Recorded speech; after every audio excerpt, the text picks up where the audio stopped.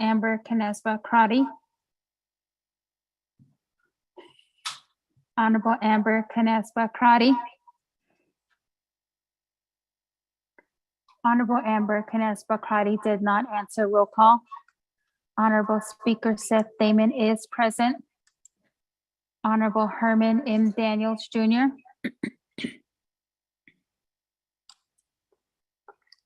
Honorable Herman M. Daniels Jr. Honorable Herman M. Morning. Honorable Herman M. Daniels Jr. answered. Roll call. Honorable Mark Freeland. Good morning, I'm present. Thank you. Honorable Mark Freeland answered. Roll call. Honorable Parnell Halona. Good morning. Hello, Mr. President. Thank you. Honorable Parnell Halona answered. Roll call. Honorable Jamie Henyo. Honorable Jamie Henyo. Honorable Jamie Henyo did not answer. Roll call. Honorable Honorable Jamie Henyo answered. Roll call. Honorable Vince James. Delegate James present. Honorable Vince James answered. Roll call. Honorable Rick Nez. Delegate Rick Nez is present. Yate. Honorable Rick Nez.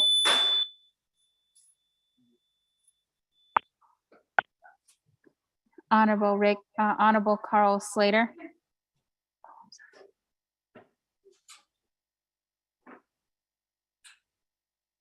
Honorable Carl Slater. Honorable Carl Slater did not answer. Roll call. And Honorable Rick Nez answered. Roll call. Honorable Raymond Smith Jr. Present. Honorable Raymond Smith Jr. answered. Roll call. Honorable Wilson Stewart Jr. Present. Honorable Wilson Stewart Jr. answered. Roll call. Honorable Otto So.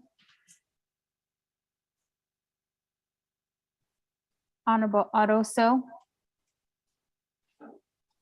I'm here. Thank you. Honorable Otto So is present. Honorable Charlene So. I'm present. Honorable Charlene So answered. Roll call. Honorable Daniel So.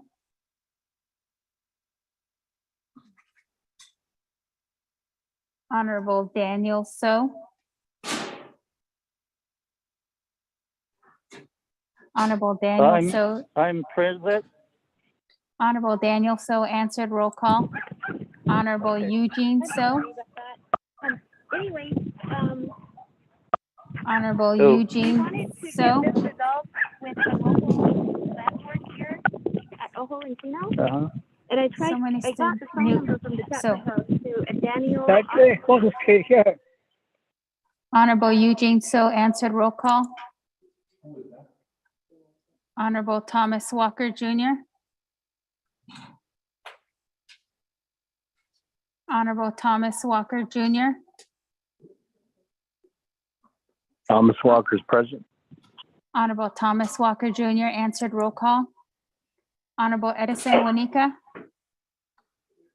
Honorable Edison Wanika is present. Honorable Edmund Yazzie. Honorable Edmund Yazzie. Honorable Edmund Yazzie did not answer. Roll call. Honorable Jimmy Yellowhair. Good morning. I'm present. Honorable Jimmy Yellowhair answered. Roll call. Going back up. Honorable Almar Begay. Honorable Almar Begay. Honorable Almar Begay did not answer. Roll call. Honorable Key Allen Begay Jr.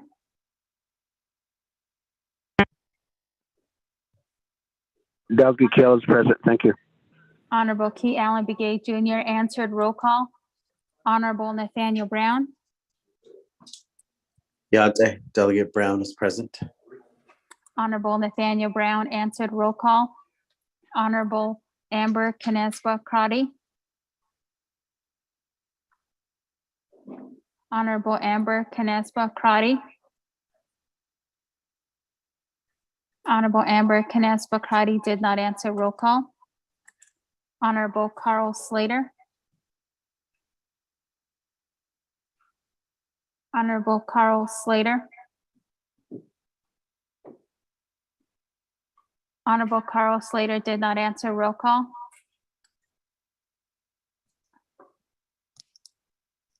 Honorable Edmund Yazzie.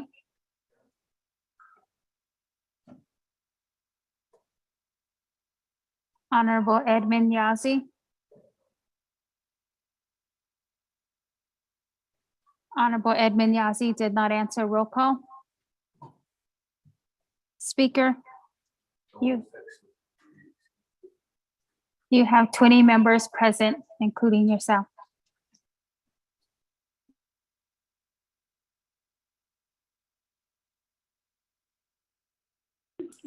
Thank you very much, Ms. Nota. For that roll call there, we have 20 members present. It does conclude that we are in order. We do have a quorum. That, colleagues, as indicated yesterday, Honorable Freeland did our invocation, so we're working off that for the Navajo Nation Council session. So let's go ahead and move on. Colleagues, we are at item number 5, old business A, legislation 0086-22.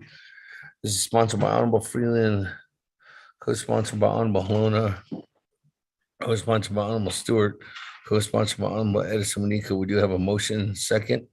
This is the lineup, colleagues. I do have in the reserve time, Madam Chair, Amber Crotty, 4 minutes, 19 seconds. Honorable Otto So, 4 minutes, 33 seconds. Madam Chair, Charles Newton, 4 minutes, 25 seconds. Honorable Slater, 4 minutes, 56 seconds. Chairman Henio, 4 minutes, 12 seconds. Honorable Keon Begay, 4 minutes, 50 seconds. Honorable Vince James, 4 minutes, 19 seconds. Honorable Elmer Begay, 4 minutes, 52 seconds. Honorable Eugene So, 4 minutes, 11 seconds. Honorable Vice Chair Walker, 4 minutes, 58 seconds. Honorable Stewart, 3 minutes and 19 seconds. And we do have a new colleague in the queue, Honorable Edison Winika. That, colleagues, on the legislation, yesterday, just to do a recap, we did approve amendment number 4. That was by Madam Chair Amber Crotty, second by Honorable Vince James, with a vote of 20 in favor, 0 opposed, and speaker not voting.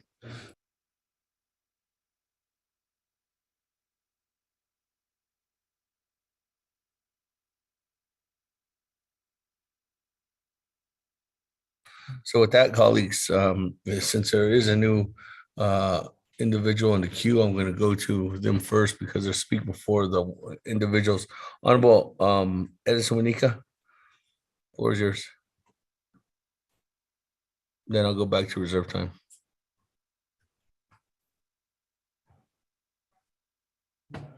Thank you, Speaker. I appreciate this opportunity to speak, Speaker, and members of the Navajo Nation Council. Adot Anwar for Adot Age again to the state only. Since I'm addressing the council for the main motion, I send this is not the first time we're addressing this. I think this is 3 or 4 different legislation on this same subject, the opera monies. Based on that, we had long discussions on this, and we need to get the funds out to the chapters and to the different projects that are ready to go.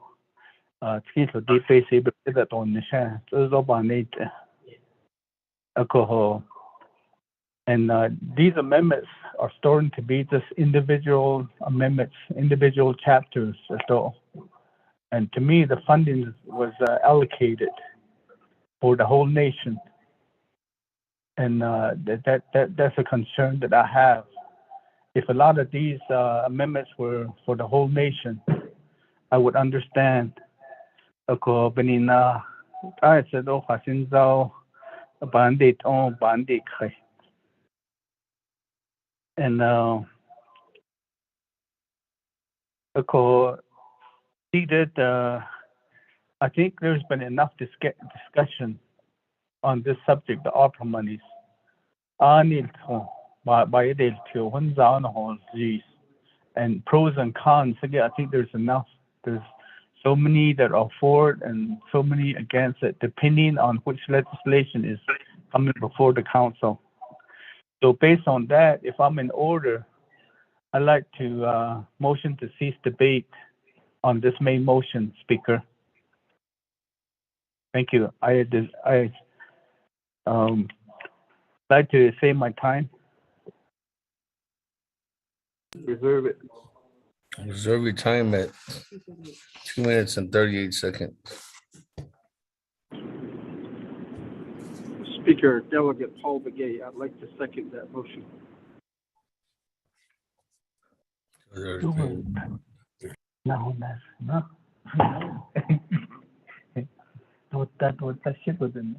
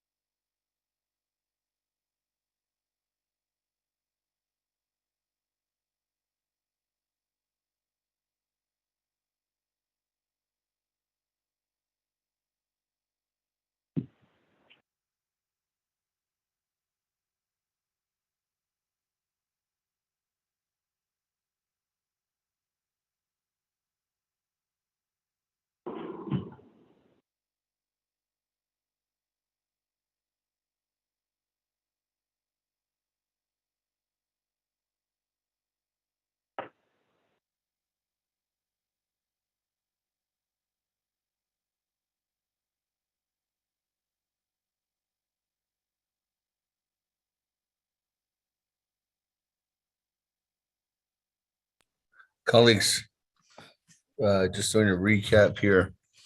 The Navajo Nation Council through NAPGEATIC Committee has debated legislations, starting off with NAPGEATIC Committee legislation 0086-22.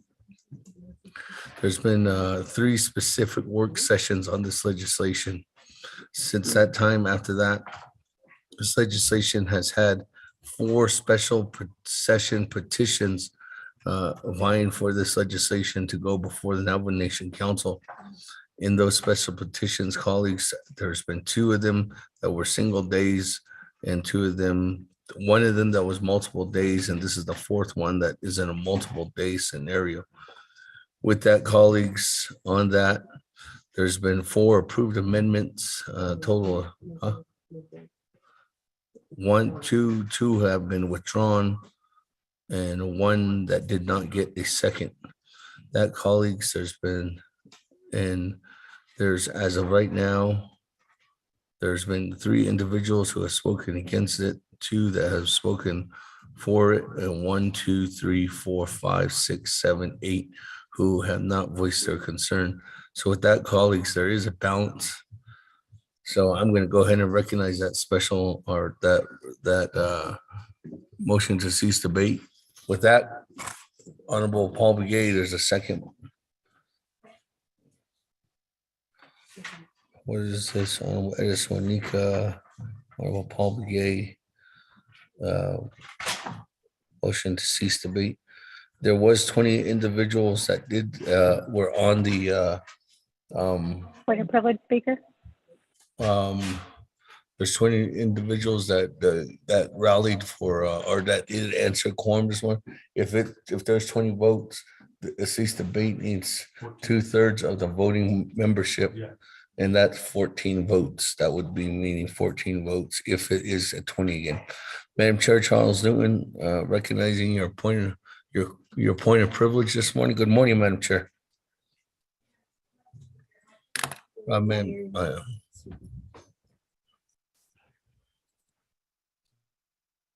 Okay, thank you, Speaker.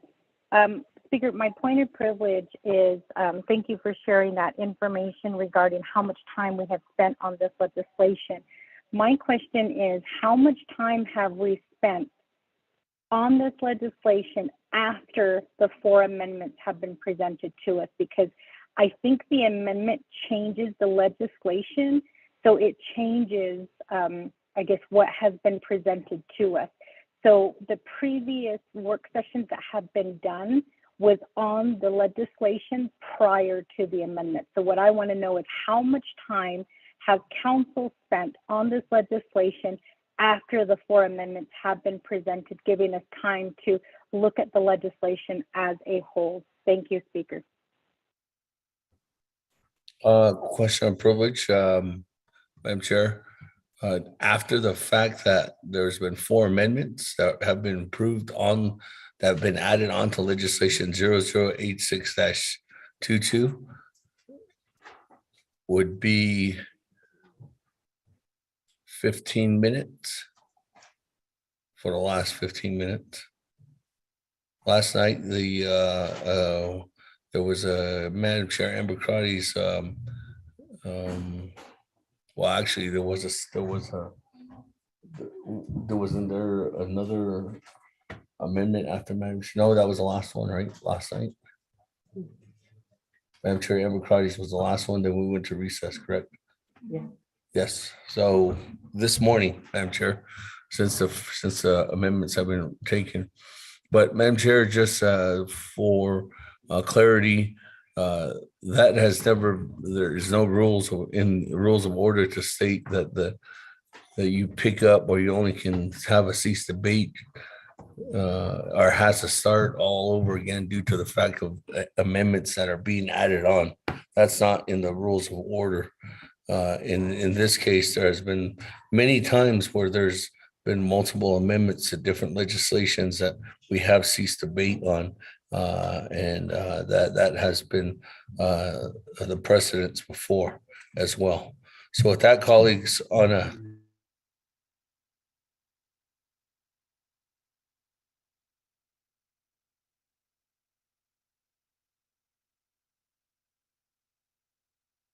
again, colleagues, on a cease debate motion, this is a non-debatable motion, and we are going to go straight directly to the vote. With that, Madam Chair, Charles Newton again. Point of order. Good morning. Yes, Speaker. Just an FYI, every time I push *6, somebody keeps muting me. Speaker, per Rule 12, cease debate A, I saw that on April 19th, 2022, you did make a ruling that a challenge can be called via point of order. So I'd like to challenge you on this decision that you made regarding the cease debate. And the purpose of that challenge is that we have 4 amendments that have changed the entirety of this legislation. You made the ruling, Speaker, that there has been several work sessions and there has been several debates that have been going on regarding the legislation. However, I am challenging the fact that 4 amendments have been presented to this 24th Navajo Nation Council, and we really haven't had time to really have a thorough debate on this legislation. Per the rules of order, Speaker, you're supposed to be making the ruling based on a balance between those who are for and against the issue. In this case, Speaker, because we have 4 amendments and because it has changed the entirety of the legislation, I do believe that some people's minds have been changed regarding this legislation. And so we don't really know at this point whether there is a balance as to whether this legislation, whether we should cease debate on this. Thank you, Speaker.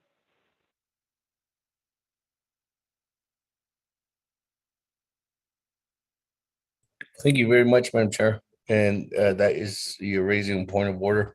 You have that right as a delegate to challenge the speaker's decision on this rule, on the motion to cease debate. So with that, colleagues, Madam Chair Charles Newton is raising a challenge on the motion to cease debate.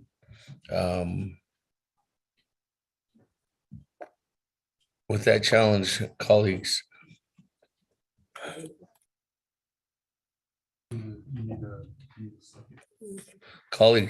this challenge is specifically, Madam Chair Charles Newton is stating that there hasn't been enough time to discuss legislation 0086-22, and there's decisively possibly more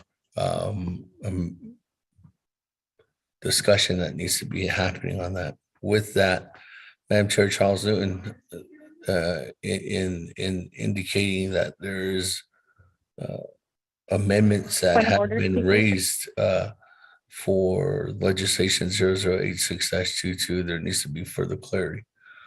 Point of order. I couldn't hear. Sorry, I was muted again, Speaker. So Speaker. Wait, Madam Chair, there's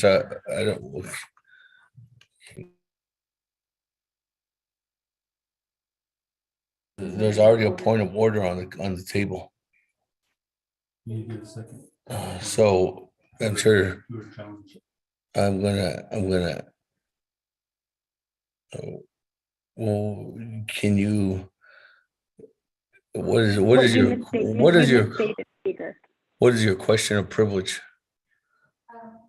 Well, Speaker, I just want to clarify that you misstated to my colleagues that I'm raising this point of order because hasn't been enough discussion on the legislation.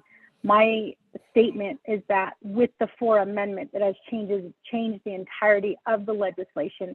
And because of that, we have not had ample time to thoroughly discuss what this legislation is going to do.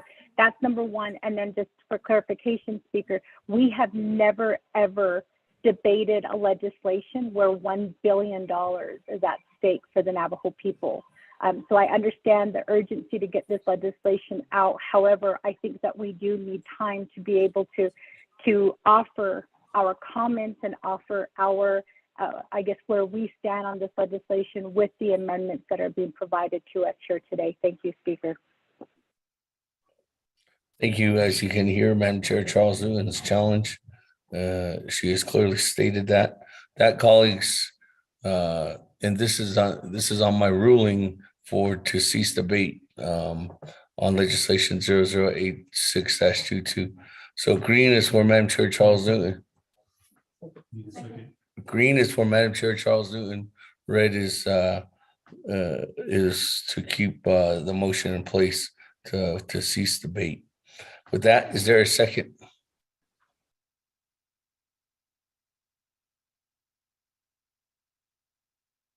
Going twice. And water. So, colleagues, let's go to the board.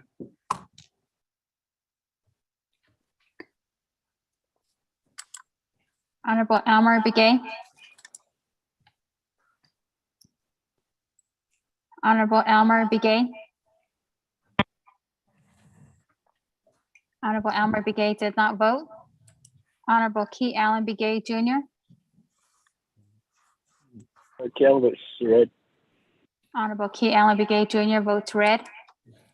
Honorable Paul Begay. Delegate Paul Begay votes red. Honorable Paul Begay votes red. Honorable Nathaniel Brown. Delegate Brown votes green. Honorable Nathaniel Brown votes green. Honorable Eugenia Charles Newton. Charles Newton votes green. Honorable Eugenia Charles Newton votes green. Honorable Amber Canespa Crotty. Honorable Amber Canespa Crotty.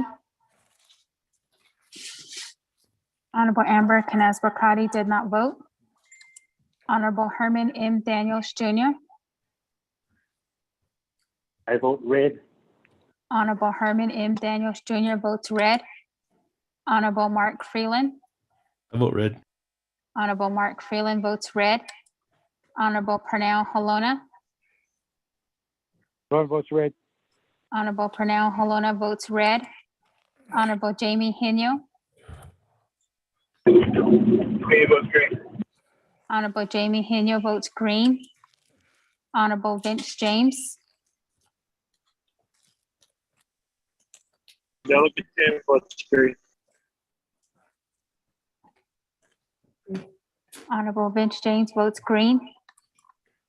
Honorable Rick Nez. Delegate Rick Nez votes red. Honorable Rick Nez votes red. Honorable Carl Slater.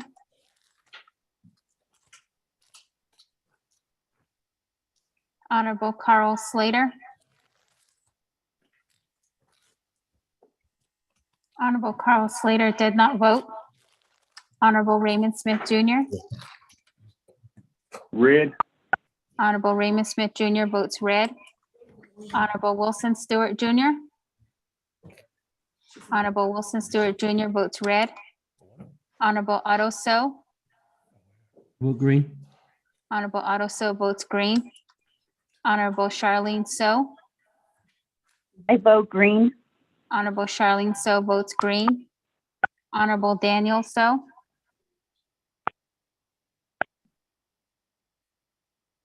Honorable Daniel So.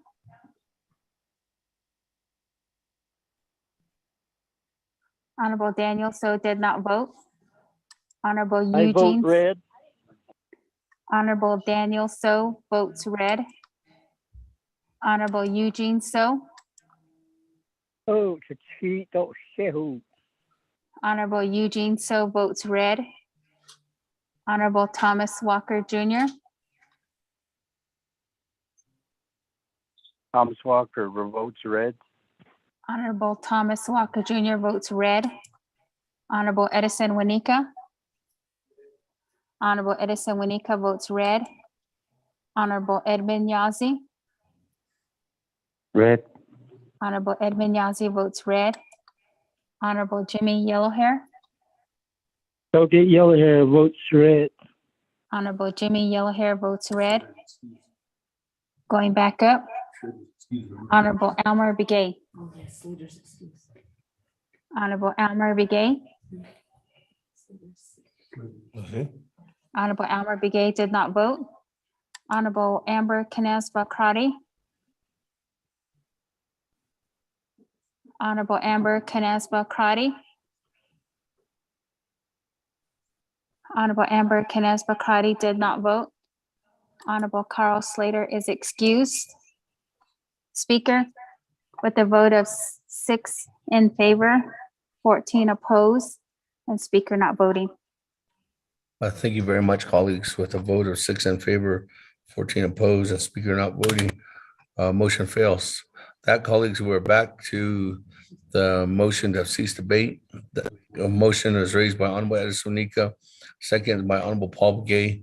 And in that last vote, colleagues, again, the vote is still at 20. So there would be, if there's still 20 votes, it would be 2/3 of the voting body would vote to cease debate in this case. And if that is the case, it would be 14. So with that, motion to cease debate, go to the board, colleagues. Honorable Elmer Begay. Honorable Elmer Begay.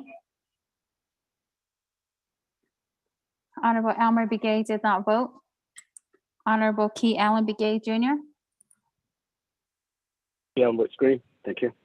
Honorable Key Allen Begay Jr. votes green. Honorable Paul Begay. Delegate Paul Begay votes green. Honorable Paul Begay votes green. Honorable Nathaniel Brown.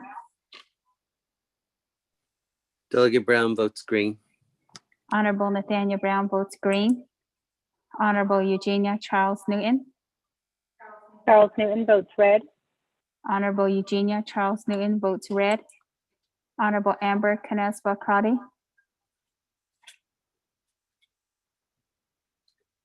Honorable Amber Canesba Crotty. Delegate Amber Kinsler Crotty votes red. Honorable Amber Canesba Crotty votes red. Honorable Herman M. Daniels Jr. I vote green. Honorable Herman M. Daniels Jr. votes green. Honorable Mark Freeland. I vote green. Honorable Mark Freeland votes green. Honorable Pernell Halona. Laura votes green. Honorable Pernell Halona votes green. Honorable Jamie Henyo. He votes red. Honorable Jamie Henyo votes red. Honorable Vince James.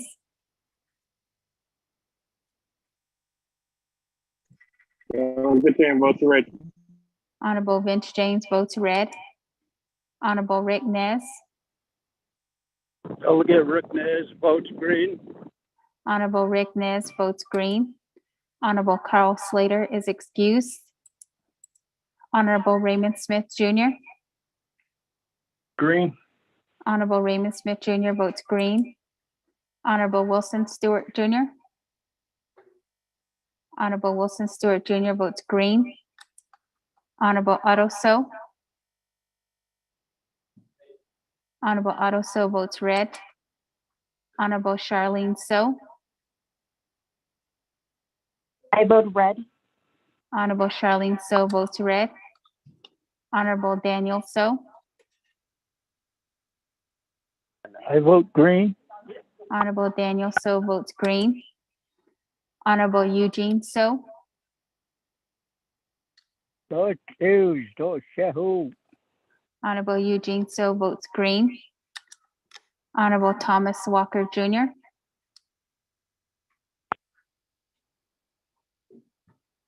Honorable Thomas Walker Jr. I vote green. Honorable Thomas Walker Jr. votes green. Honorable Edison Wanika. Honorable Edison Wanika votes green. Honorable Edmund Yazi. Green. Honorable Edmund Yazi votes green. Honorable Jimmy Yellowhair.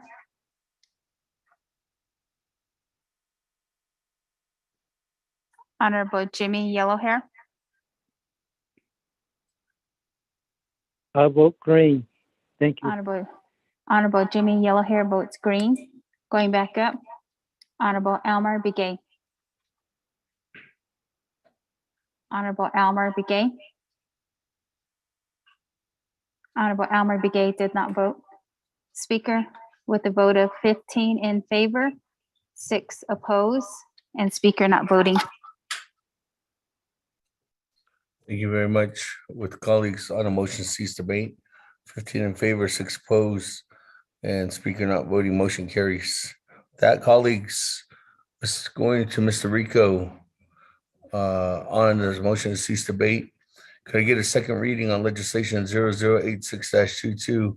Once the second reading is read into the record, we're going to the board to vote on the main motion.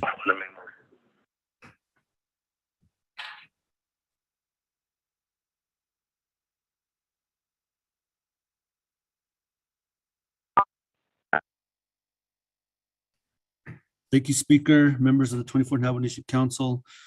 Legislation 0086-22, you have 4 amendments. Amendment number 1, page 1, line 15, delete assistance and insert and regional projects. 2, page 1, line 29, delete attached as A and insert incorporated herein by reference. 3, page 2, amend line 28 as follows: beyond overstrike the, insert life and, after health, overstrike and life, end of overstrike, devastation to wide scale, negative financial, after effects, insert impacts. 4, page 3, line 30, overstrike B and insert A, insert new exhibit A. 5, page 4, line 14, before treasury, insert US. 6, page 4, line 21, overstrike attached as A and insert new language incorporated herein by reference. 7, page 5, line 4, overstrike also. 8, page 5, line 17, overstrike people and insert people's elected chapter and regional leadership. 9, page 6, line 12, delete or overstrike and insert immediately. 10, page 6, line 13, overstrike assistance and insert and regional projects. 11, page 9, or page 6, line 19, overstrike C and insert B, insert new exhibit B. 12, page 6, line 21, overstrike assistance and insert and regional projects. 13, page 6, line 23, overstrike assistance and insert new language and regional projects, semicolon, end of new language, overstrike D and insert C, insert new exhibit C. 14, delete page 6, line 24 through page 13, line 6. 15, page 6, line 24, insert the following paragraphs and subparagraphs.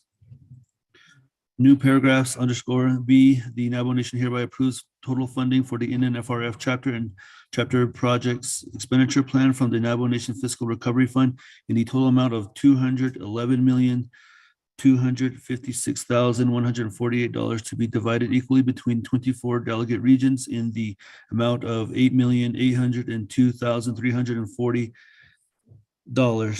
$800,802,340 per delegate region as set forth in Exhibit C, and allocating through delegate region project plans approved by Navajo Nation Council resolution and signed into law by the President of the Navajo Nation pursuant to 2 NNC Section 164A17 and 2 NNC Section 1005C 10, 11, and 12.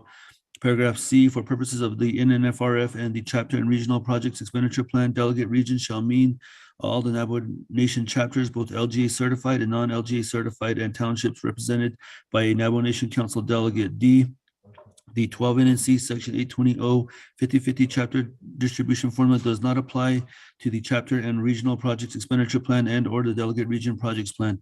The 50/50 formula only applies to appropriations intended for distribution to all chapters of the Navajo Nation. The chapter and regional project expenditure plan, delegate region project plan funding will be allocated to the Navajo Nation central government, specifically the Division of Community Development and other appropriation Navajo Nation division or department, or to implement the projects rather than directly to the chapters. E, the Navajo Nation central government, specifically the Division of Community Development and or other appropriate Navajo Nation division or department, shall manage and administer funds the delegate region project plans on behalf of non-LGA certified chapters. The Navajo Nation central government may award funding to LGA certified chapters through sub-recipient agreements to implement and manage specific projects, but shall maintain administrative oversight over such funding and delegate region project plans.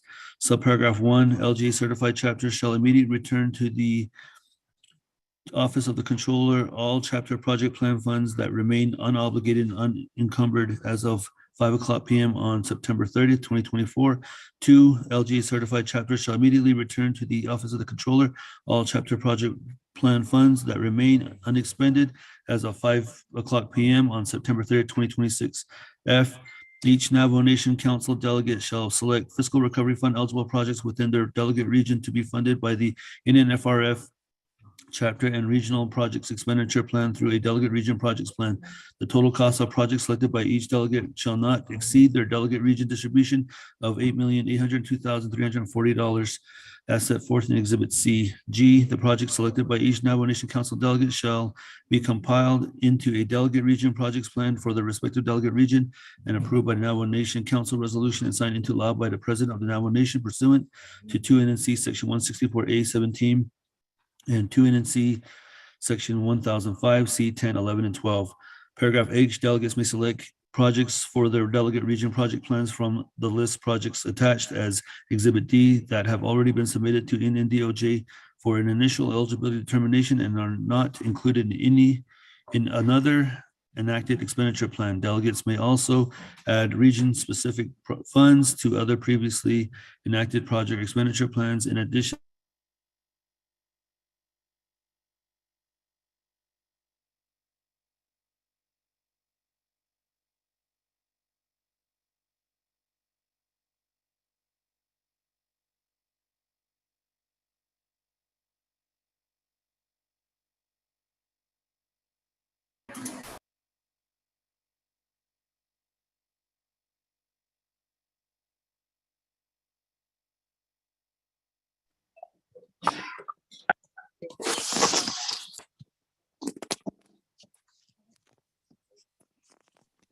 Colleagues, hold on, while Mr. Rico's reading into the record. The internet has gone down here at the chambers. Mr. Rico?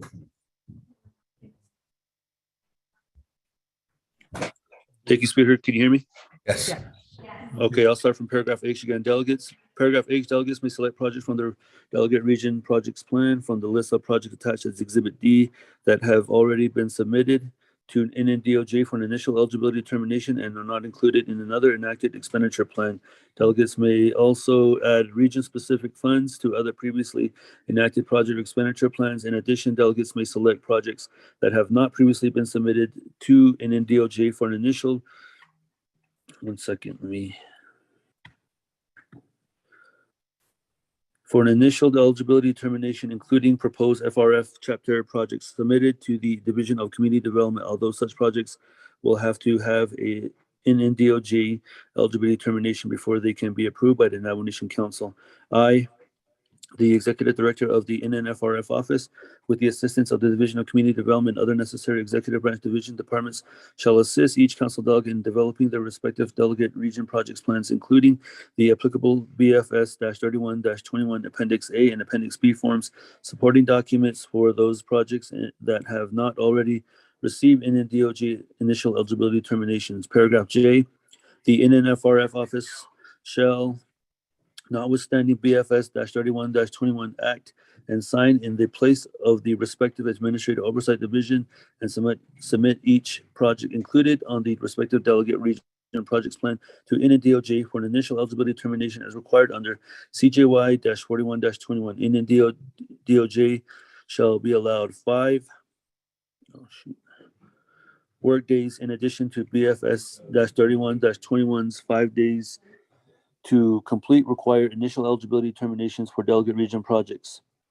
1, subparagraph 1, the NNFRF office shall not be required to submit projects to NNDOJ that already have an initial eligibility determination unless there is a proposed change to the project scope of work, eligibility category, and or the amount of funding requested for the project. Paragraph K, each delegate shall submit a comprehensive list of projects, including applicable BFS-31-21, Appendix A, Appendix B, and supporting documents for those projects that have not already received NNDOJ initial eligibility determinations for the respective delegate region, totaling no more than their delegate region allocation of $8,802,340 set forth in Exhibit C to the NNFRF office by no later than September 30th, 2024. Subparagraph 1, if the NNFRF office has not received a comprehensive list of projects for a delegate region, including Appendix A, Appendix B, and supporting documents for each project by September 30th, 2024, the unallocated amount for that delegate region shall automatically revert to the Navajo Nation Fiscal Recovery Fund. Navajo Nation Council and President of the Navajo Nation action shall not be required for the reversion. Paragraph L, all delegate region project plans shall be subject to the following requirements and restrictions. Subparagraph 1, delegate region projects shall fall under one of the allowable U.S. Treasury expenditure eligibility categories set forth in Exhibit A.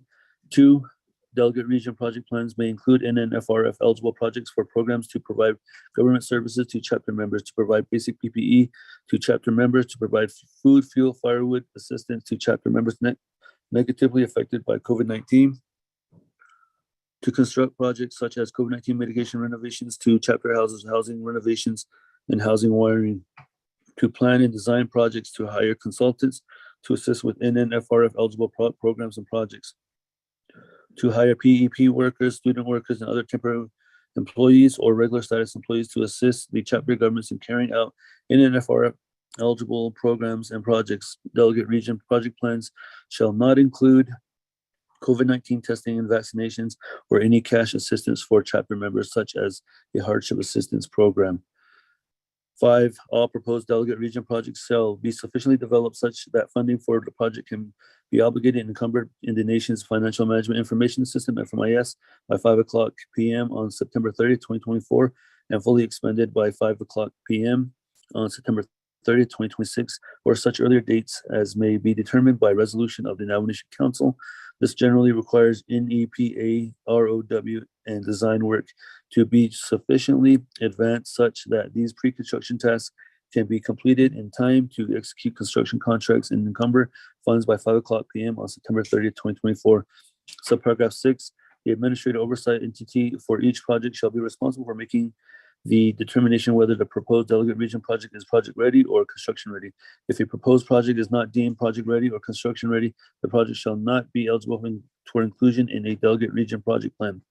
7, each delegate region project shall be subject to the CJY-41-21's NNDOJ initial eligibility determination. 8, each delegate region project shall identify its administrative oversight entity and its oversight committee. 9, each delegate region shall be limited to a total of $9,150,000 of revenue replacement projects. Expenditure eligibility categories: 6.1, provision of government services, and 6.2, non-federal match for other federal programs. The Office of Controller may issue guidance that increases the amount in the next fiscal year. 10, delegate region projects shall not include sanitation deficiency system services, the SDS, included on the Indian Health Service 2022 SDS list attached as Exhibit E or on any prior year Indian Health Service SDS list. 11, the Navajo Nation Council urges delegate region project expenditure plans to include and prioritize veteran housing and other projects that will benefit Navajo veterans. 16, page 6, line 19, delete 6 and insert B, insert new Exhibit B. 17, page 13, line 13, overstrike Exhibit E and E-1 through E-2 and insert Exhibits F and F1 through F2. Insert new Exhibits F, F1, and F2. 18, page 14, line 5, delete paragraph D as follows. Delete all of paragraph D. Overstrike D, the requirement of CJY-41-21, section 3F to establish a contingency reserve for NNFRF Emergency Communications E911 role addressing and cybersecurity construction projects shall be implemented on a case-by-case basis through resolutions approved by Navajo Nation Council and enacted pursuant to 2 NNC section 164A17 and 2 NNC section 1005 C10, 11, and 12. End of overstrike. 19, page 14, line 13.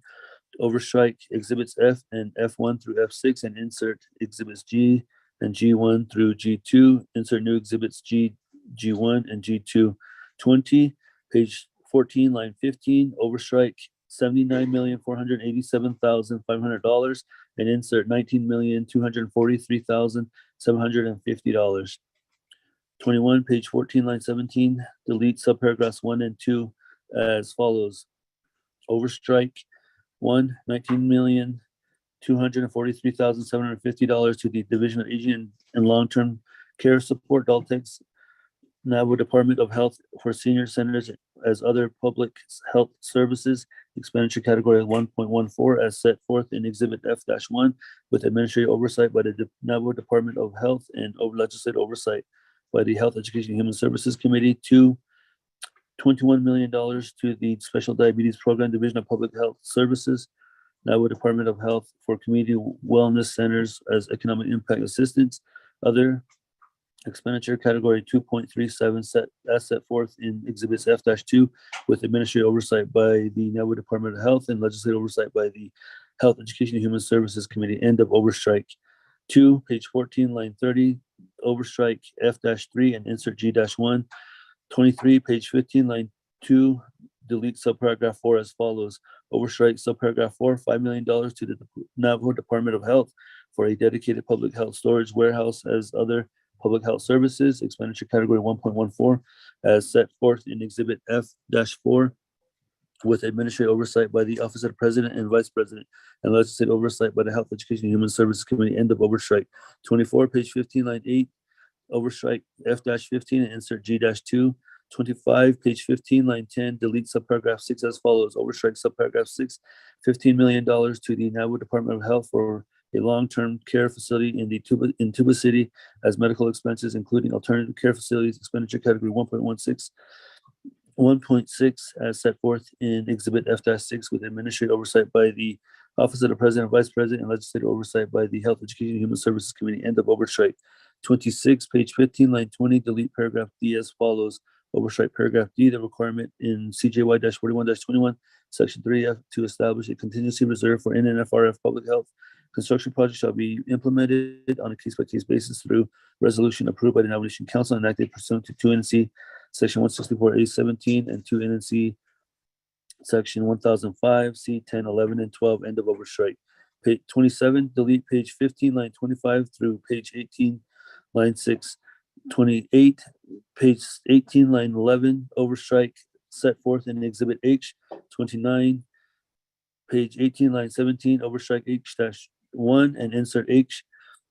30, page 21, line 25, delete paragraph D as follows, overstrike paragraph D, the requirement of, in resolution CJY-4121, section 3F, to establish a contingency reserve for NNFRF water and wastewater construction projects shall be implemented on a case-by-case basis through resolution approved by Navajo Council and enacted pursuant to 2 NNC section 164A17 and 2 NNC section 1005, C 10, 11, and 12, end of overstrike. 31, page 20, lines 5 and 10, delete Navajo Department of Information Technology Division of General Service and insert Navajo Nation FRF Broadband Office. 32, page 20, line 7 and 12, delete Division of General Services and insert Opposite President, Vice President. 33, page 20, line 19, insert new paragraph as follows. New paragraph C _ C, the funding can be transferred between middle mile projects Exhibit J-1 and last mile projects Exhibit J-2 with approval of administrative oversight and confirmation from NNDOJ that the funding is only used for expenditure categories 5.19 and or 5.21. 34, amend page 20, lines 19 through 28 as follows. Paragraph D, the overstrike Navajo Department of Information Technology Division of General Services after the insert NNFRF Broadband Office after through the use of insert new word qualified after the word subrecipients insert new language procured through an open competitive process consistent with Navajo Nation procurement laws and regulations and the new language. Paragraph E, Overstrike Division of General Services and insert Office of the President and Vice President after project specifications, insert new language, underscore and contract deliverables, end of new language. Overstrike paragraph D, all of paragraph D, the requirement in resolution CJY-41-21, section 3F to establish a contingency reserve for NNFR broadband construction project shall be implemented on a case-by-case basis through resolution approved by the Navajo Nation Council and enacted pursuant to 2 NNC Section 164A17 and 2 NNC Section 1005 C 10, 11, and 12, end of overstrike. New paragraph F, if a permanent broadband office is established outside of the NNFRF office through formal adoption of the necessary plan of operation, all funding and responsibilities allocated herein to the NNFRF broadband office shall be immediately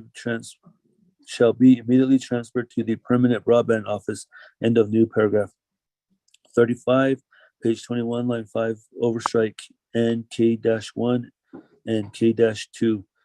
36, page 21, line 8, overstrike $100 million and insert $96,400,000. 37, page 21, line 12, overstrike K-1 and insert K. 38, page 21, line 14, delete subparagraph 2 as follows. Subparagraph 2, $3,600,000 to the Division of Community for the Rama Navajo School Board High Voltage Replacement Project as other public health services expenditure category 1.14 as set forth in Exhibit K-2 with administrative oversight by the NNFRF office and legislative oversight by the Research Development Office. End of overstrike. 39, page 21, line 25, delete paragraph D as follows. Overstrike paragraph D, the requirement in resolution CJY-41-21, section 3F to establish a contingency reserve for the NNFRF home electricity connection and electric capacity construction projects shall be implemented on a case-by-case basis through resolution approved by the Navajo Nation Council and enacted pursuant to 2 NNC section 164A17 and 2 NNC section 1005 C 10, 11, and 12, end of overstrike. 40, page 22, line 9, overstrike $50 million and insert $145,550. $145,550,000. 41, page 22, line 20, oversight 50 million, and insert $30 million. 42, page 22, line 21, overstrike 5 and insert 3. 43, page 22, line 22, overstrike and insert or. Page 40, page 44, page 23, line 8, overstrike through a resolution and insert new language by resolution and shall include equal distribution by delegate region. 45, page 23, line 18, delete paragraph H as follows. Overstrike paragraph H, requirement in resolution CJY 41-21, section 3F, to establish a contingency reserve for the housing projects and manufactured housing facilities construction projects shall be implemented on a case-by-case basis through resolution approved by the Navajo Nation Council and enacted pursuant to 2 NC section 164A17 and 2 NC section 1005 C 10, 11, and 12. 46, page 24, line 2, overstrike M and insert M-1. 47, page 24, line 5, insert new subparagraph as follows.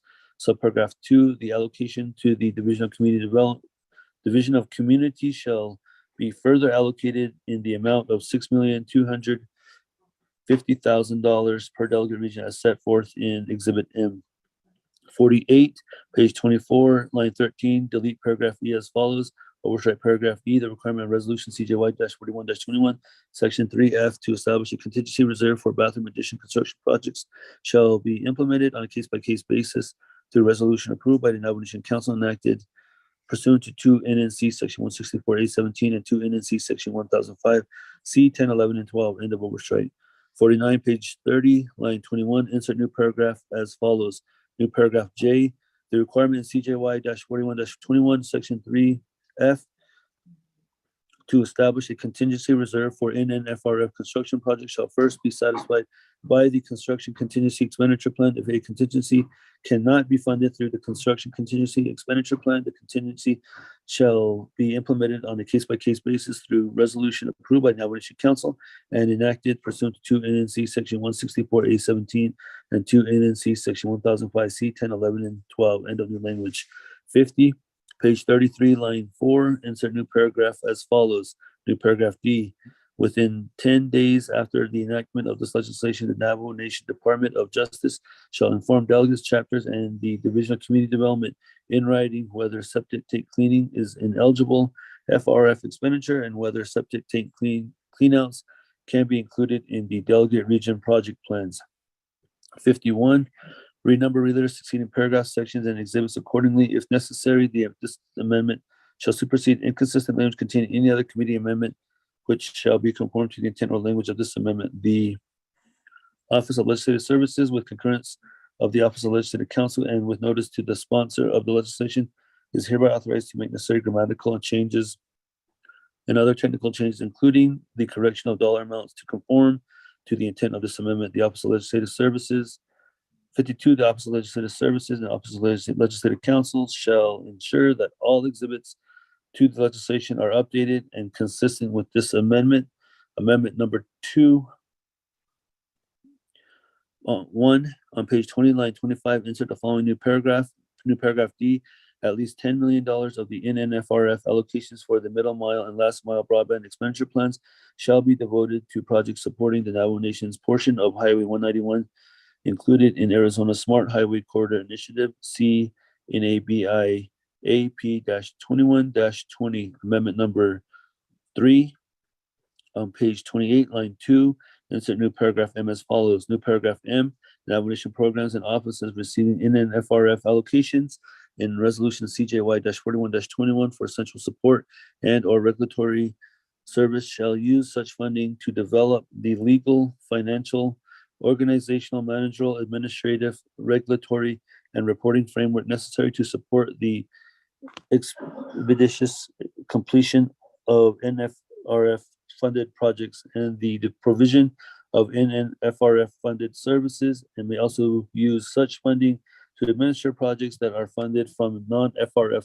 sources, provided that NNDOJ determines that all proposed expenditures of NNFRF administration funding are allowed under the Treasury guidance. Amendment number 4. One second.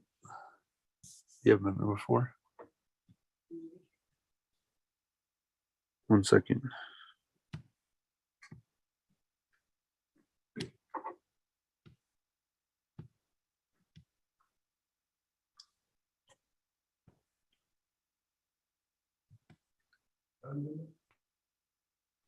Amendment number 4. Amendment number 1. That is not the right one. Yeah. Amendment number 4, 1, amend Exhibit L-2 Veterans Housing Program, Appendix A, page 2 of 3, revised paragraph D as follows. Overstrike, at paragraph D, overstrike NNVA Executive and insert Veteran Housing Program. After operate the program, overstrike under the supervision of the Executive Director, end of overstrike, and insert new language consistent with the eligibility criteria for receiving services approved by the Health, Education, and Human Services Committee. 2, the NNFRF Office Executive Director, NNVA Executive Director, and DOJ shall immediately provide Office of Legislative Services with an Appendix A reflecting this amendment. 3, renumber related succeeding paragraphs, sections, and exhibits as necessary and appropriate. The Navajo Nation Council hereby authorize Office of Legislative Services and Office of Legislative Counsel to correct technical errors, including adjustment of comprehensive dollar amounts and insertion of adjusted exhibits consistent with the intent of this amendment. This amendment supersedes all inconsistent language in any other committee or council amendment. Mr. Speaker.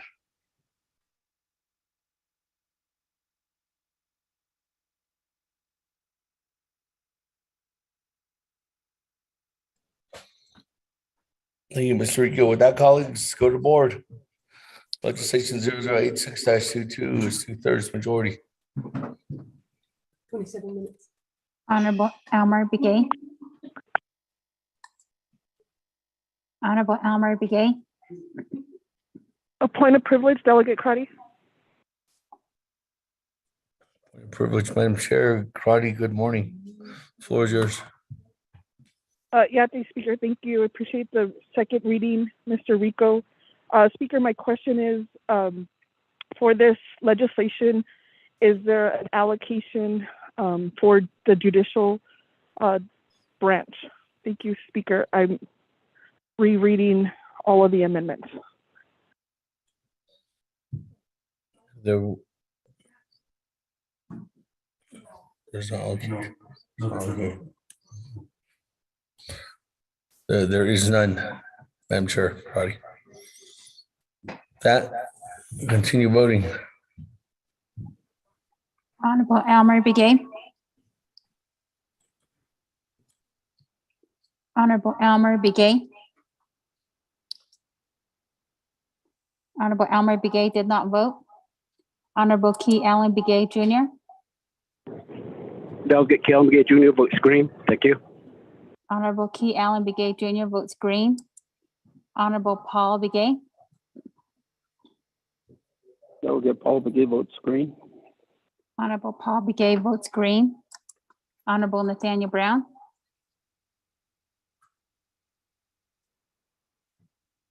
Honorable Nathaniel Brown.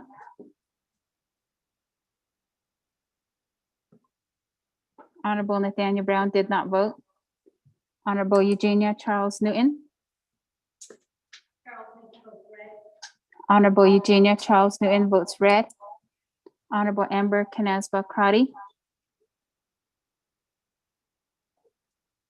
Shada, this is Delegate Amber Canisbal Crotty, and I vote red against this legislation.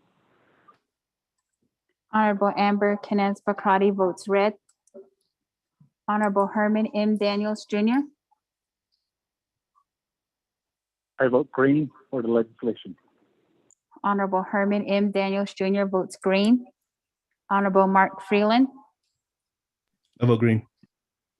Honorable Mark Freeland votes green. Honorable Pernell Holona. Brown votes green. Honorable Pernell Holona votes green.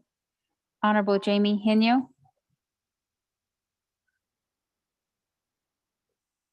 Honorable Jamie Henyo. He votes green. Honorable Jamie Henyo votes green. Honorable Vince James. Honorable Vince James.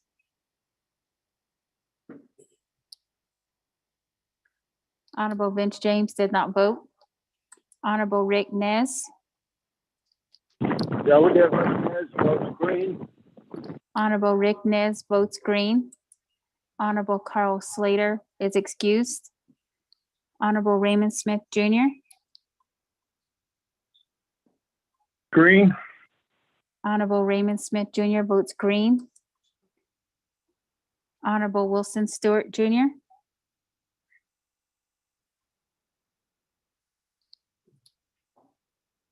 Honorable Wilson Stewart Jr. Green. Honorable Wilson Stewart Jr. votes green. Honorable Otto So.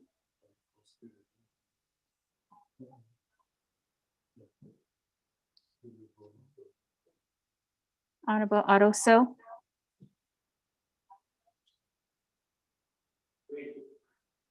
Honorable Otto So votes green.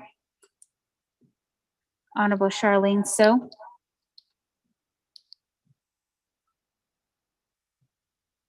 Honorable Charlene So.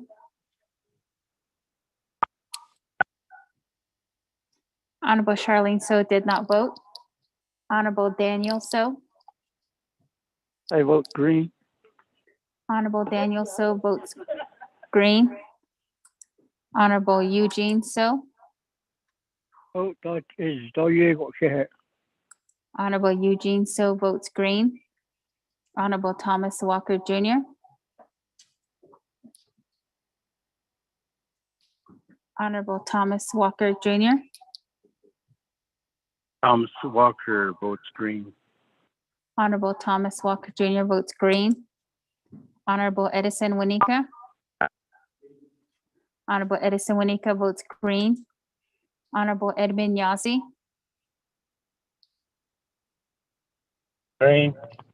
Honorable Edmund Yazzie votes green. Honorable Jimmy Yellowhair. I vote green. Honorable Jimmy Yellowhair votes green. Going back up, Honorable Elmer Begay. Honorable Elmer Begay. Honorable Elmer Begay did not vote. Honorable Nathaniel Brown. Delegate Brown votes green. Honorable Nathaniel Brown votes green. Honorable Vince James. Delegate James votes green. Honorable Vince James votes green. Honorable Carl Slater. Honorable Carl Slater votes green via text. Honorable Charlene So. I vote green. Honorable Charlene So votes green. Speaker, with a vote of 20 in favor, 2 oppose, and Speaker not voting.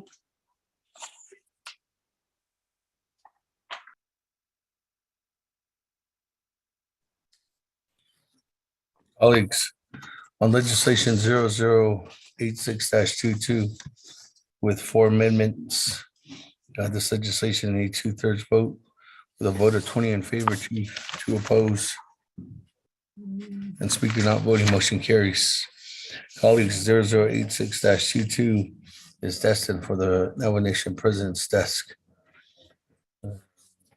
The staff will be working on that to get that across. Colleagues, we are concluding with old Speaker, you can business. Can I make a directive?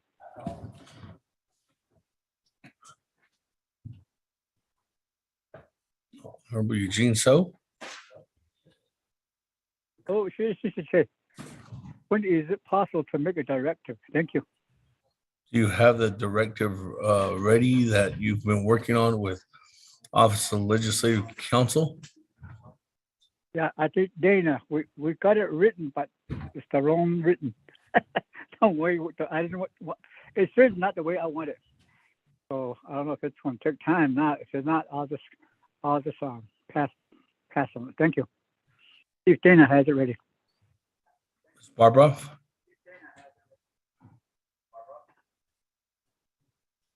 question on Yes, Honorable Eugene So's directive. yes, thank you, Speaker. No, I thought we had it ready. I just heard though that he does not like it. I probably need about, I don't know, 5 to 10 minutes to work with Ms. Khan, who drafted it, to fix whatever Mr. So doesn't like about it. We'll try to touch base with him. I don't know if he's here or what. So, Speaker, no, it's not ready. Thank you. That, when it is ready, I could come back to you, Honorable Eugene. So that, colleagues, we're moving on down to item number 6 on our agenda, which is new business. And under new business is item number A, legislation 0063-22, which is sponsored by Honorable Vince James. With that, colleagues, this is a 2/3 legislation. This legislation goes on to the Navajo Nation President's desk too as well. Mr. Rico, if you could read in legislation 0063-22 into the record.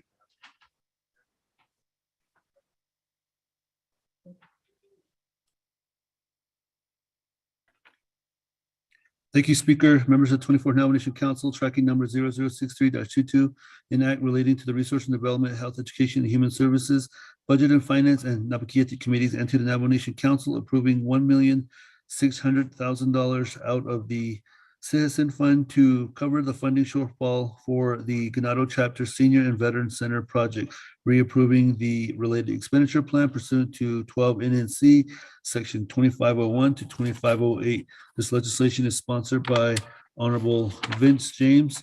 There are committee reports from the Resources and Development Committee that recommend a do pass with no amendment.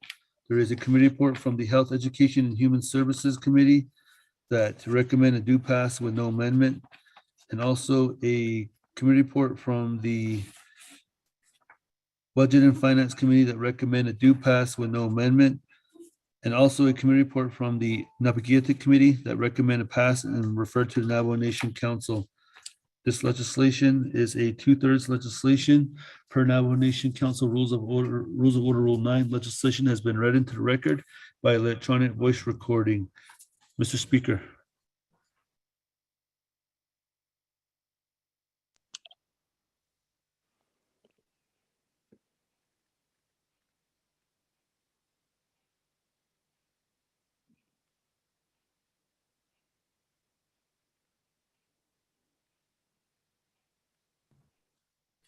Thank you very much, Mr. Rico. With that, colleagues, on legislation 0063-22, is there a motion? Motion by Delegate Yellowhair. second by Honorable Yellowhair. That, colleagues, any comments, questions on 0063-22? Has this come before council before? Speaker. Honorable Freeland, Speaker, do you have an amendment? Honorable Freeland, and then Honorable Ottoso. I'd like to reserve my time. Thank you. Honorable Freeland, go ahead. Floor is yours. Thank you, Speaker. Shanta, colleagues and staff, good morning. I do have a Hold on. We're jumping the gun here too fast. Let me go to Honorable Vince James. Honorable Vince James, then I'll come to you, Honorable Freeland. Honorable Vince James, you have 20 minutes on the board. Speaker. Ado and Shahasing Loshanat Ahnoxleniki, the Quadod a not suspect doki, not suspect Danahadit Ahi, aided a Quadon Hitato non souls a call. Legislation 0063-22. The Queen Chamber his not wishing at Dobe his on the Shane quite gishit o the orchard dust anoshing the in his dish. The beso Najet has tweedo sani dos a lot so and Leniki. E Aje became Leniki dos ni Asa car it has to e dos ni ko Joe what Asa egi kintry of indolis. Joe had out in our sauce Leniki. Behadet Edo, a put on his last sword and Lenigi, look until look at Ahodes Ako.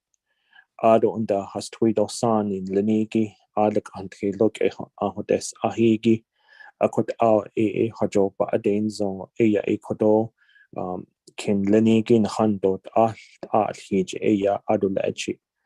Chinil Edo list Asa Igi Bikin, Jokut a Beha or Zieko.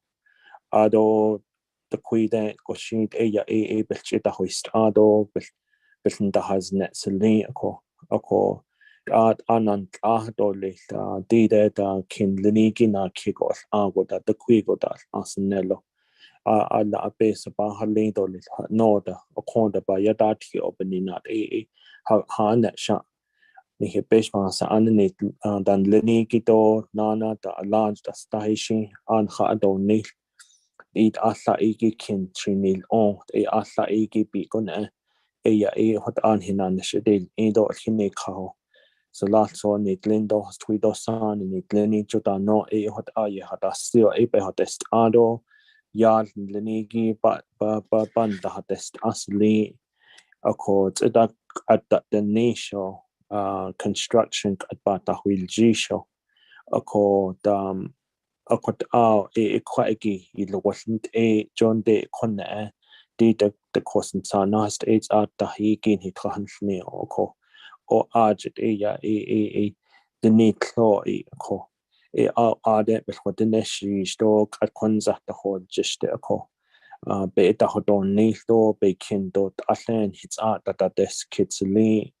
Ado under based on Lenigich that Anagi hits quite a belaho, Selenico, a belaho, Seleniki 80 codon hitato, need Anigit at 1,600,000 or 1,600,000 Niki, a Conny lot, in hits up or Selenico, a quite in hitch a joba, a non-it ado in hitchna de keys Okot out a na is condo left nana not the host doha hot zohas ande a year ho one do a day ho one ade thought a nal sosia it ande John de ado a naha based on hot yet they des das leako oko hana large she hot out a hot out based on if I unique oko was doha hot zohas ad a the quid the sheep if you hanate and the ado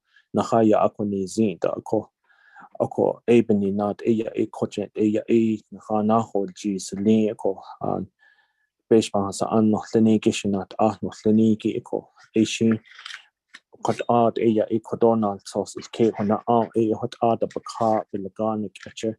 Nana nal sauce bit the host oniki, jo a large best oniki exhibit a naniki, a connect a height based on the hottest aniki do, height dance on that base or as he the hadit a bit hodon nehiki baka quite get a naha nihilbahos and do little oko di beso a the quigo sheet and that a hit that di nello quite based on lunigi chop in dokin lunigi chop in lenko a ado apeso a kaya hat anigi do hahozo kaya pakai a kendo atligi jo a con a non sauce lunigi happen ben na alias li Ado na kikuna ena sauce has oniki exhibit B bdi niniki a kin han sodo ha hun so a kin liniki a yan dot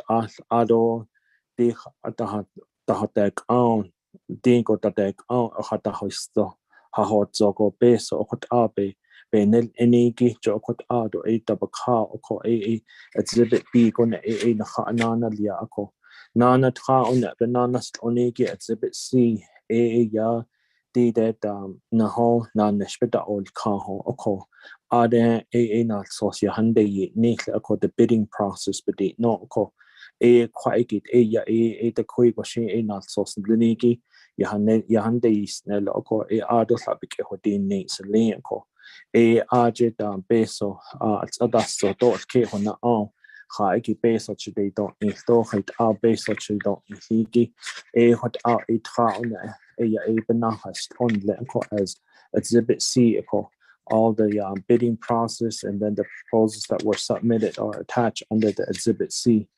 what out a on out a cordon hit na has net to let you not lenigi hit na any carton hit kajopa ini so a hitato a nani so akot our sheet a cordon hit na has net to let adult that a dated legislation niki a art and the pelagonic shit up a car akot art a hit on the adole shonale speaker kode.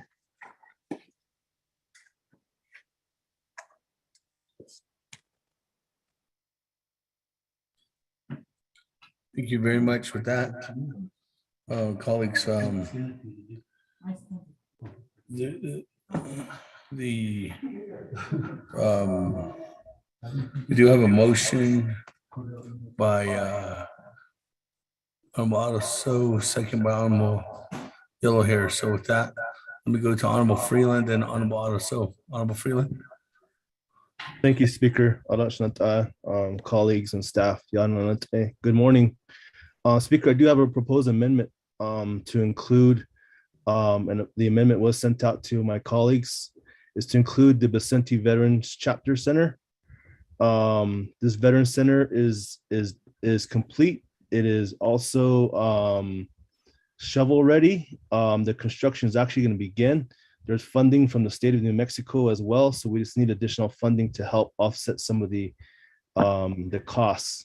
So I asked for consideration, for your favorable consideration, including this amendment to this legislation. I did speak to my colleague, my older brother, my Honorable Vince James, and made him aware of this legislation. So, or excuse me, this amendment, Speaker. Thank you. I reserve my time.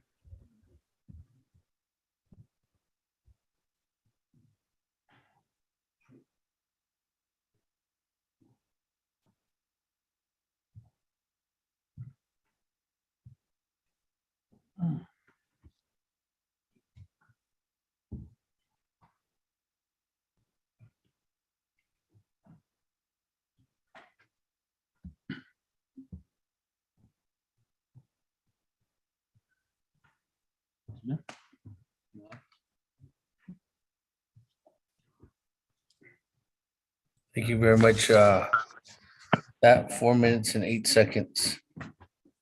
Could you read that into the record, Mr. Rico?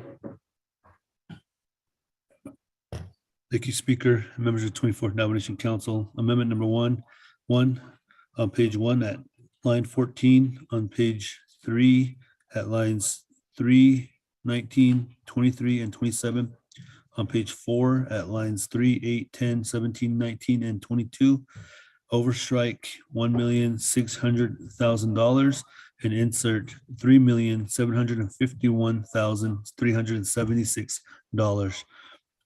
2, on page 1, line 15, make the word shortfall plural by adding an S at the end. 3, page 1 at line 16, after the word project and before the semicolon, add the following new sentence.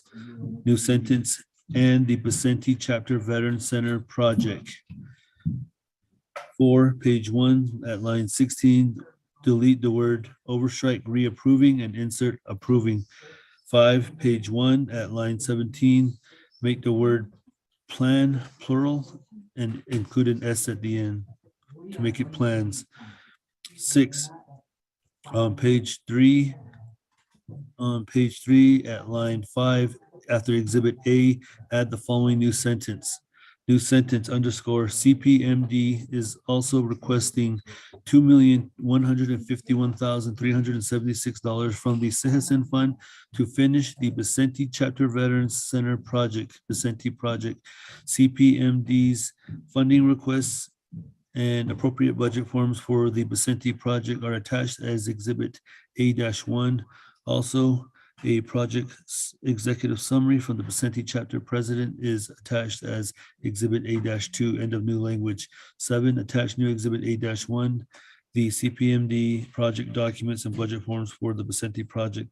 8, attached new Exhibit A-2, project executive summary from Jonathan Perry, the Vicente chapter president, 3 pages. 9, on page 3 at line 29, make the following changes.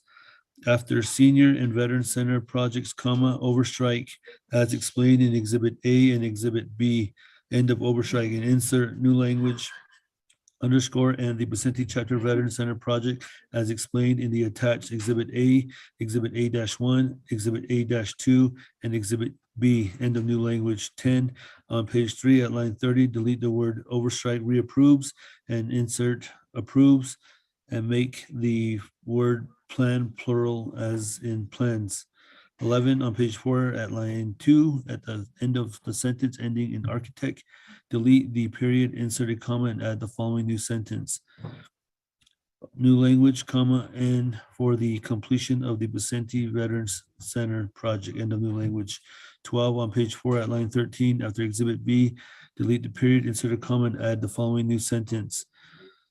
New language, underscore, comma, and for CPMD's use in completing the Vicente Chapter Veterans Center project as explained in Exhibit A-1 and A-2, new end of new language. 13, renumber related succeeding paragraph section and exhibits as necessary and appropriate. The Office of Legislative Services and the Office of Legislative Counsel are hereby authorized to make technical edits to this legislation and its exhibits to implement the council's intent in approving this legislation as amended. This amendment supersedes inconsistent wording in any other committee or council amendment, which wording shall be conformed to this amendment.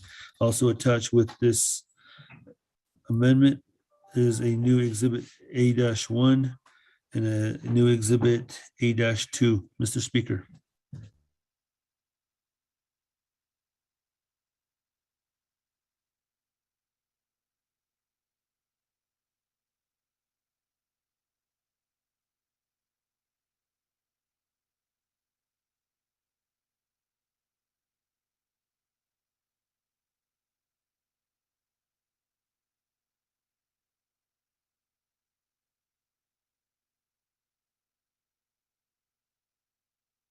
Thank you very much with that, colleagues. On amendment number 1, that has been read into record by by Mr. Rico.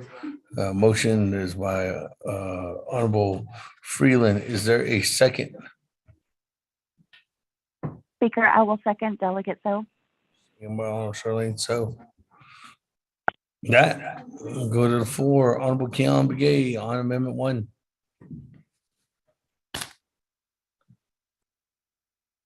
Speaker, Che. Good morning. Ado Kudosh Nanta. Quite amendment is Yagi. Ado Kudosh another the main motion Yaki. I believe we made a position at the council that any appropriation needs to be standalone. That the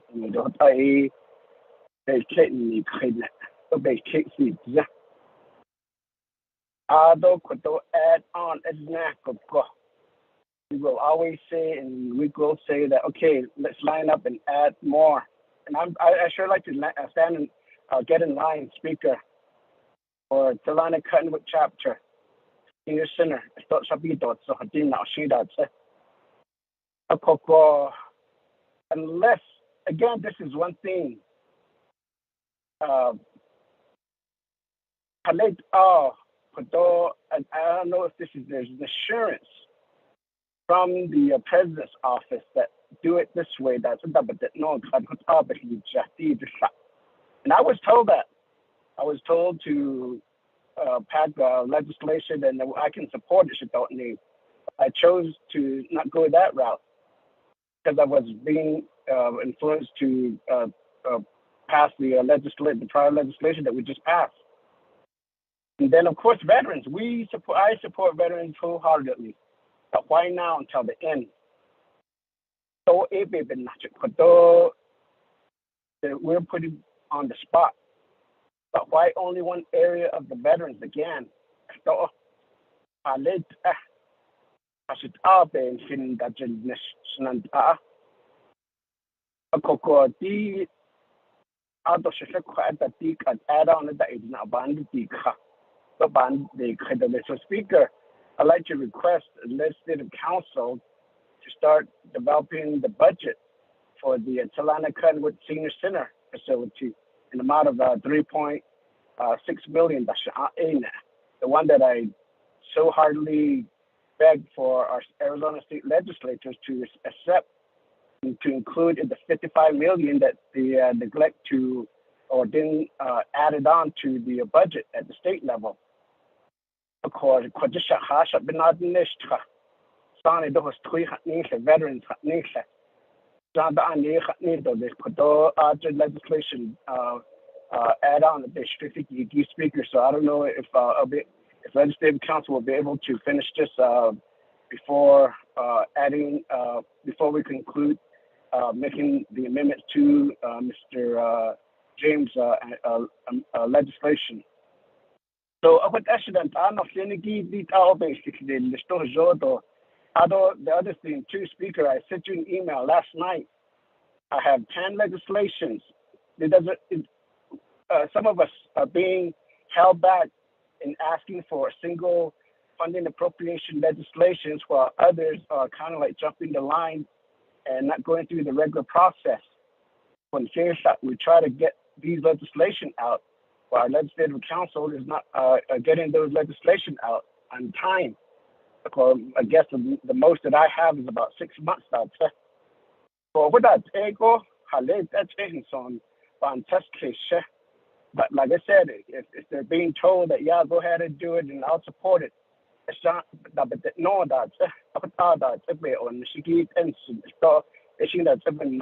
we're beginning to start doing the speaker. So I'll go ahead and, like I said, ask council if they could be able to get those budget forms for me, and then we could be able to, I'd like to add that on as well. So with Ashin Kudobe Hasid on the third speaker, I'd like to reserve the rest of my time.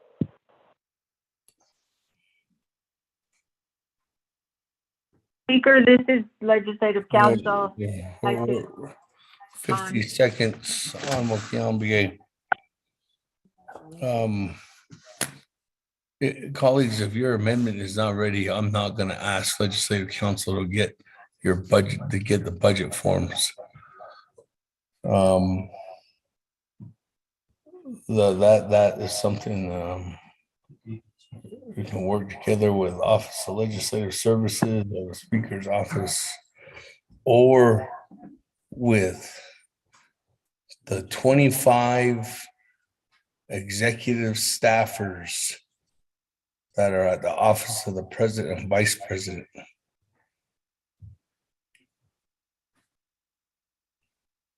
That can help assist too as well. But I'm not going to ask Office of Legislative Council to get budget forms. And that's not, I don't think that's their job to get budget forms. Ms. Barbara? Thank you, Speaker. I want to take this opportunity to just explain to the council, because our office is just got inundated with requests for amendments to 0063. Office of Legislative Council's role is not to produce budget forms. That is not our responsibility. We don't have the capability to do it, and we don't have the information. What we need to do to make an amendment to 0063, first thing is, it has got, because 0063 is CSN legislation, your request has to fit under the CSN criteria. Second, we need a project summary that includes some type of high-level cost breakdown. For CSN legislations, you do not need budget form 1 or such, but you do need you do need an executive level cost summary. Most prior CSN legislation, that executive cost summary is in form of the estimates that the contractors or consultants or your architects have prepared. We also need to know which program will be administrative oversight over it. So if we get that information, we probably look at, if we have all the information, and that rarely happens, as you're aware, but if we have all the information, it is probably an hour to an hour and a half to turn around these amendments. Right now with Delegate Key Allen's request, let's just say I got that information.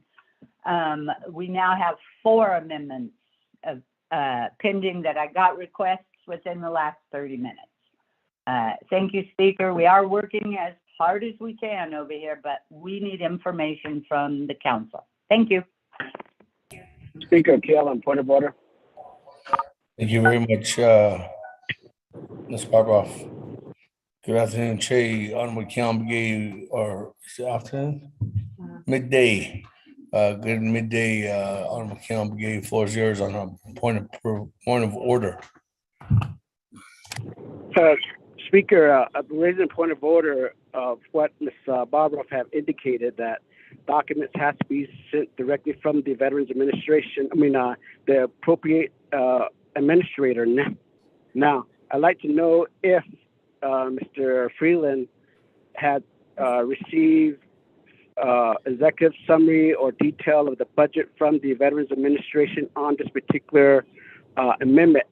As you know, last night, we've been exchanging email about requesting for $25 million for the Veterans facility, and the Veterans Administrator, Mr. Swirline, indicated that he's not going to provide that information. So, let me finish my point of order. So, the legislation, executive summary that's from the Veterans Administration. That's I just need that document, Speaker. So you're raising a point of order to get a document from Honorable Freeland? You're asking if Honorable Freeland has all. Honorable Kiambage, what are you specifically asking for from Honorable Freeland? Speaker, I guess the point of order, yes, is the procedural process. It's what I'm raising the point of order based on what our legislative council has indicated, that she does need documents of information for her to develop that amendment. So that's the procedural order. So that's what I'm asking of the procedural order, if Mr. Freeland had received information from the Veterans Administration regarding his amendment. Speaker. Honorable Kiambage, whoa. I don't know if that's a point of order, but. Or clarification, a point of privilege, so Speaker, let me make that a modification. I'll come back to Honorable Freeland to answer that question, to see if he has that information. Then I'll go to Office of Legislative Counsel. But I'm going to a point of order right now by Chairman Hino. Chairman Hino? Speaker Damon, let's, if you would keep the point of order to what rule we're not following as doing the order of business and not to ask for documentation. Okay, I left it to Speaker Damon. Thank you, Chairman, and that's why I did state to Honorable Kiambage that wasn't a point of order. With that, I'm going to go back to Honorable Freeland to answer the question, and then I'm going back to Ms. Barbroff to see if there's any further guidance. Honorable Freeland? Thank you, Speaker and Shina Ado, Santa Ana Tlinigi. I don't have a I didn't get an executive summary from the Navajo Nation Veterans Administration. I did get one from my chapter president from Vicente chapter. This is a chapter project directly, and working with CPMD. So that's how we went ahead and went forth with this. I did seek permission from Honorable Vince James, but if it's causing too much of a ruckus, maybe then I'll have to just withdraw my motion. I do have a standalone legislation ready. So, Speaker, I'll just go ahead and withdraw it. I don't want to cause any more, dismay or anything else this morning. I thought it'd be a good idea just to add it on if I had an opportunity. So I'll go ahead and withdraw it this time, Speaker. Thank you.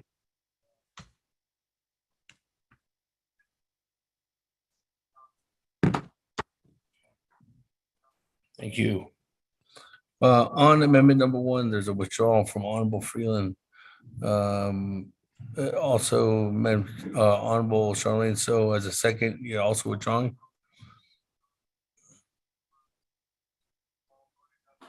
Yes, if that's the wishes of Honorable Mark Freeland, I will go ahead and withdraw. Okay, thank you. That, colleagues, amendment 1 is withdrawn. We are back in the main motion of legislation 0063-22. I'm going to go on down to Honorable Otto. Honorable Otto, on the main motion of legislation 0063-22. Thank you very much, Speaker, members of the Navajo Nation Council. For introducing this legislation. I've been working on this for about 2 weeks, almost 2 weeks. So I'm going to propose an amendment. The amendment has been sent to Mr. Rico, and I can disseminate it out to the council. But this amendment is to fund the shortfall, additional funding request for the shortfall for the Tuba City Senior Citizen Building, which has a shortfall amount of a number of $1,233,333.34. And the amendment has been sent out. And again, I've been working on this, and this is a chapter project, and the proposal has been attached, the executive summary and the required summary level of funding to justify the funding source. So that's my motion, and going to reserve my time. Reserve your time at 3 minutes and 42 seconds. Moving on down on amendment number 1. Mr. Rico, if you could read that into the record. Sponsored by Honorable Otto, so then I'll call for a second. Thank you, Speaker. Members, 24th Navajo Nation Council. Amendment number 1, page 1, on page 1, line 14, on page 3, lines 3, 19, 23, and 27.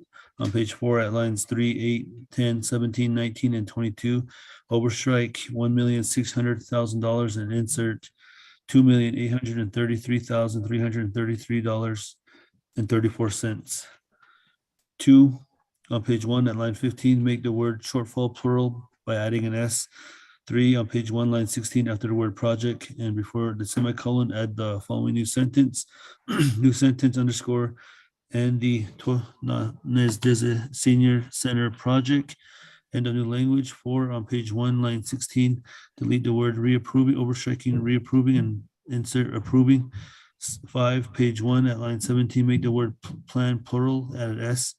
6, on page 3 on line 5, after exhibit A, add the following new sentence, new language, underscore $1,233,333.34 from the Citizen Fund is also requested to cover a funding shortfall for the Tonanes Senior Center Project. The Tonanes chapter's proposal for this project is attached here to as Exhibit A-1 and the new language. 7, attached as new Exhibit A-1, the proposal for the Tonanes Senior Center Project. 8, on page 3 at line 29, make the following change. After Senior and Veteran Center Project, overstrike as explained in Exhibit A and Exhibit B, add new language, underscore, and to the Tonanes Senior Center project as explained in the attached Exhibit A, Exhibit A-1, and Exhibit B. End of new language. 10 on page 3, line 30, delete the word reapproves and insert approves, and make the word plan plural as in plans. 11 on page 4, line 2, at the end of sentence ending in architect, delete the period, insert a comment at the following new sentence. New sentence underscore comma, and for the completion of the Tonanes Senior Center project. End of new language. 12 on page 4 at line 13, after Exhibit B, delete period, insert a comma, and add the following new sentence. Underscore comma, and for the completion of the Tonanes Senior Center project as explained in the attached Exhibit A-1. End of new language. 13, renumber, re-letter succeeding paragraphs, sections, and exhibits as necessary and appropriate. The Office of Legislative Services and the Office of Legislative Counsel are hereby authorized to make technical edits to this legislation and its exhibits to implement the council's intent in approving this legislation as amended. This amendment supersedes inconsistent wording in any other committee or council amendment, which the wording shall conform to this amendment.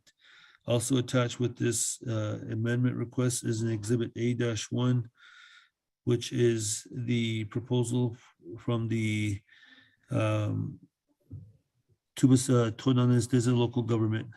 Mr. Speaker.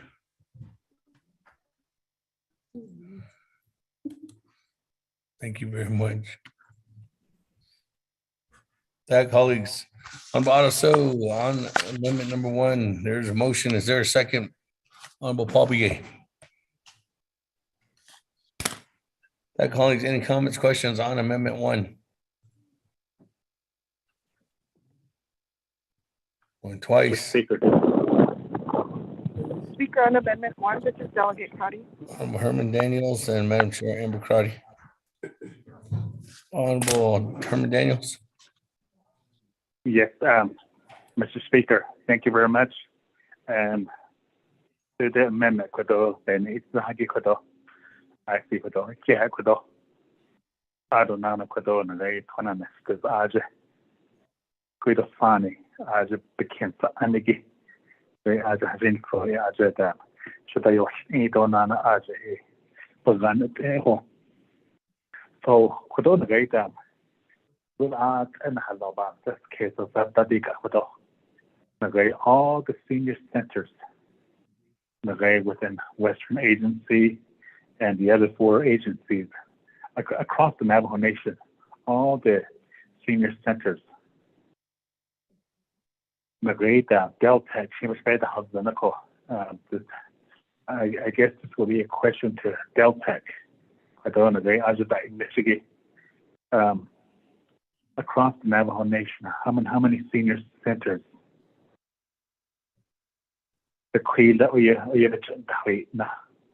How many of the senior center buildings needs attention? Like renovation, roof repairs, HVAC, because last several months back, test committee they had a meeting with Deltec.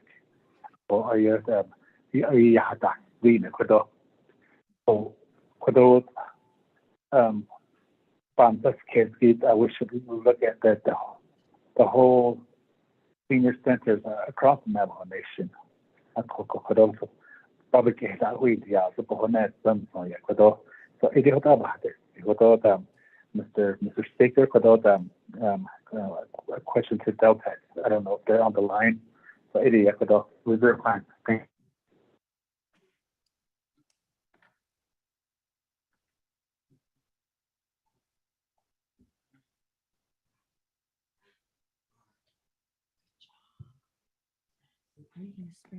Thank you very much. Is Daltec on the line?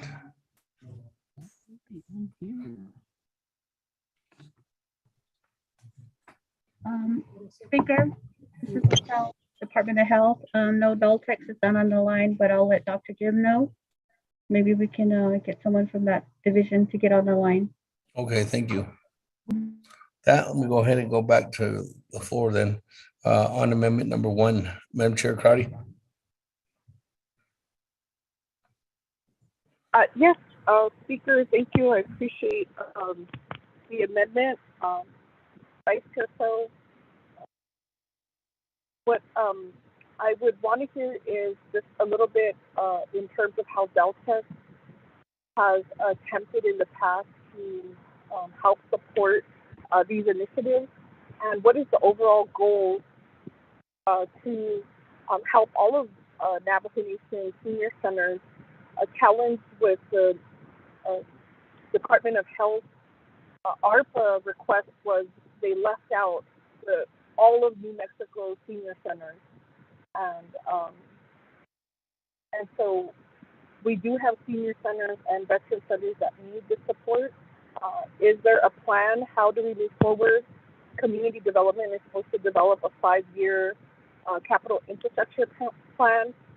Or when it comes to Tehasin, what would it take for us to identify how much funding could be used in each region so that we are not, so that we could support everyone's project that's within their region that's been deemed a priority, and everyone has, delegates have an opportunity to build up and support their senior center, veteran buildings, or other Tehasin eligible projects.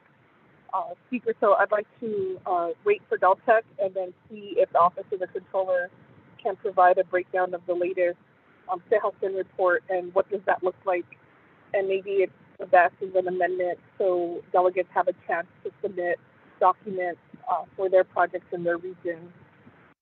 As I believe there's, is it like $400 million left in Tehasin?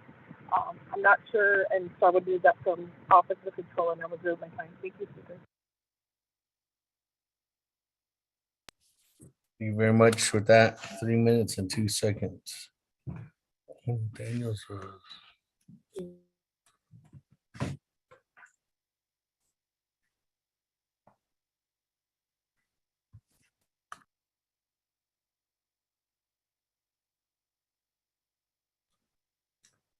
With that, let me go ahead and go to anybody on Daltex?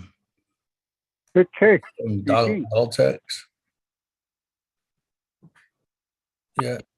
Yes, hello, Speaker. This is Michelle again. Dr. Jim's going to get on. She was on another call, but she's going to log on in a few minutes. Give us Okay. a few seconds. All right. Well, let me go to anybody on from the controller's office. Maybe specifically Mr. Rob Willie. There was a question about the balance of the CHSN, what is available.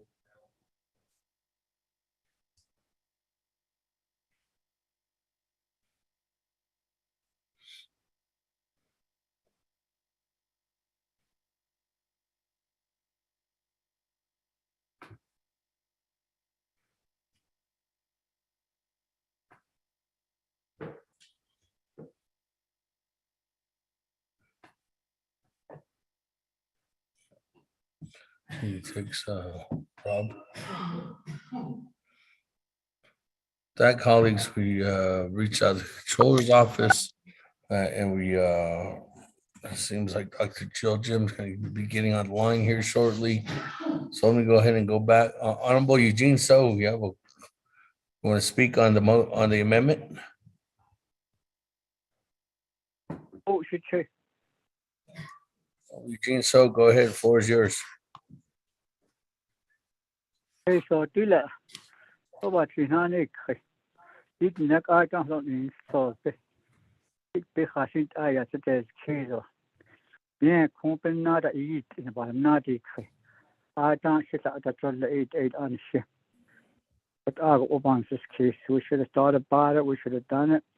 Or we would have asked Saltet already to put all these together across the nation and produce it to the council for funds. But now we're just adding on this again, and we're delaying what Vince James is trying to do for his chapter. Thank you. I reserve my time.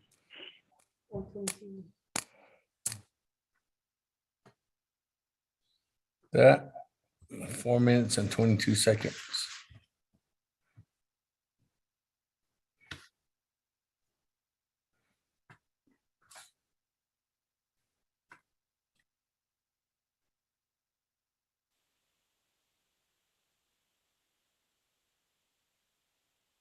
Speaker, Yes. Commissioner Speak, this is Michelle with Department of Health. I'm gonna go, you have a response?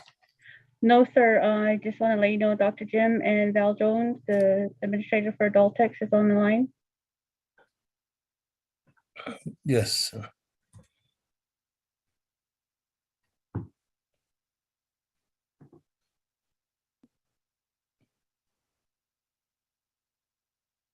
Who's on from Deltec?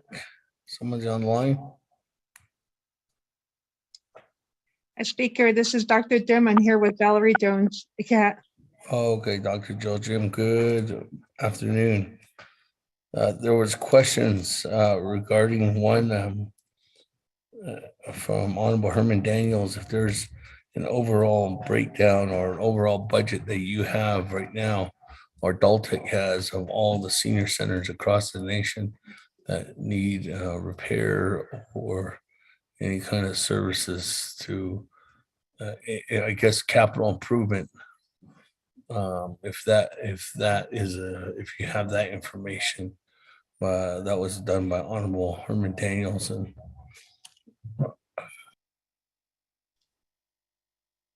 And Speaker, can I speak now?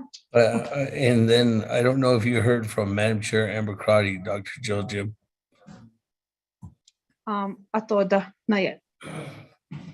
Madam Chair Crotty, I don't know if you want to reiterate your question about taking time. Speaker, my question, well, I wanted to hear from Beltec, to hear from Delegate Daniel's question.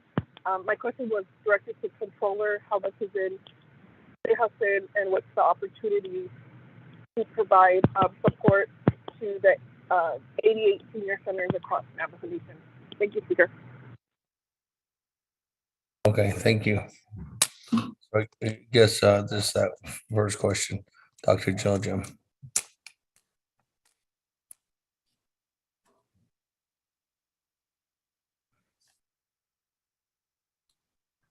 The floor is yours, Dr. Jill Jim. Yeah, I'm gonna have Ms. Jones speak on the citizen funds, and do you want to go ahead and respond? Thank you, Dr. Jones. This is Valerie Jones, Administrator for Division of Aging Long-Term Care Support. We have 80 senior centers that we focus on across the Navajo Nation. And with the 80, there are many repairs and maintenance that need to happen for each center, as everyone knows. The Sehasin funds are mainly focused for the centers on the Arizona and Utah side. New Mexico has capital outlay funds, but Daltex does not take charge of the construction side. So really that's on CPMD. So CPMD would know exactly what the shortfalls are in terms of those projects. And at this point in time, we are working with CPMD on some of the projects that we have with them. However, I understand that they are backlogged, and they put a lot of our projects on hold due to COVID. So really, James Atakai, Dr. Yellowman can answer to where the progress is on those projects and what the shortfalls are. Thank you.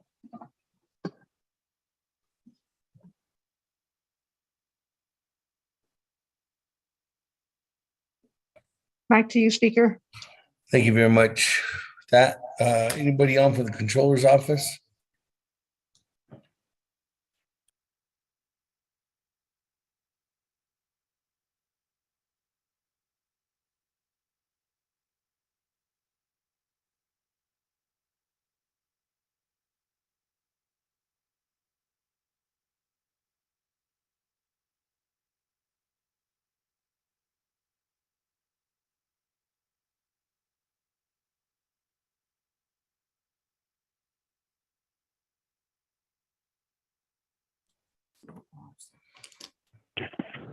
Speaker, this is Pino. Put me in the queue.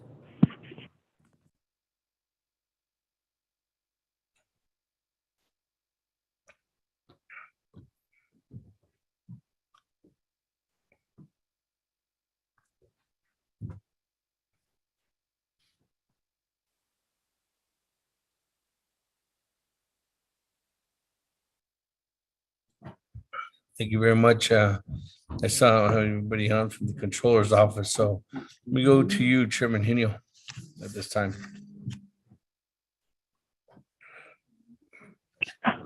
She cannot answer that.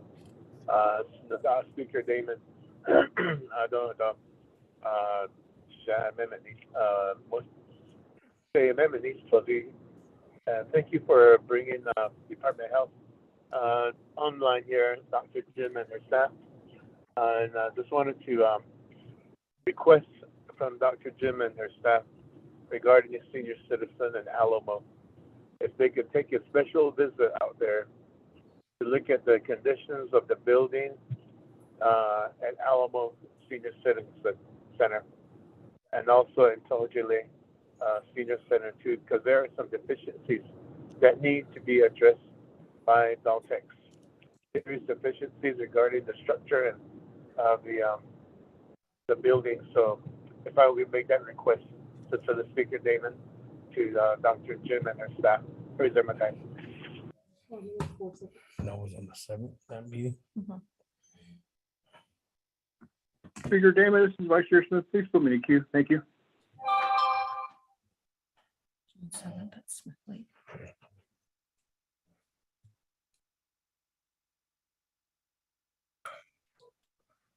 Okay, thank you. You go down to, how much was that? What was the time? 4 minutes and 4 seconds. Let me go to Vice Chair Smith, and then I'll go back to the floor.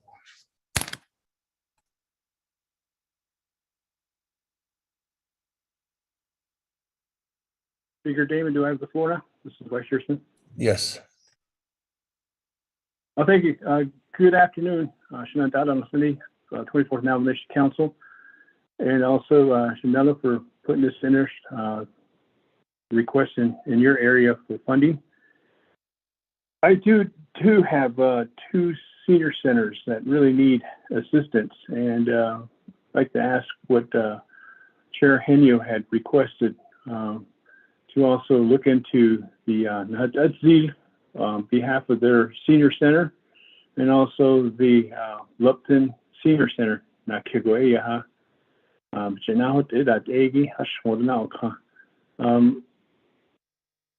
Colleagues, we are trying to get these help out to the senior center. I know Apache County does usually help out, but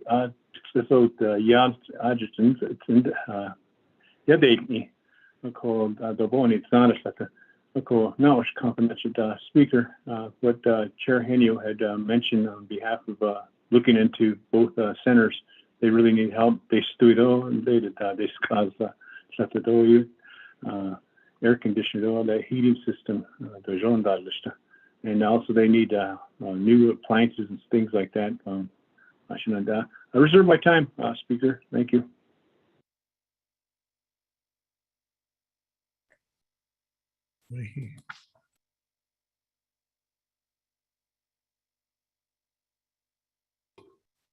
Got 3 minutes and 40 seconds. Are you sure that's the right?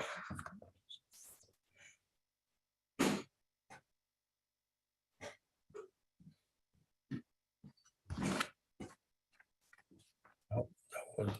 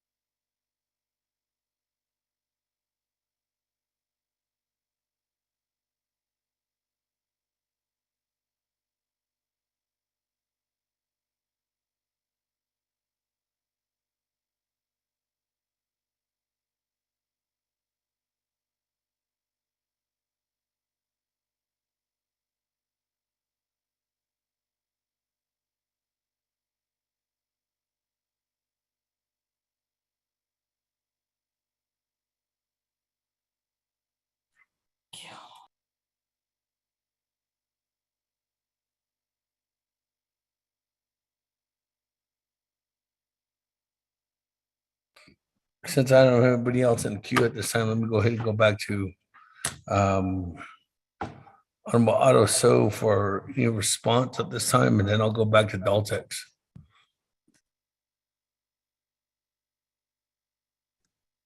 Okay, thank you very much.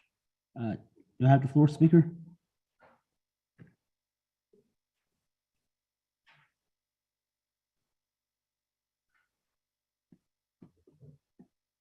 Yes. Okay. Okay. I do agree that the nature of the senior citizen buildings across the Navajo Nation that are existing and the structures that are being utilized now need some sort of appropriation for renovations or upgrades and things like that. O&M, to address the O&M, because I believe the O&M is probably really the dilapidated across the Navajo Nation. And I concur with what Daltex has indicated, that their mission is to work with the program that oversees the construction. And their Daltex will probably the program that provides services for the senior program across the Navajo Nation. I don't wish we had a real major comprehensive plan for our senior buildings across the Navajo Nation, so we could try to address funding for that purpose. And then Honorable Henio and Honorable Smith, Daltex to come out and visit their senior citizen buildings out there, instead of having the local do that, you know, maybe from the upper echelon. According to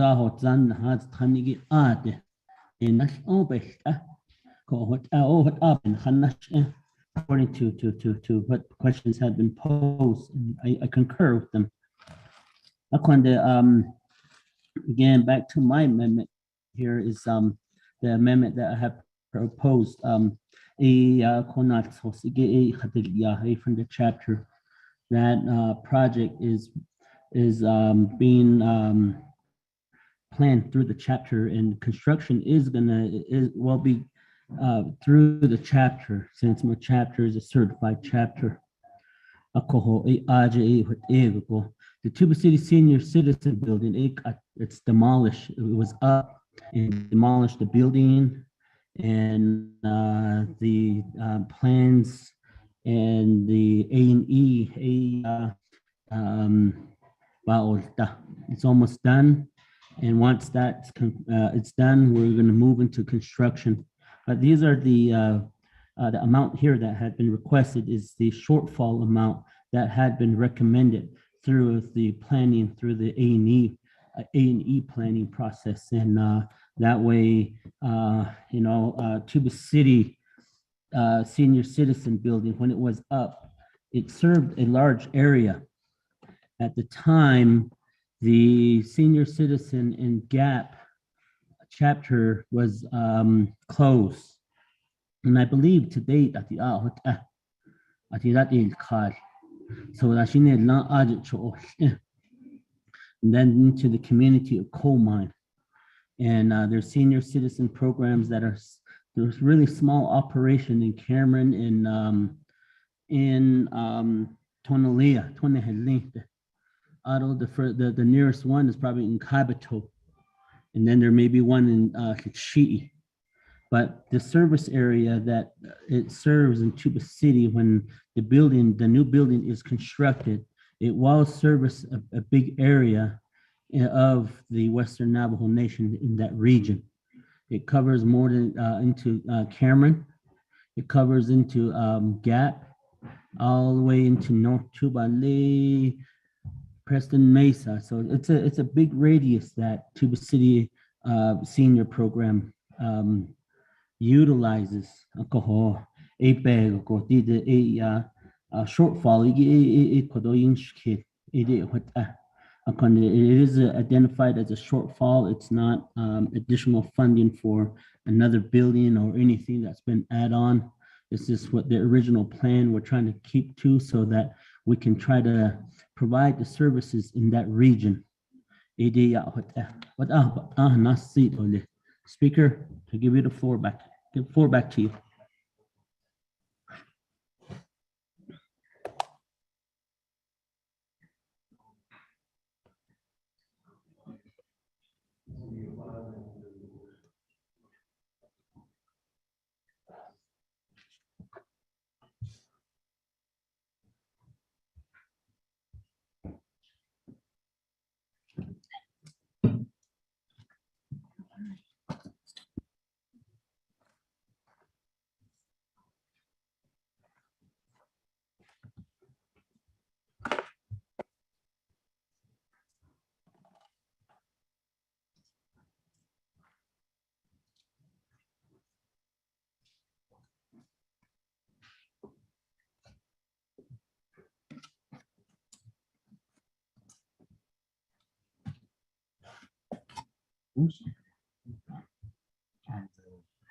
This request that I'm adding amendments to, I have a request from one chapter to request for 10 million. And basically I already got two.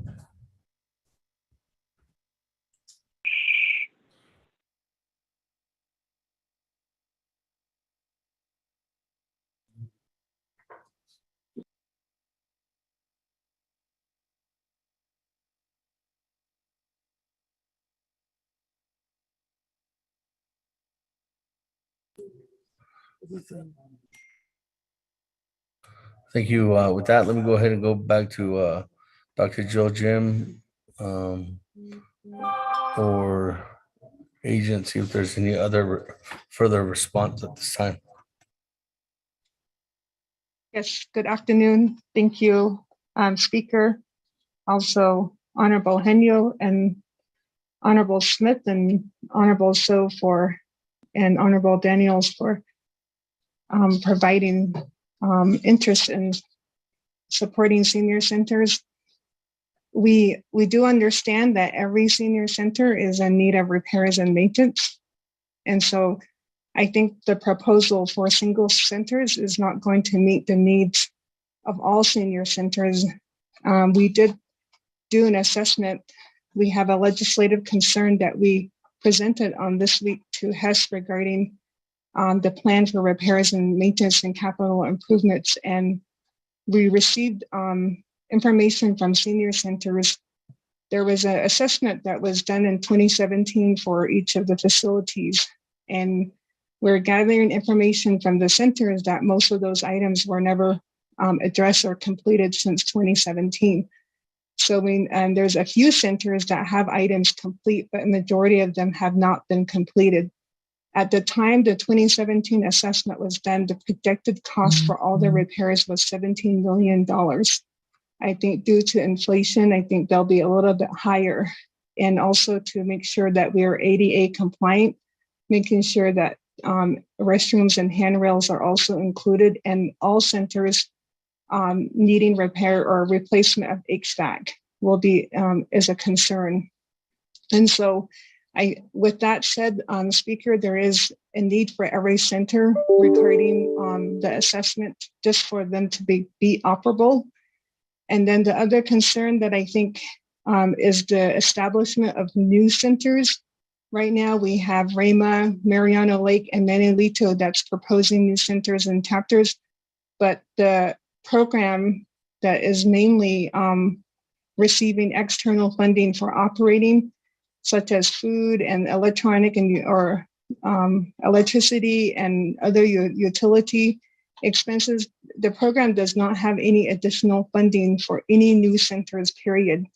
So these proposals from these three communities, Bill Tix is not going to be able to meet this. So universally, there needs to be an understanding that new centers is going to be continue to be a large unmet need that the program can't follow unless if the chapter decides to run that senior center on their own with their own funding and not through external funding.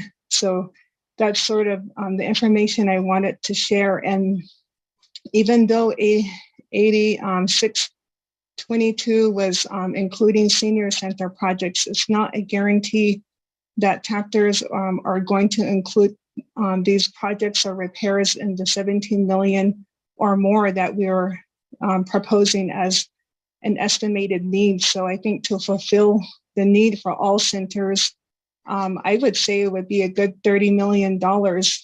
We were asked that question during the HES meeting, and those are the things that were proposed, like what potential resources. And my first response was the Navajo Nation ARPA funding, unless if we're going to go towards sort of the unmet needs budget, but that probably isn't recommended because senior centers were open mainly they were open and didn't really shut down during the pandemic. And we're continuing to experience closures only because a lot of these repairs are not being done and we don't have funding for. So I'll end there, Speaker, just with my comment. So I hope that kind of helps on a larger scale on the large need for all senior centers. So back to you, Speaker Ikehat.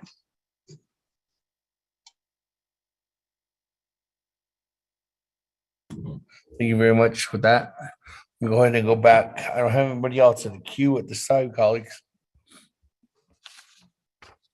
So let me go back to reserve time. Honorable Daniels, 3 minutes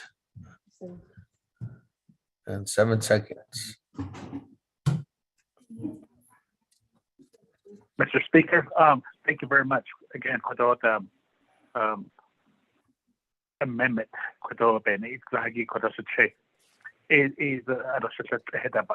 Quidona great throughout Navajo Nation, across Navajo Nation, senior centers now, Meliki, Quidoni, Quidota, Yata, Street, Quidot, the concerns, the issues that they have at the local senior centers. EDK, I see it is called Obahanat, the Queen one of the senior centers in my area. 2 years ago, the HVAC went out. So the workers, that's what you want to do with dashness. I don't know in the winter time, that's what you want to dashness. I quite yeah, should be. This is with Ojeto Senior Center. I don't know if I don't get floppy candle out there. Yeah, but now we tell so out. I did that. ADG to I see Yawan and the cost. In the city. That's a mistake. And I'm coming to I see Yawan and the cost. I called all the inmates or the inmates or what could they aid stuck with it at the local level. Could all the senior centers on the workers at the senior centers, cooks with that, drivers, every day on that. Other them, what they even not what over did. So it is the banana street on this. I see I need let's address some of the issues that they have at the local senior centers. So it is about another Mr. Speaker, I don't know I get all the I'm gonna yield my time. So thank you.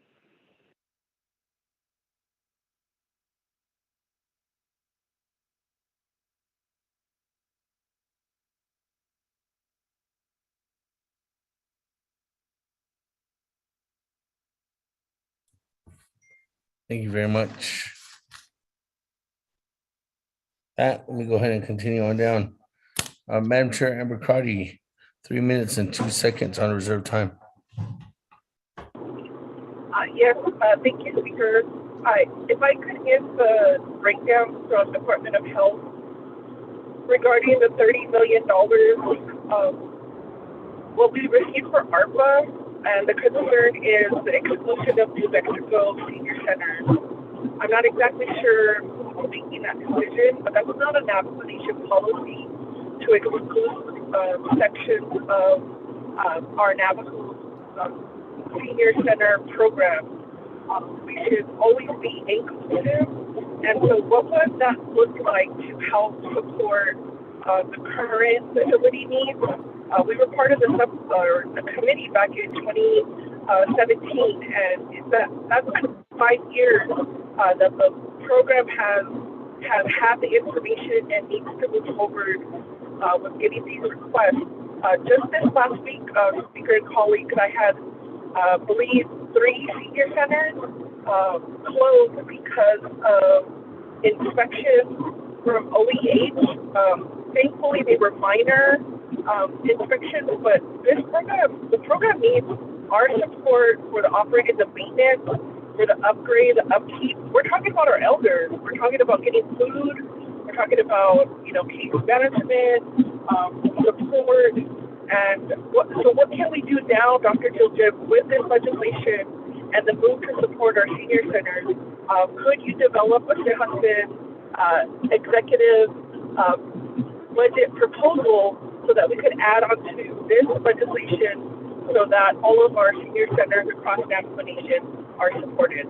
Thank you, Speaker, and I will reserve my time. That, reserve your time at 1 minute and 15 seconds. That, we go back to Dr. Jill Jim. No. I thank you, Speaker, for allowing me, and Shema, Honorable Karate, thank you for your comments. I do agree with you on making sure that we do support senior centers. This is a one-time and a life opportunity for the Navajo Nation. Every single year for the last decade or even longer, I believe there has been ongoing concerns just with the program, and one of this is the repairs and maintenance and improvements. And there has been these challenges because there's no additional funding through external resources or either large amounts of funding. And I believe that ARPA allows for this opportunity to do this. The one thing I would say is that the chapters itself, we need to understand that the DOLTEX program it receives external funding to provide nutrition services at the request of the communities. So when these requests come in, it is the DOLTEX program has been just requested and saying what's that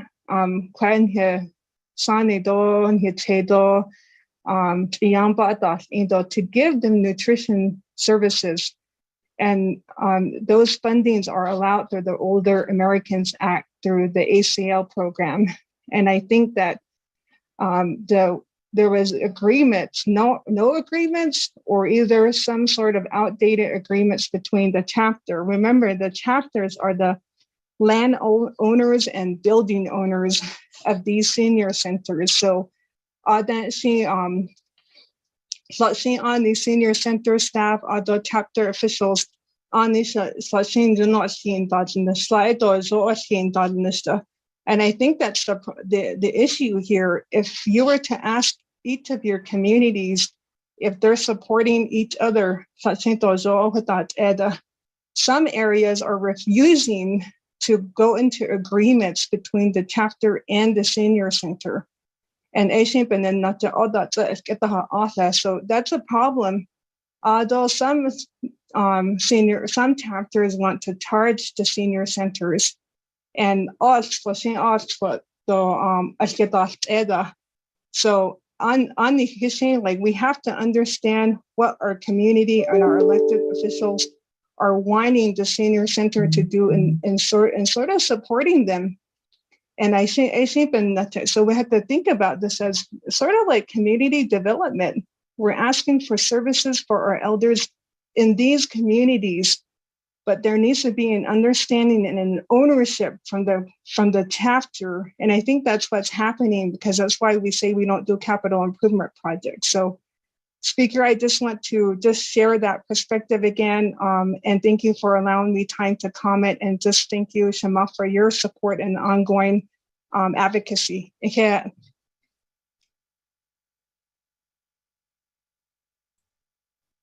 Thank you very much. We continue on down. Honorable Eugene So, 4 minutes and 22 seconds.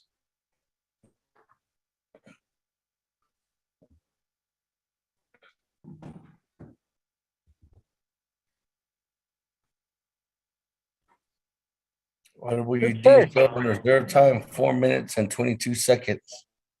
Across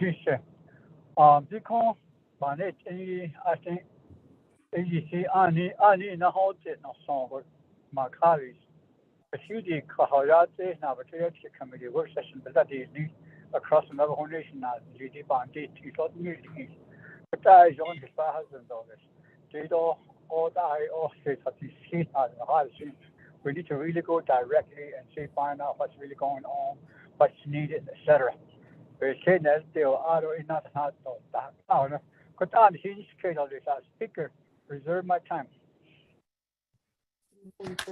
Reserve your time at 3 minutes, 47 seconds. Moving on down, Chairman Hinu, 4 minutes and 4 seconds. Okay, Speaker Damon, can you hear me? Hello? We can hear you. Okay, great. Yeah, this amendment you gave Senior Citizen Center, I was just sitting here thinking that there's some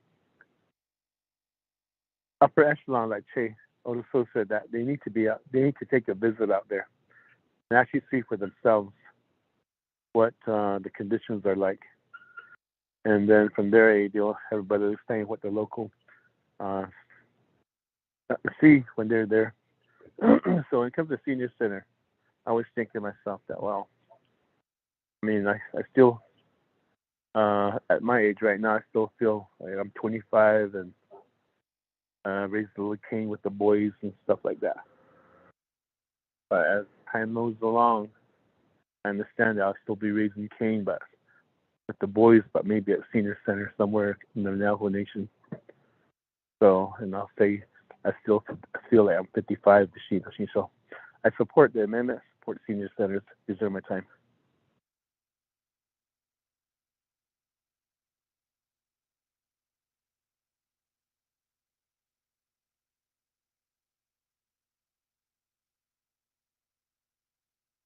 Thank you very much. Sorry, colleagues, the internet is going in and out here at the chambers. That Chairman Hino, reserve time at 3 minutes and 3 seconds.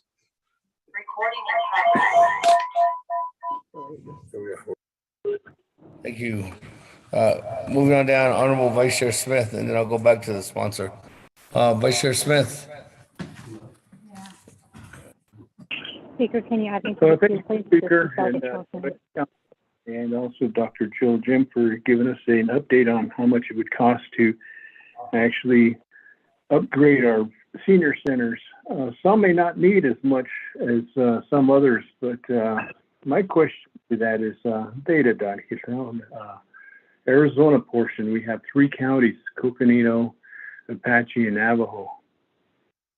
Is anybody out there talking to the counties saying, we are part of the county, we are part of the state, we are part of the census numbers that are being counted out there for funding?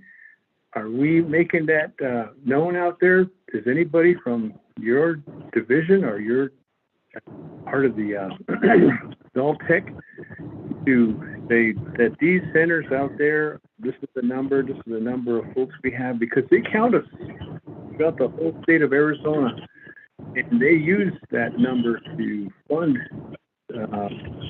get funding to the state. And I think some of that funding should come back to centers like Tech. Is anybody actually being active on that? I go down to Apache County, and I do make that known to them, and I do speak on that behalf, and I request for their assistance, but they seem to help out a little bit. But I think we need to have a bigger voice, not only just my area, but the areas that are encompassing the Arizona, Utah, and New Mexico portion. other than Hidea, but Bishmasan.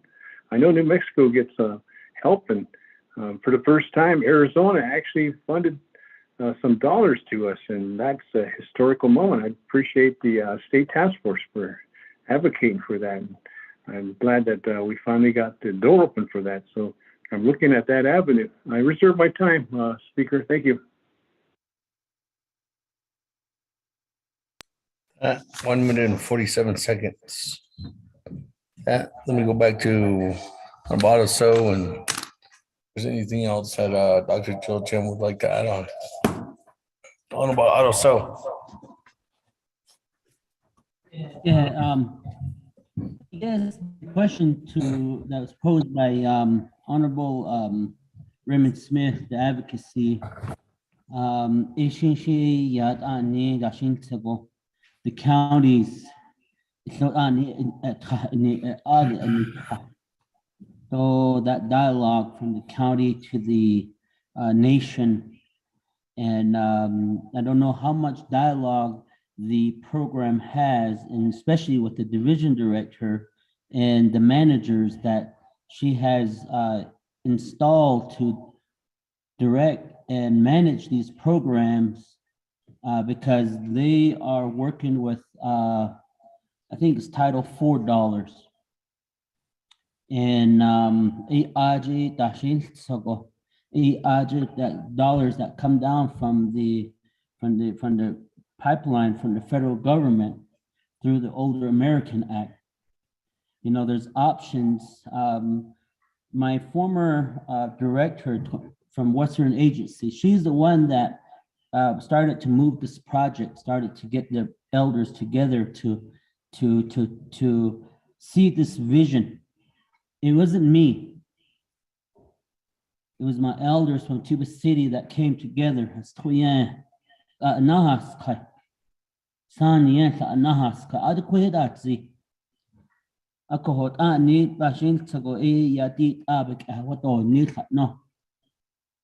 Under the previous administrations,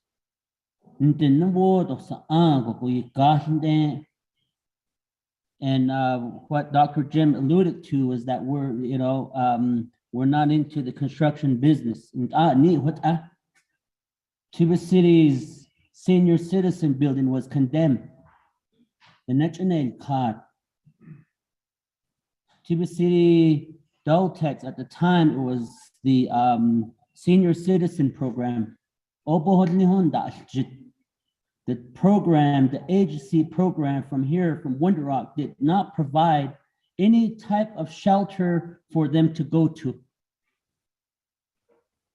That's when our chapter stepped in from Tuba City. That's when this dialogue started to happen. The planning started to happen there. The land withdrawals, the art clearances were all done by my chapter. And to date, at the senior citizen, that small trailer that Tuba City is operating out of, no Daltex dollars was utilized to purchase that trailer or set up that trailer. And then the chapter purchased that trailer, and the chapter has set that trailer up, and I've seen it. And even with the demolition, the program of Daltex at the time was senior citizen program, did not move forth to say, here's some money to, let's go demo the building. Here's some travel money from Winter Rock. Again, it was all from the chapter. So this dialogue here for the Tuba City senior citizen was more of the director at the time, Ms. Begay. She retired. She was very, she didn't want to retire because the older people had their vision of that building. But she had to retire, and at the time we had a pandemic. We want to finish this building for that region there. Tuba City is a big area that it covers for services for elderly the Sweeto Sani da Yanigi even now the amendment Yibiknia. I don't that need Herman.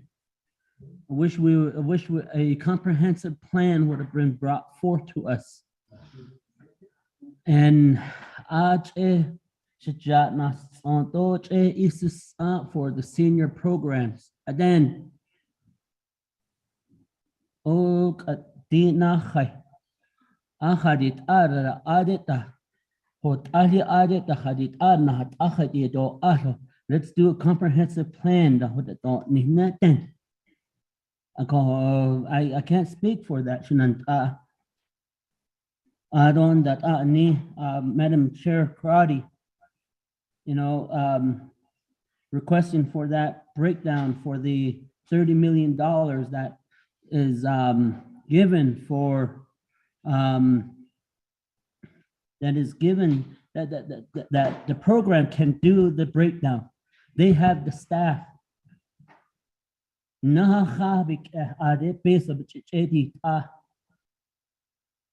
we ask for something such as a breakdown of what is the need for O&M and what's they should be able to bring that stuff to us real quick. But today, and you see it, what up, baby? Did all could all seek what need a chance big I hadn't hit it. I can't lady to zig na needs an odd. Oh, you know, Shahado, sweet of sunny, short. It's not a personal interest. It's not a, it's not a personal interest for me. It's just something that my elders, they had a vision, and I want to try to complete this vision for them. So, I shall hajj that you doubt. Nihinashi there. It's no ajit to alcohol even now of art. So she's twiddle sunny. Papa had it out in it. I don't addition shape. Honorable Jean so. Or Chanel. I need it course by Yankee. Art or by now in the aha. Did the on single for the oven now. Did the amendment you give Nia. She's not what about this kitchen and ha. Are they had it other both zo trafado. Could all tra Nihiti see. Koi I did a shin to go ya did a yard lean, what I did nicht. Oh, what Aben Hanash. I don't che Honorable Henio.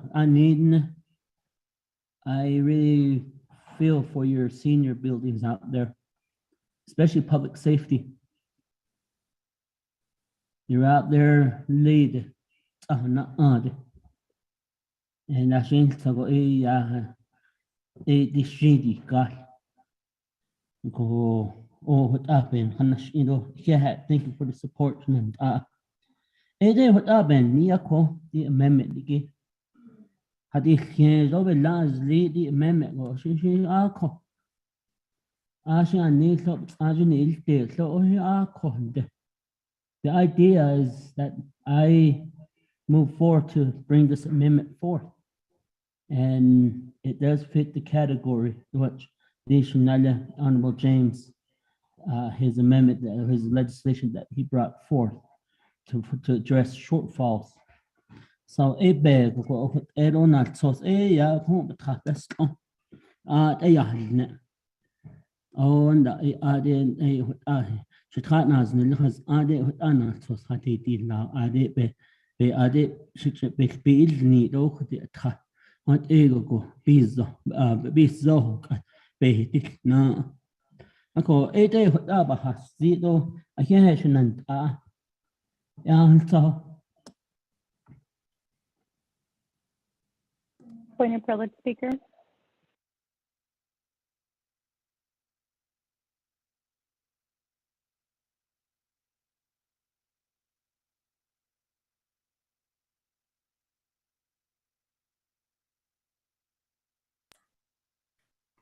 Honorable Otto, thank you. Before I go to Dr. Jill Jim for further follow-up, Madam Chair Charles Newton, good afternoon, your point of privilege. Speaker and colleagues. So, Speaker, I've been trying to put all of the amendments that we just approved for Amendment 4 in the previous legislation under Exhibit F in the 0087-22. It does show that Department of Health is supposed to receive $19,243,750.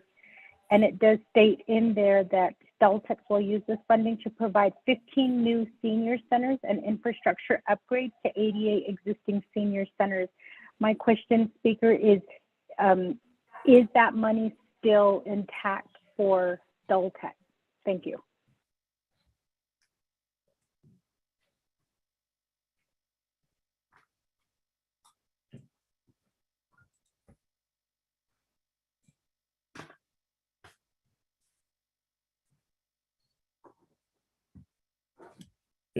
And you're pertaining to the legislation that was just passed on as 0086-22. Yes. Yes. Okay.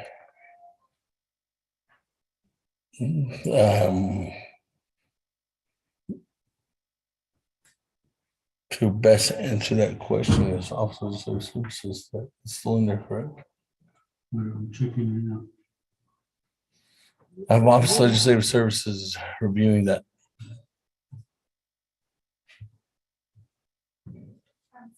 Speaker, perhaps one of my colleagues can answer that question. I mean, we just voted on it, so I would think that we would know what we voted on. I'm still going through the amendments. I don't see that amount being affected, but I could be wrong. That's why I need clarification. Thank you. Madam Chair, the Legislative Council. the legislation was amended on, to answer your question, when Honorable Slater raises his amendment, that funding for specifically that you're referring to was taken out, Madam Chair. Ms. Barboff?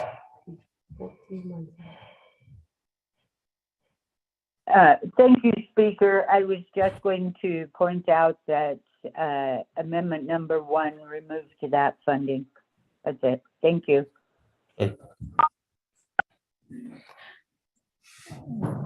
Add me to the queue, Speaker, please. Okay. That where am I at?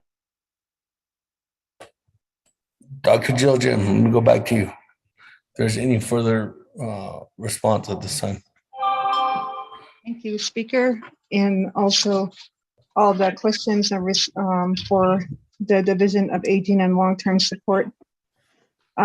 For Honorable Karate, I believe with the Citizen Project adding, I guess we would support a different project or proposal for supporting this if that's necessary. So thank you for bringing that up.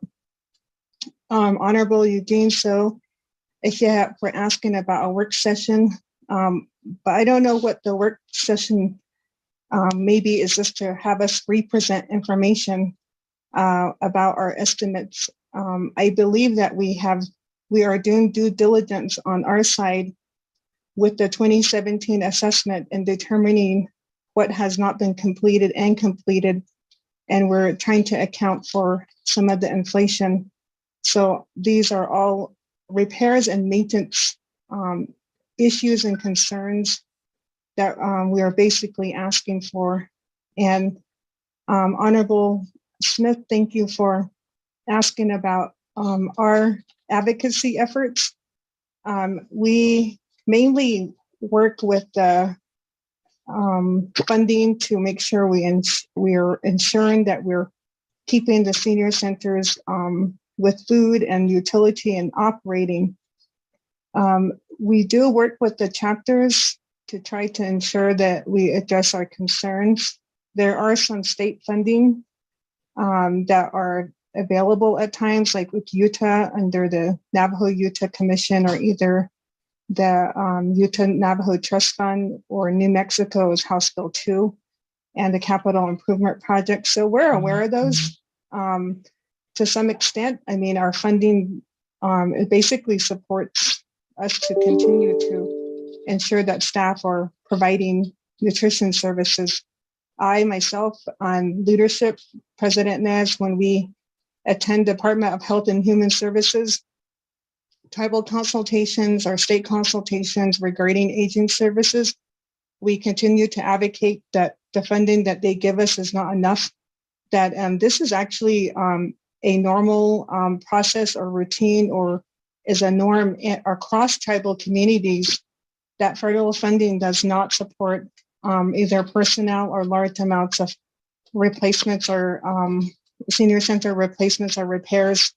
And so as a general picture, I would say that that is a large unmet need at the federal level to support tribal communities to provide adequate services. And especially, as you all know, personnel funding is mainly a majority of Department of Health's budget, over $11 million, close to and around there, to support personnel.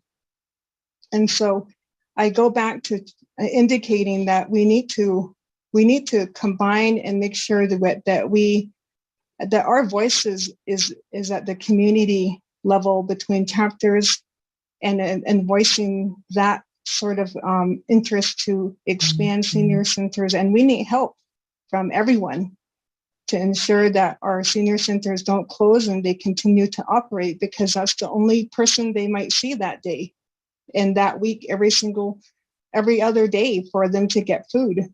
And so that is the things that we all value.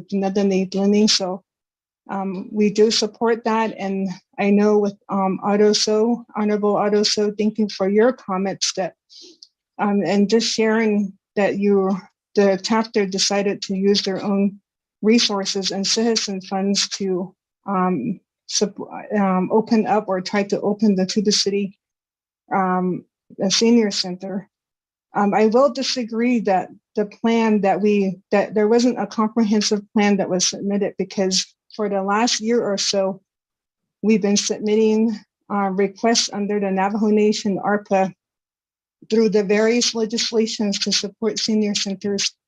And they've been included since day one, and with the approval of leadership, the executive branch, in those plans to try to support senior centers. So a plan has been put in place. It's been ongoing. We've been communicating with our committee. So I would say that that is something that has been done. I know that other avenues, if we're not talking about repairs and maintenance, then you're looking at a tribal budget set aside under general funds that I know Shema Amber Crotty has talked about, but we haven't done. So I thought on these issues, how much it would need. And today's conversation is mainly just talking about providing funding for a one-time funding, a non-recurring opportunity to allocate funds just to repair and address maintenance issues, so that senior centers can continue to operate safely and not shut down. So when these shutdowns are occurring, just know that we do have issues, not only with funding, but we also have ongoing issues of procurement. I can honestly say that the HVAC issues is not just a senior center concern. We've seen it across the special diabetes programs, also the Division of Behavioral and Mental Health Services. So HVAC is sort of an issue, because maybe we don't put money into repairs and maintenance. But Speaker, I'll end there. I thank you for all the comments and questions. And back to you.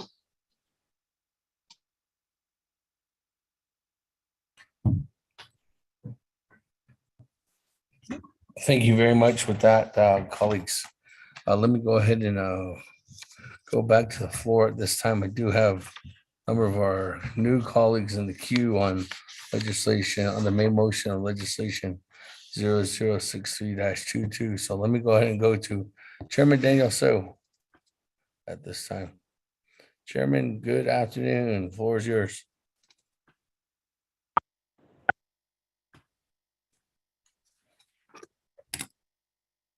Yeah, Sila, Speaker Damon, so and colleagues of the 24th Navajo Nation Council.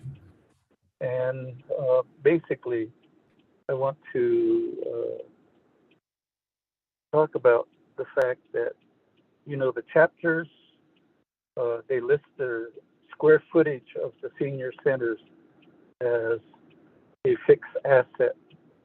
And as a result, they pay insurance coverage. And just to explain, Pueblo Pintado had an addition to their chapter house. The roof was leaking. It was impairing heating and electrical. OEH shut them down. We had NOSHA do an evaluation, and they reinforced the fact that it was a health and safety issue. And we got risk management involved. Risk management hired a contractor to repair, and there was no expenditure from the chapter. Insurance covered it. So to the folks that have HVAC and other problems, that might be the route to go. They're shut down by OEH. Let's get NOSHA out there. It is a health and safety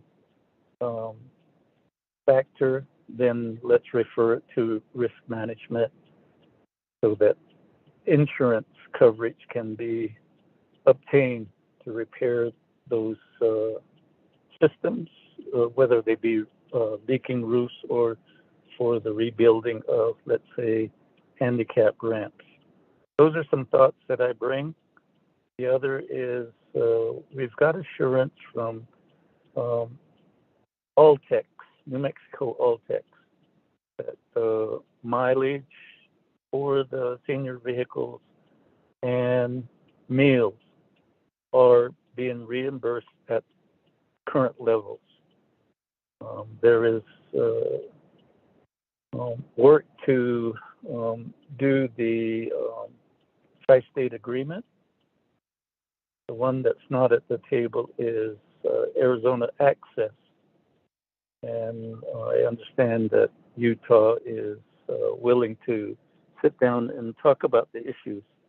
And that would be the reimbursement rate to the Navajo Nation for the expenditures of meals and transportation. Again, the old system, New Mexico Altex is willing to furnish equipment and training so that when our seniors come to the senior center, their name can be scanned and it would all be put into one report.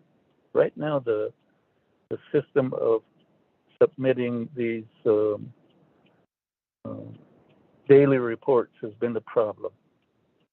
And in that aspect, that's, I guess, one of the things that's really caused for the delays. In New Mexico, certain senior centers, they got funding for planning, design, and construction. One in specific, Pueblo Pintado. It's been 12 years in the making. It's had to be reauthorized 3 times.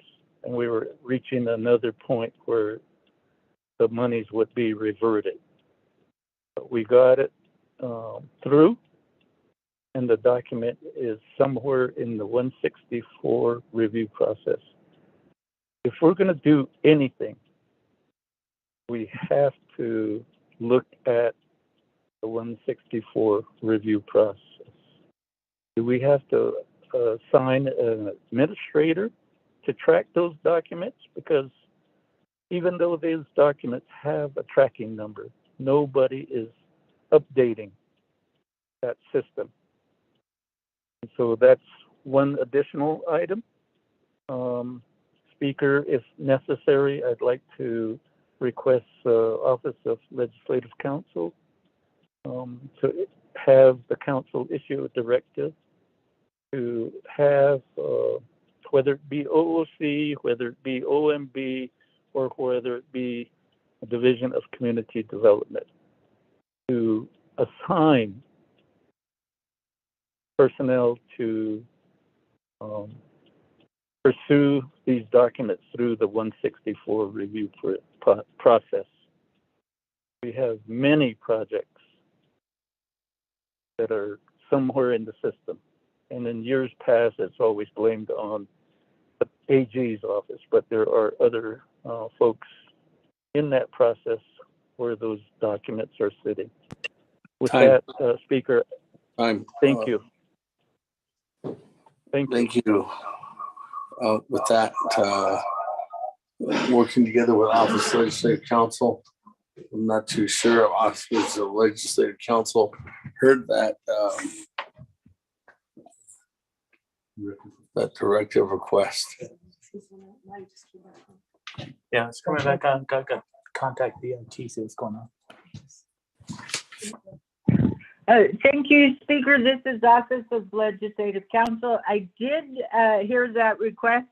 I will work on a directive. One of the questions I'm going to have to investigate is I'm not even sure who maintains that tracking system, or if, and so, but I will start working on it. Thank you.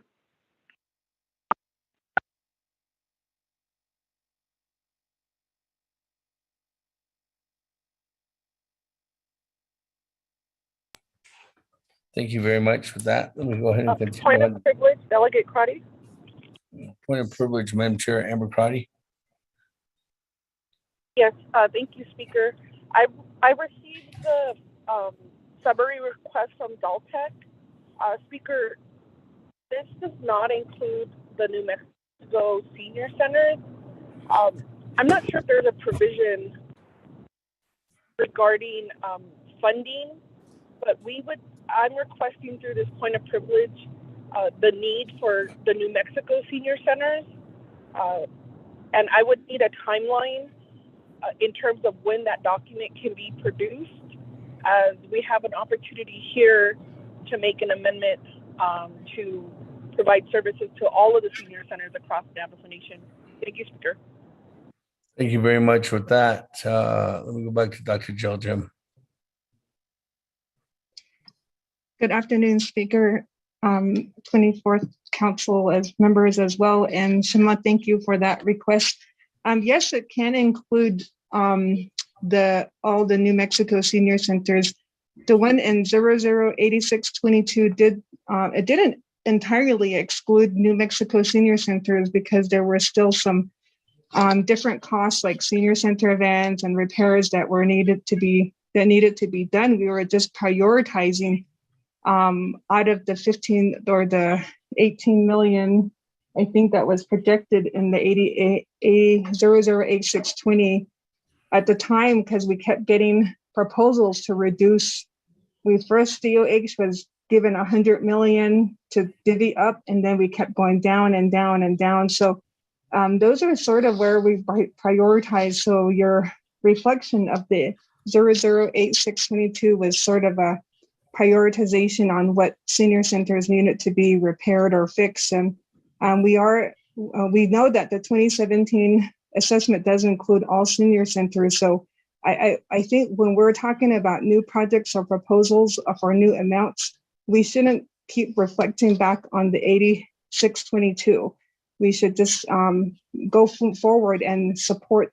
Yes, we can support all senior centers, and there is sort of those inclusions that we can do, and because all senior centers are in need of repairs and maintenance. So I believe that would be an exception and a recommended statement that I would agree with, Speaker.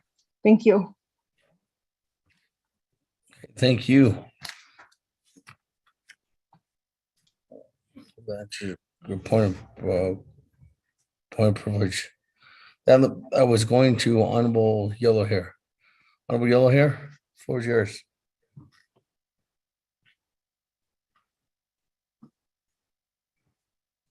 Oh, yeah, good afternoon, Speaker. Yeah, yeah, Koro Hassan Tahiba Hill, Arnosenat, Aton for Councilman Koro, in the house, Eba Ilki, Ekro, Jim Pagato, Ekro Senior Citizen, Yoshel, Nahot, Eda, so they lack of David, but on such case, Eden Katie in his house, Ango, and in the Yashel, she that I would ask now what they've been in the art, so a page, be oh, page, does not equal those Leah Tiki. Because she did the thing, but a penny on airbag about hot Sandra. Other than that's what long got asked or you and I think over to close to 2,000-3,000. Oh, hey, you didn't. A quirky, yeah. She's senior citizen, J.A. at then got a contest that use it is in the a head start building, there's guitar building, yeah. A use it is, and it's very inadequate building. It's not for the purpose for you senior citizen. Die, but on the call, Inge to the Yanko. Eddie, a quaggish now, echo. You could chat the house, opinion chat the house, big 100 chapter. The mall Celia and the other has Jota a quirky senior citizen dot Arsenal. A what is a opinion chapters official. A thought Nick a coin he doesn't at Milan and his spare husband only. By awareness that I'll bring this a very important senior citizen bill that we need very adequate building for the safe. But you had started that it's not for that buildings are not safe and it only thousands of the call. He died at the neck of the knee key senior citizen. That's just bad. All us also we got now just kid only. Oh, you hold late. I know how them panic cut. What late water later. Celia kid. If you didn't cat any stop cut it. Jaya Bahayos, not all. Fortunately, only Elmwood is of the card and art the card teacher. I don't constitute 2 years K armor, Daniel Soda, card teacher. Our say card nature there. We have to really to use collaboration and that thing we need to share art than that. In night or in time, his has on. Bed bit on it to see me. Of course, not deal keep on the cut. Other survey ocean. A con to the lessons to the old by Kiki. What error is reserve my time to the Speaker of Navajo National Council. And thank you very much for passing legislation 86-22. It's time to move on. Happy July 4th, each one of you. I'll see you at rodeo when July 4th. Nelly has it down, but Bull Road, I sleep on the shoot number 7. Yeah, Speaker. There's my time. At 1 minute and 24 seconds. Moving on down. I do have Chair Charles Newman, and then I'm going to go back to the sponsor. Madam Chair, Charles Newman, yours.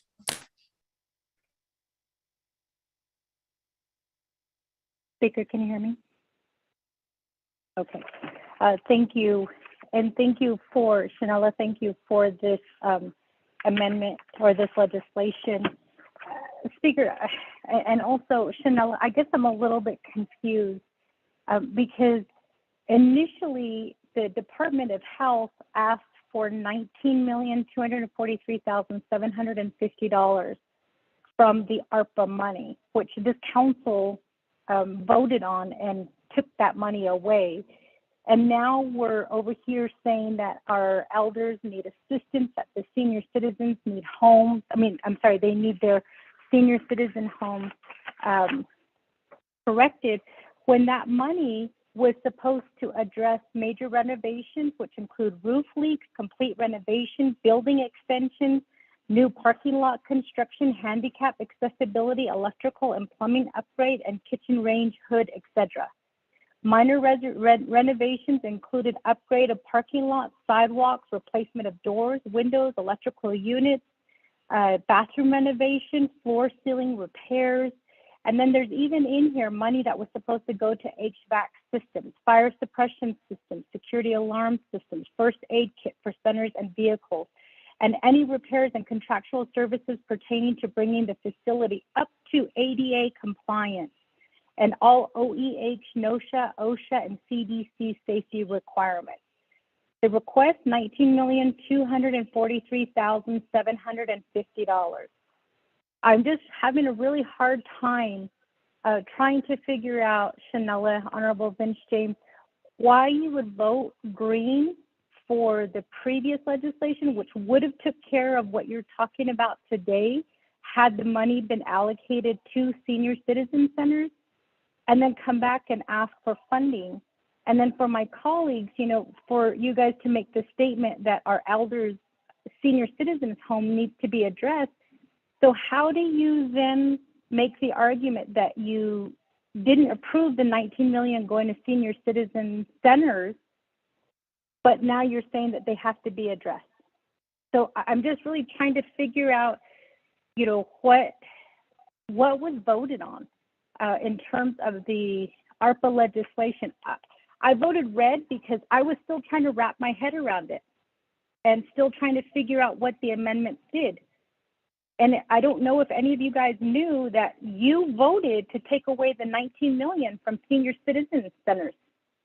You took 19 million away from our senior citizens. And now you're arguing that we can't forget our senior citizens? It just doesn't make sense. So maybe one of you guys can explain it to me. So I just want that on the record, Speaker, especially for those listening in online, that we just voted away $19 million to go to senior citizen homes and to address a lot of these issues. Major renovations, minor renovations, major and minor renovations, which also included upgrading HVAC systems. So it just doesn't make sense now to argue that our senior citizens cannot be forgotten and that we need to put this responsibility on Dr. Jill Jim when she submitted this application along with a breakdown of what the renovations would include. Yet we, the 24th Navajo Nation Council, with a vote of 20 in favor, voted to allow legislation to go through without even addressing any concerns from the Senior Citizen Center. Thank you, Speaker. I reserve my time.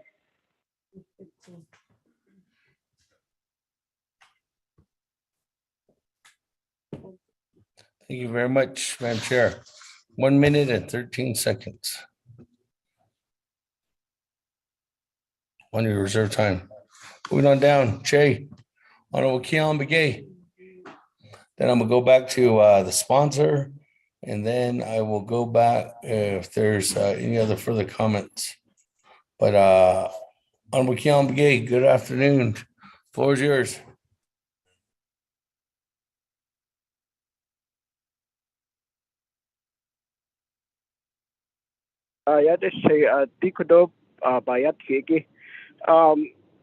Just to make a statement on, these are tough decisions we have to make every single day, everywhere.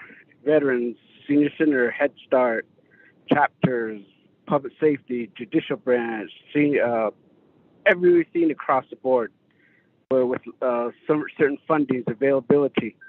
But these Senior Center, first of all, I'd like to remind the council, there was a letter dated back in, I believe was April by from the agency, from the agency office, directing all senior centers to direct their need requests through the chain of command, and then concurred by Dr. Jill Jim. We really are shutting down a lot of our local senior centers to continue to ask for funding, to continue to ask for support of resource, but yet a lot of them probably don't even leave the agency level to express to get things done at the local chapter. Of the 5 chapters that I represent, Low Mountain needs major renovation. Touchy Blue Gap needs renovation. Salina Cottonwood, it needs a brand new senior center. Mini Farm needs a brand new senior center. Noslini, we secured some funding because of the inflation. It needs about $1 to $2 million more. Now, asking for funding, I have submitted requests for funding to the state. To the state of Arizona, again, as I indicated, $55 million. I'm appreciative. But my 2 senior center requests for Cottonwood and Noslini weren't even considered to be part of that particular budget. So all around, there's a whole lot that we really need to address. We may be pinpointing, zeroing in on the division director. Yes, a lot of time it is on us as a council, based on the based on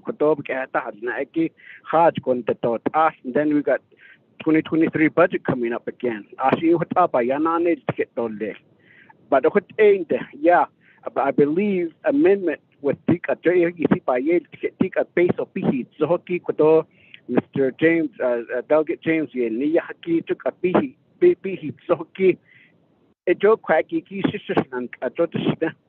while you're trying to request for legislation, and the most is probably 6 months for me, that, I mean, we're trying to get a lot of these legislation out for a certain purpose, but yet some of us can just utilize these shortcuts to get funding. Yes, every issues and every funding that we're requesting for, they're very, very important. But we get ourselves in the situation of how we are being looked at from the outside, of how which one is more important. A lot of times, this is where the administration needs to prioritize and provide us an overall justification in every area of the programs for this one senior center. I have been asking for support letters. I have been asking for recommendation. I have been asking a lot of things to the agency level and to the Withdrawal level, but not much is. There's no much of a response from the program. One of the senior center right now don't have bus drivers. Some of them don't even have cook. A lot of them are just being combined. At the local level.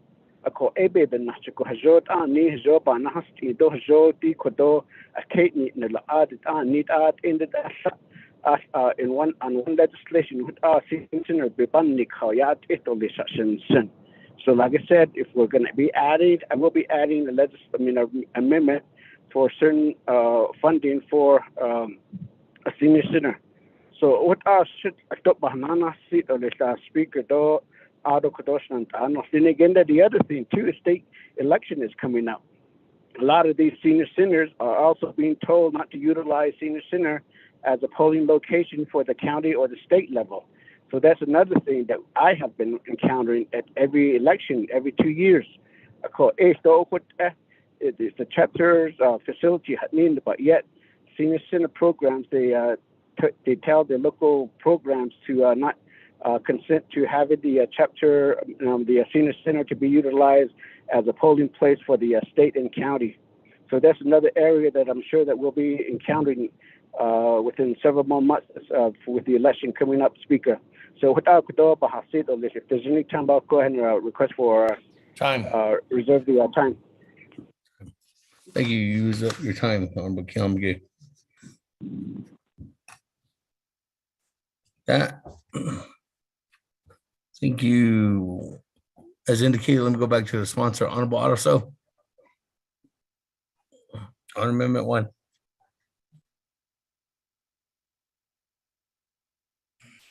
Honorable Otto, I can't hear you.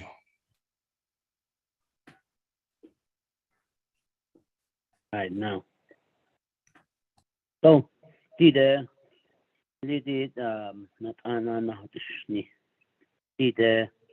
pertaining to Honorable Daniel So, Kodo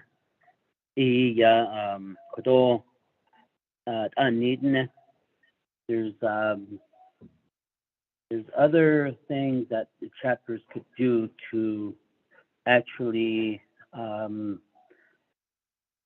try to protect their buildings and so forth. But a lot of these buildings at times, they're not insured at risk management and so forth. That was the case for Tuba City. In Tuba City, the Tuba City Senior Citizen Building was not even registered with Navajo Nation Insurance Program. Tuba City Community Center, and it's a Navajo Nation building, but it was never registered, and there's no insurance on it that the Navajo Nation has ever covered. The Tuba City Senior Citizen Building, that was what we tried to get General Service to get information about insurance. But yet, there was nothing done from the programs. Right now, it's Daltec. Before, the program was the Senior Citizen Program. None of that, the division directors at the time did not seek to get those buildings to be insured. And they needing, if those division directors did their homework then, and the program managers did their homework then, we wouldn't be here. Those programs that the insurance would have took care of the condemning of that building. What's that? And I'm glad that your chapter from Pebble Pintado is on top of that. And I think that's where a lot of these tribal buildings, we need to get the tribal program to start listing them and getting them insured, so that that way we won't, tribal programs won't be in this. So that building there wouldn't be in this mess. Insurance would have took care of that. Whether it's HVAC, whether it's any type of shutdown that needs to be addressed. I don't know what this. I don't with the yellow-haired Annie. I'll see there. I beg about what Zangi at Annie what that. Pandit ati onal to ko Sonant Honorable James, Yashi Behas Ani Kinshiki. There's one. So hey, this proposal aligns with where I need to get some additional resources if it is granted. I don't know what this is. Ale Smosan Honorable Eugenia Charles Newton. I need a 19 million that seems to be Hadiza. So that seems to be a Behanet Nado Behaista. And then you look at the numbers, you look at the voting numbers, outvoted. We're outvoted. We're outvoted on it. In Islam,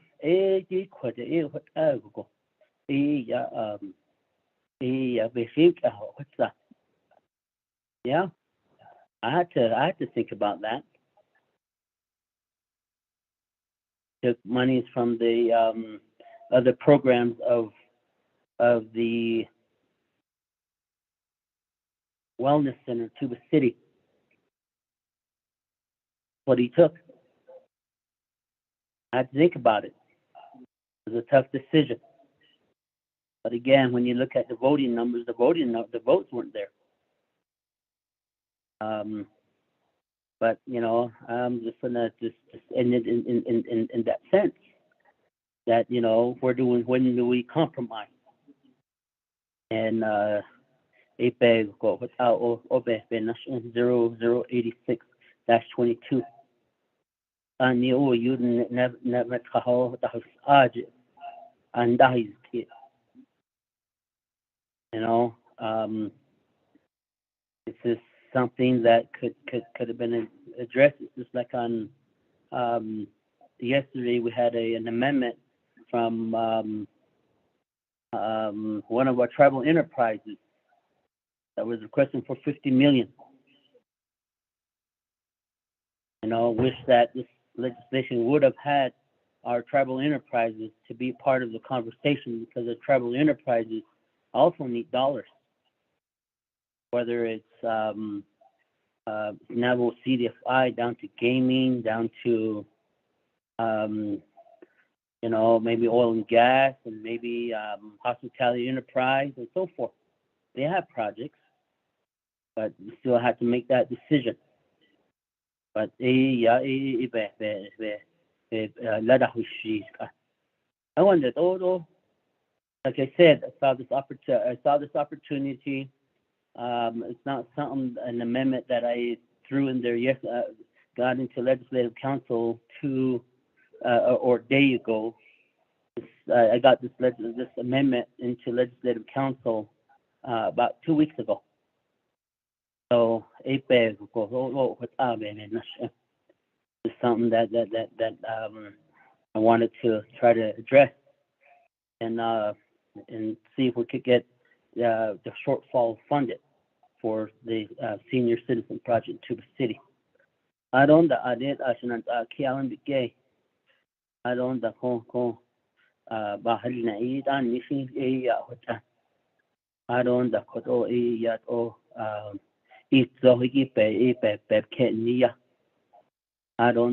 to say anything about legislative council and whatever issue you may have with them.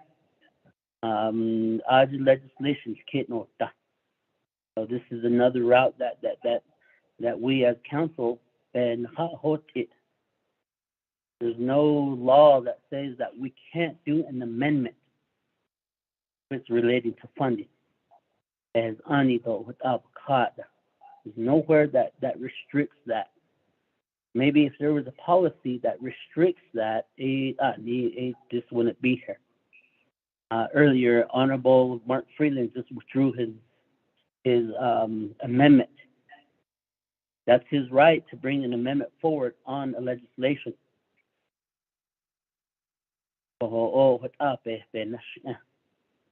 Any amendment, whether it's a directive, whether it's a changing a simple language in the legislation, it's every delegate's right to propose an amendment. Maybe I'm wrong. Maybe there's somewhere upon the policy it says a council delegate cannot do this, cannot do that, cannot propose an amendment. But I don't think we don't have any policies that say that. But what I would recommend to you is get your documents over to Madam, our legislative council in Bezo. I'll support you on this. But like I said, it's just an opportunity to try to address my alignment of the legislation for shortfalls of a certain project. So, yeah.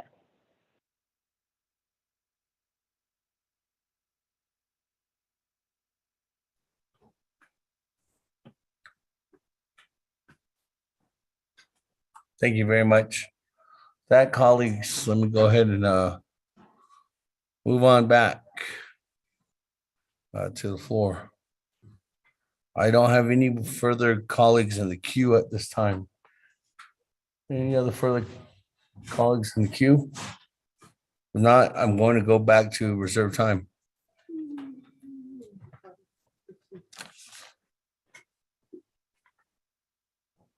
If there are none, go back to reserve time. Madam Chair, Amber Crotty, good afternoon. You have 1 minute and 15 seconds left. Yes, thank you, Speaker. I appreciate the amendment. Our communities support our elders and the senior centers. I know we have extended relatives across the nation, and so at this time,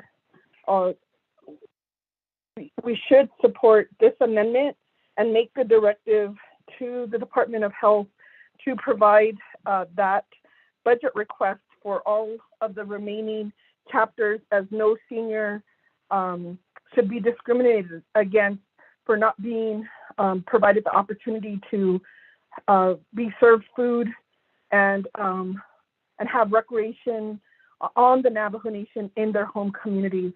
So I'll vote in support of this amendment, but we'll need that directive for Department of Health and ask the New Mexico delegates to review this request and to assist in advocating for your senior centers and making sure that DOH does not forget the seniors that we represent in our home communities. Thank you, Speaker, and I'll waive the rest of my time.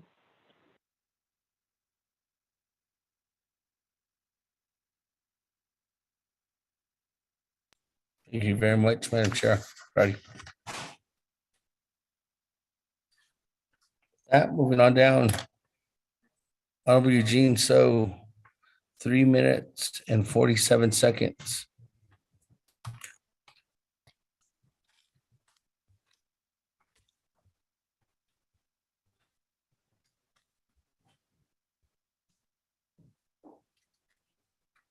Honorable Eugene So.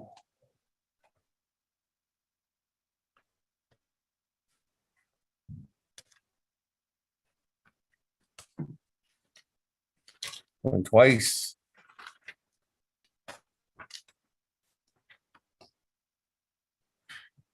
Eugene So going 3 times. Gone down. Sherman Hinu. 3 minutes and 3 seconds. On reserve time on Amendment 1. Sherman Hinu.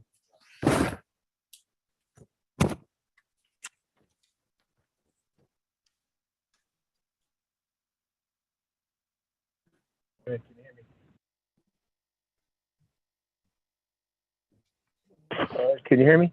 I can hear you now, Chairman. Okay, I was trying to unmute myself here, but we're still in Amendment 1, and we really don't have anything more to add to the discussion, so I'll wait my time. Thank you.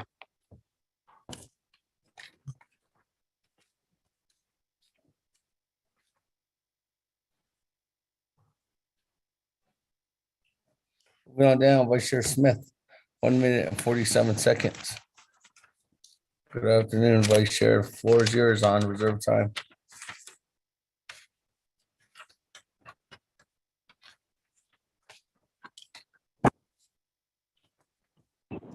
Good afternoon, Speaker. Thank you, Nandada Nofeli. I'm for the legislation and also for the amendment needed. Dated Nakata Halian Natatzid, also Navajo being in relocation. When he can't shut at 10. They bought Raho, Tata Yadot, on later Hadashi Yata Kidon, Yaj had that joke Kedo with that eggy, the sweet host signing Hundati. 10. So the 10. Of course, Nandada Nofinigi. Did that eggy a ha, can't it just without a ha. Janssen Nigi. A bonnet, huh? Although data 08622 Abinache, Han Bainda Tiche, a bonnet, Sunday the chapter, pushing the meat so bodies that local a that eggy, a bain don't shinanda. A what we had this, so without a not answered. Basins or less shinanda, I don't know, see. For here, land speaker. I was one so, they had this, so, Dada, yeah. Thank you.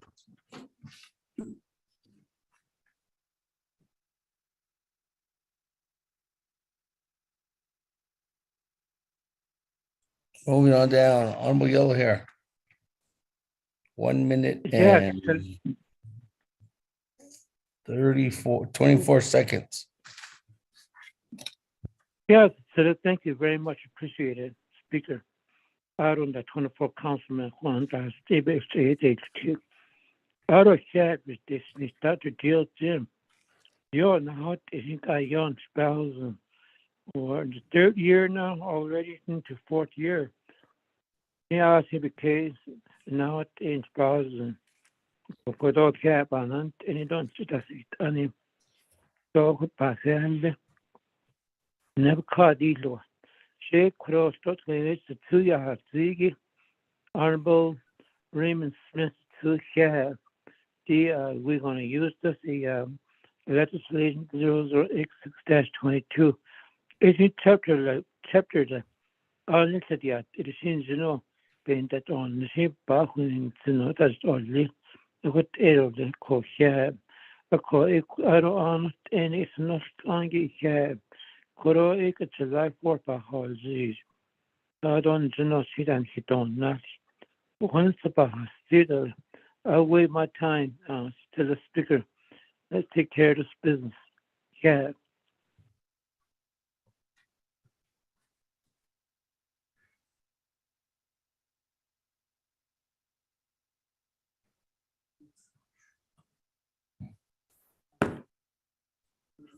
Thank you very much.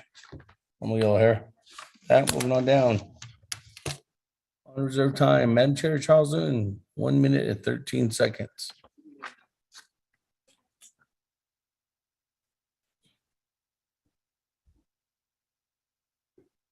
Can you hear me? Speaker, my question wasn't answered. I reserve my time. Madam Chair, can you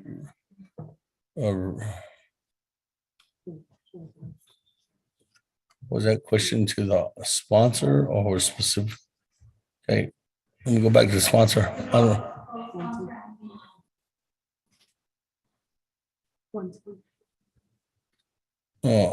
With that, reserve time at 1 minute, 10 seconds. Honorable Otto, we go back to you as a sponsor.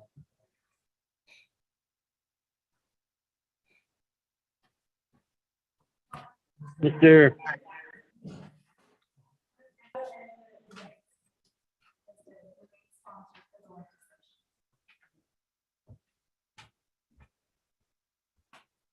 Honorable Vince James. There was a question on Honorable Vince James as a main sponsor of the legislation.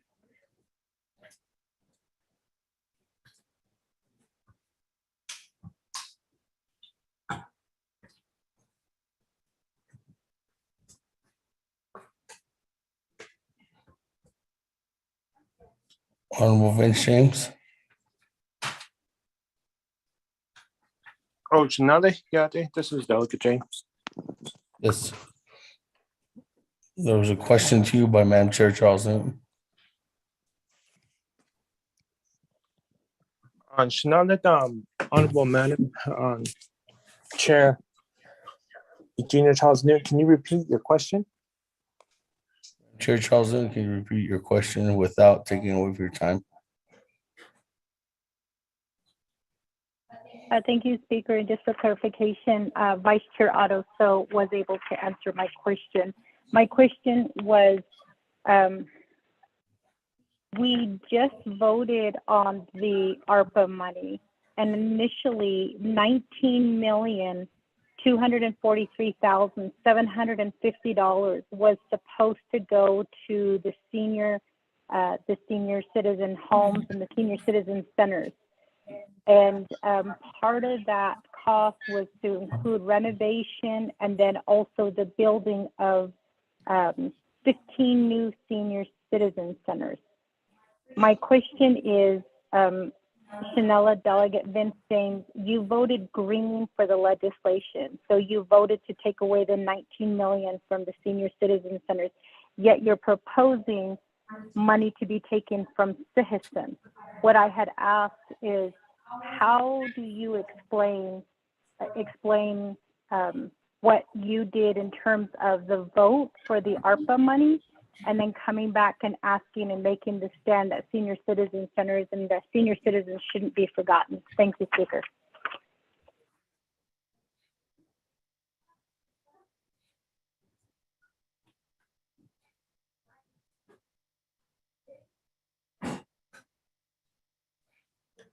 Thank you. With that, going back to Honorable Vince James.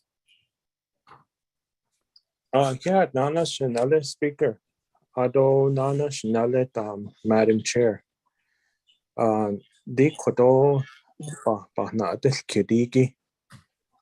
yad shikodo legislation ben ni yahaki hidden now the ya a car alliate. So last saw Ado unda has tweet osani do eight abijane has tweet osani bogand yada ko okot shesezin do kodo legislation ben ni yahaki ikot eko ni kodo legislation abijane has tweet osani bikin ade yako bago ko shint ade benashidil kidigi bohne za do lehint ko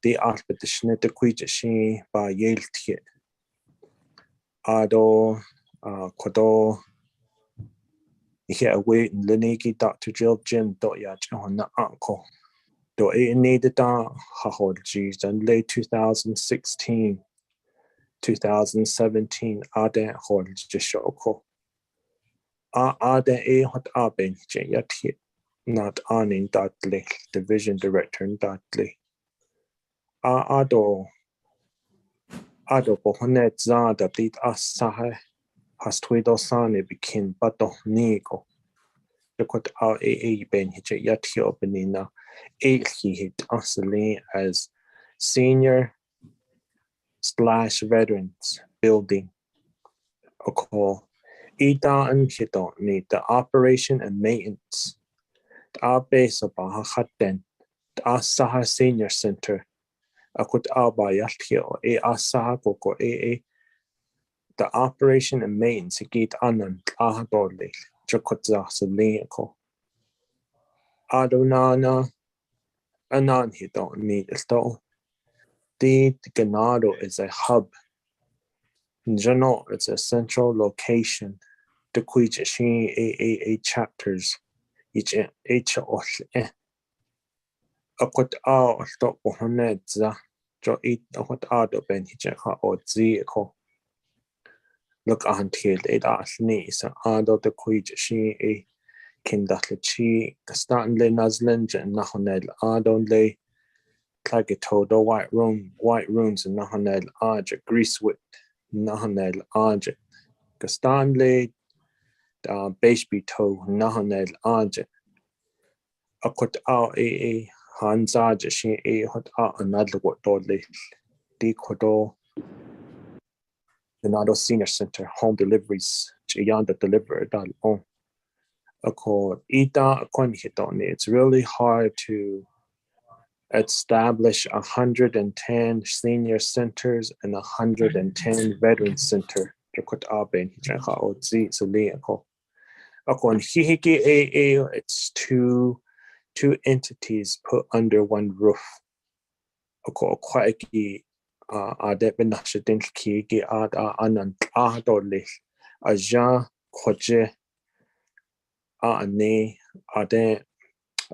Legislation 0086 Adekhatzogi is a veteran is a senior center basa Goshe Adep Benashadil Kidigi Bohanet Zadole they cut out not Ahana Street Dole Shanale Envoy Junior Charles Newton Do Shanale Do Shanahun speaker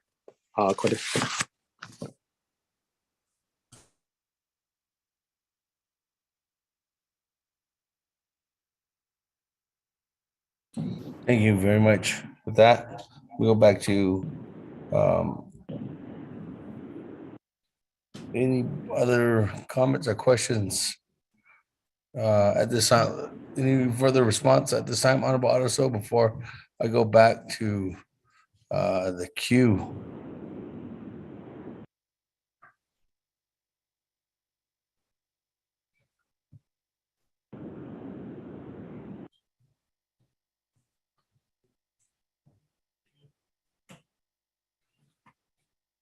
Well, do bayaki igi do baniyaki igi. A lot of these projects here are something that is no, Ben, he's in the house in later. I don't that we have funding issues and we have chance to fund other things at a certain time with a certain bill. And times you just look at the numbers and again, what happens if you're in the minority?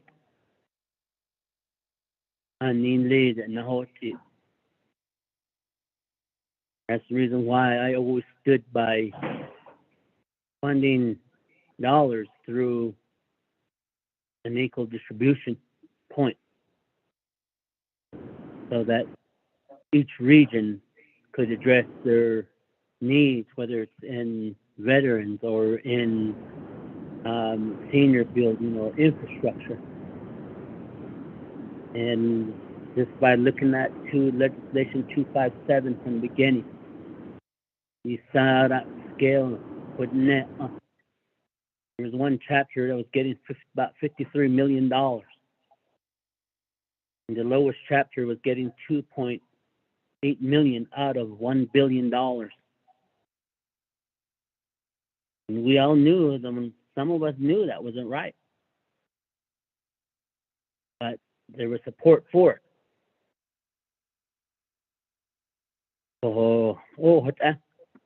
But as legislatures and moving forth, you look at your cards and see if, even if you're a minority there, what happens. In these areas. And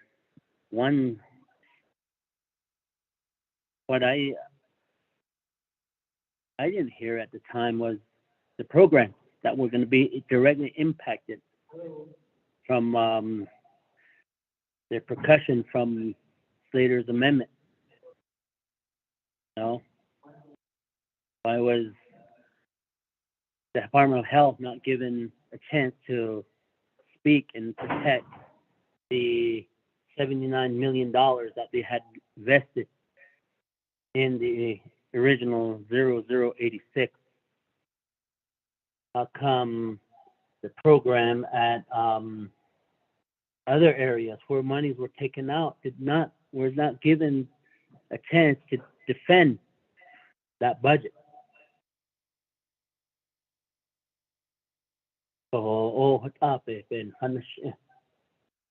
Again, then at the same time, I know just looking at the amendment that happened there is to find a compromise, find middle ground. And I think that's what part of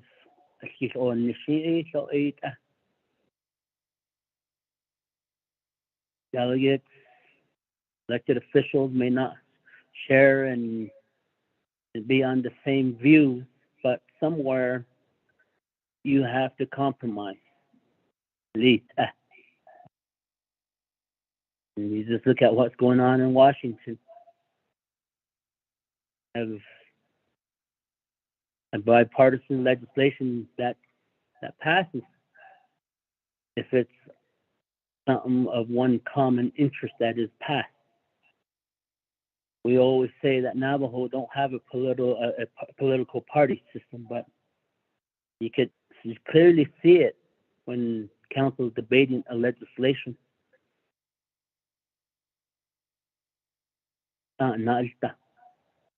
You just see the votes on 86, 1312, 13 or 1311, or it's very close, 1012. That shows you that there's some sort of a political system.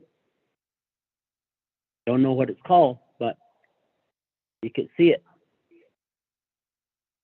And but at this time, for me, this is an opportunity that I brought forth. Been working on this amendment for about 2 weeks. Not something that I just pull out of the rabbit hat and gave it to Dana's office yesterday, about 2 weeks ago, and so I really appreciate my chapter for getting this executive summary together at a fast track, because once this came to Nabi, that's when I was at Nabi committee, that's when I saw it as an opportunity. Aha.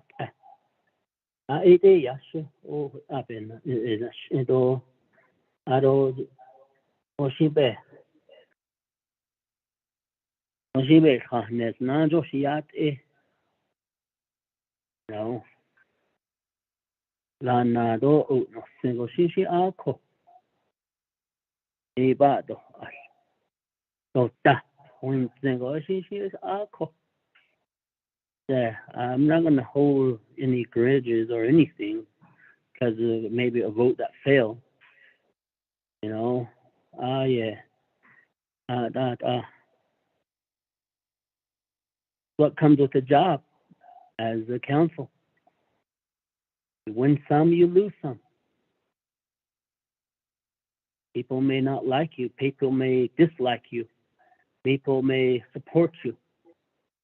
Not an easy job.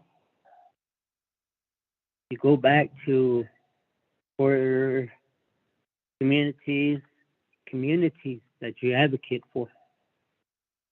And I actually in that way you hasi ado do she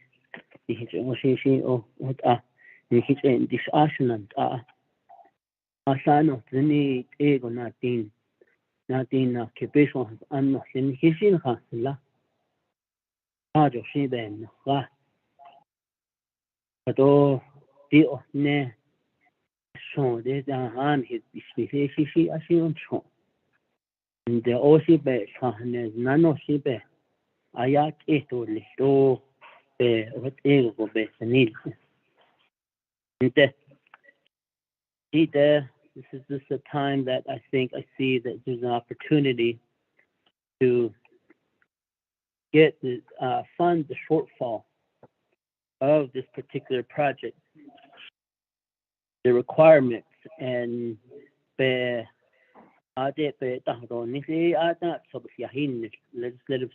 services, legislative council. Bihi lohoki khatil ya to behas ani bihi lohoki khodo behitishna ako hota pan saskis to anet to ashin hin hasalashnan hun sohodoli. Yeah. Thank you very much with that. Colleagues, I'm gonna go back to the floor. If you're just joining us, we are on new business. Item number A, legislation 00863-22, which is sponsored by Honorable Vince James. But we do have an amendment. And I don't have anybody in the queue at this time, colleagues. Is there any further comments before I go back to reserve time? Speaker. Vice Chair Walker, good afternoon. Yes, Speaker, good afternoon. 24th Navajo Nation Council. Everyone that's with us today on this special session, our staff and the offices, the divisions, agencies, programs, departments, as well as our Navajo people throughout this great land of ours that's with us today, listening and following and that they're with us as the nation makes decisions, nation's leaders and nation's people. We're the people making these decisions on matters that are very important, critical to our people. Kehe Dyson Agi. Although Vince James, Honorable James, thank you for putting forth legislation to the council here. It's appreciated that your unrelenting advocacy to see that, to hear that is encouraging.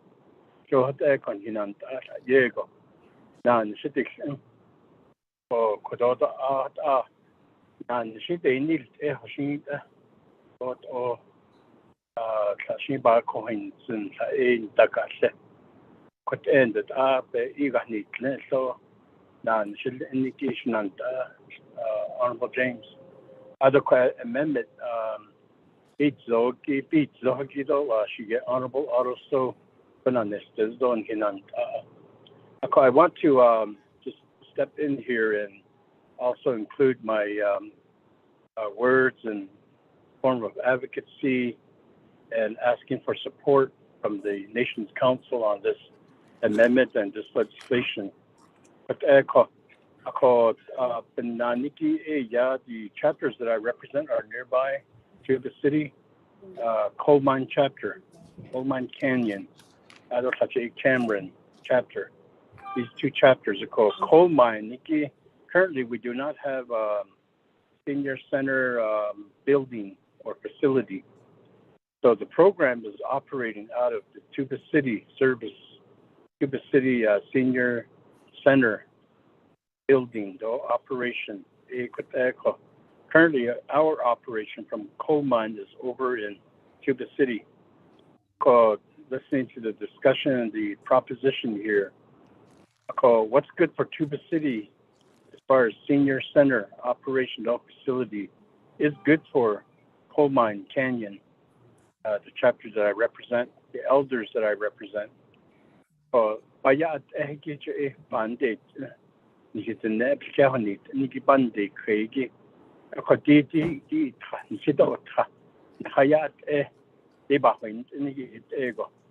want to mention that, and also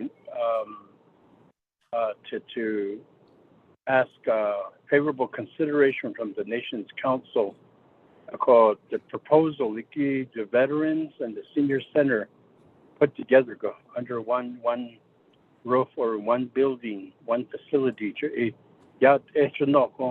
Sponsor two programs in one building. It's not known how long the multiple services will be in one facility. That's an unknown. Currently, Coal Mine Canyon chapter, it's been closed, it's been condemned due to the design and then the land.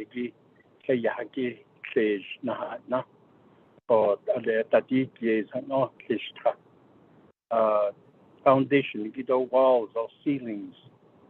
Engineers have deemed that as a total loss. The replacement process, as we all know, can take a while. So we don't know how long we'll be with Tuba City in this area of services, vital and important services to our people. Even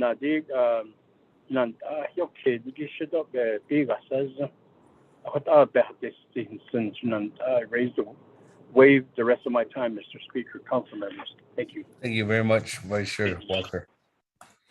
Colleagues, any other comments or questions at this time before I go back to reserve time? Point of privilege, Delegate Crotty. Point of privilege, Madam Chair Crotty. Yes, thank you, Speaker. We've asked a lot of questions from Deltec. It appears that CPMD will also provide answers to the council. May we get CPMD on the call so when we're back to the main motion, questions could be asked regarding what is the facility request for our senior center. Thank you, Speaker. Yes, we're texting them right now and see whether you can be on the call when we go back to the main motion. That, colleagues, moving on back. There's no other comments or questions. I'm gonna go back to reserve time. I do have Honorable Eugene So, 3 minutes and 47 seconds.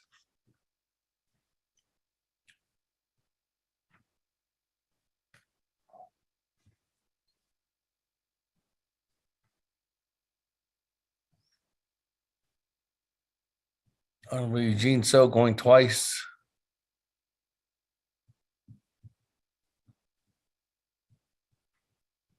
Honorable Eugene So going 3 times. Honorable Eugene So, your comment, your time is the second time. There's no response. That moving on down. Madam Chair Charles Newton, 1 minute and 10 seconds. The floor is back to you for that, Madam Chair, on reserve time. Thank you, Speaker. And thank you for answering the question, Vice Chair Otto So and Otto Shanella, the Honorable Vince James. So I do support the funding going to our senior citizen centers, and I understand the concern coming from Delegate Crotty regarding the New Mexico senior citizen centers. It's really unfortunate that, that we had all of this money and we didn't remember our senior citizens in this, in the legislation. It's really hard, to say that I'm going to vote in favor because there's not anything in here for the New Mexico dual tax. And so in a way, it's like we're only remembering certain elders when we should be remembering all of our elders and all of our senior centers.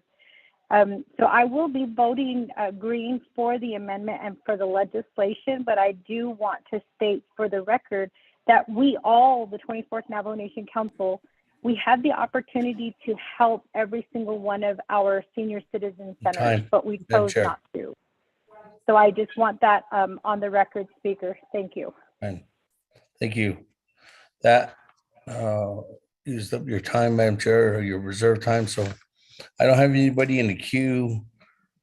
No one else with the reserve time. Colleagues, are we ready to vote on amendment number 1?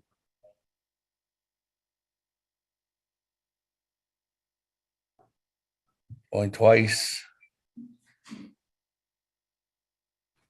Going 3 times on amendment number 1. Go to board. Honorable Elmer Begay.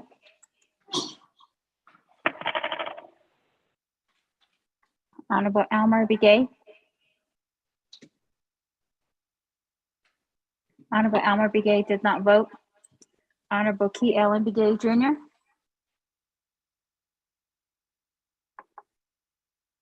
Honorable Key Allen Begay Jr. Honorable Key Allen Begay Jr. did not vote. Honorable Paul Begay. Delegate Paul Begay votes green. Honorable Paul Begay votes green. Honorable Nathaniel Brown.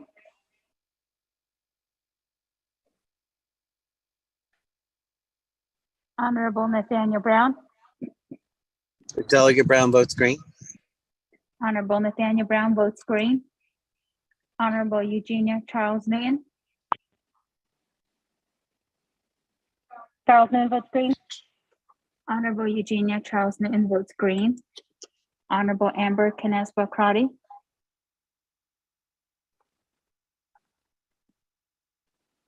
Honorable Amber Canespa Crotty. Honorable Amber Canespa Crotty did not vote.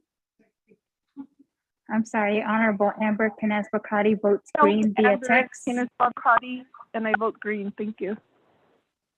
Honorable Amber Canespa Crotty votes green. Honorable Herman M. Daniels Jr. Green.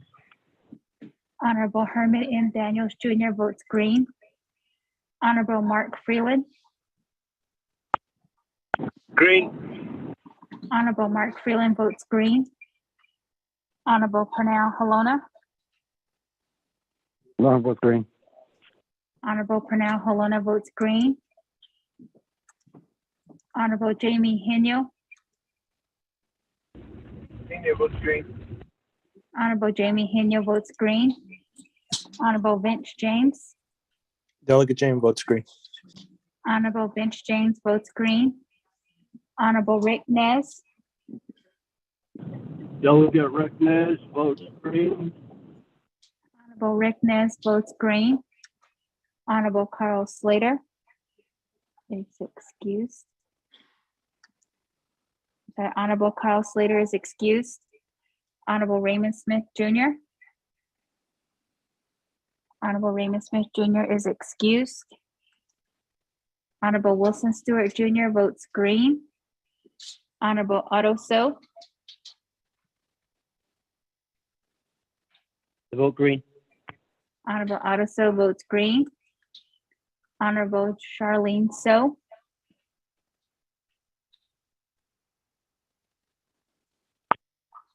Honorable Charlene So,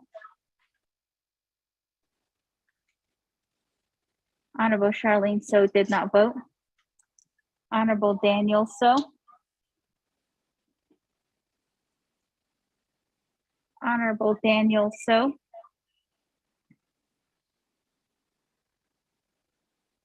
Honorable Daniel So did not vote.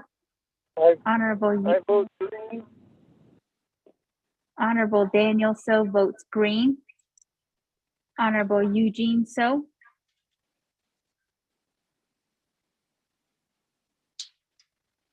Honorable Eugene So, Honorable Eugene So did not vote. Honorable Thomas Walker Jr., Thomas Walker votes green. Thank you. Honorable Thomas Walker Jr. votes green.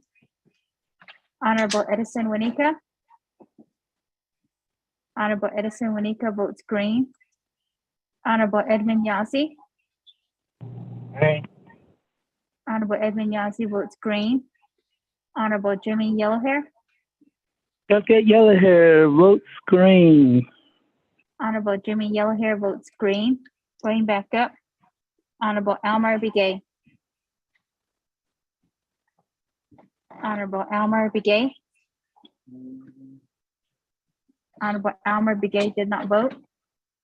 Honorable Key Allen Begay Jr.,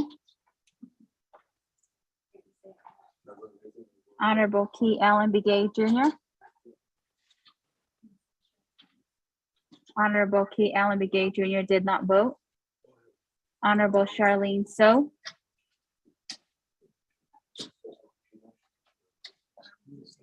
Honorable Charlene So votes green via text. Honorable Eugene So, Honorable Eugene So, Honorable Eugene So did not vote. Speaker, with a vote of 18 in favor, 0 opposed, and Speaker not voting.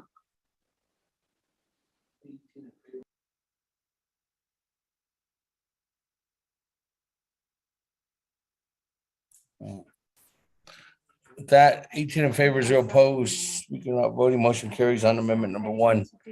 That, colleagues, let me go ahead and go back to the floor. Actually, back to the main motion on legislation 0063-22. I have Honorable Charlene So next in the queue. Honorable Charlene So, floor is yours. Chair, I would like to motion for a recess for an hour. I know that a couple of my colleagues, as well as myself, is waiting for an amendment. So if you can honor that request, thank you, Speaker.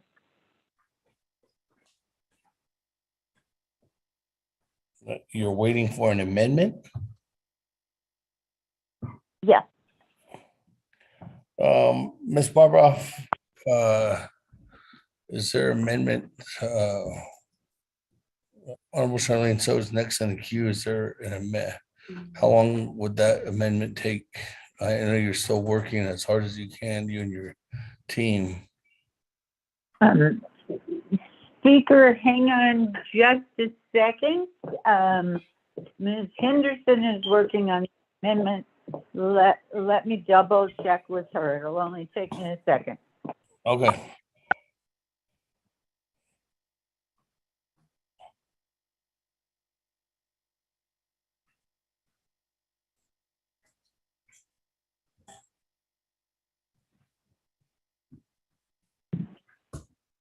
Thank you, Speaker.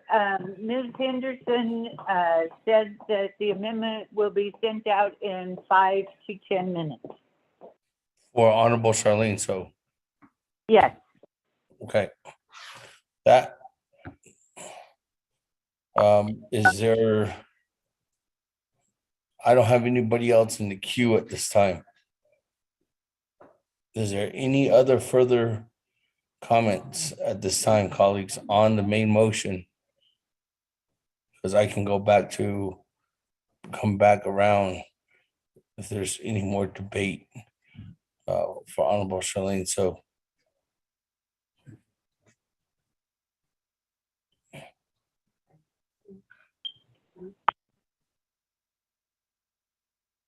If there's none, colleagues, I'm not gonna go to recess for an hour. We're going to recess for 15 minutes, colleagues. Time now. Oh, Ms. Barbara? Thank you, Speaker. Just an update that we did send out a proposed amendment for Delegate Kial and Begay. It was finished. Of course, up to him whether he wants to raise it or not. Thank you, Speaker. Okay. I did ask. So I'm going to recess for 15 minutes. I'm coming back to you when we come back, Honorable Charlene. So that colleague's time now is 2:20:18. So come back at 2:35.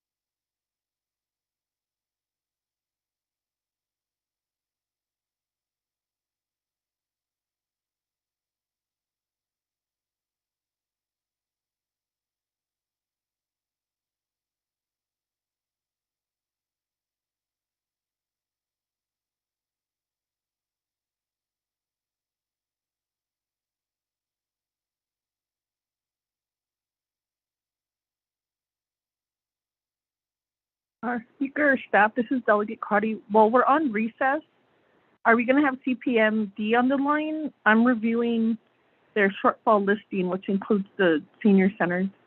I just need verification. These are the most updated numbers. Thank you.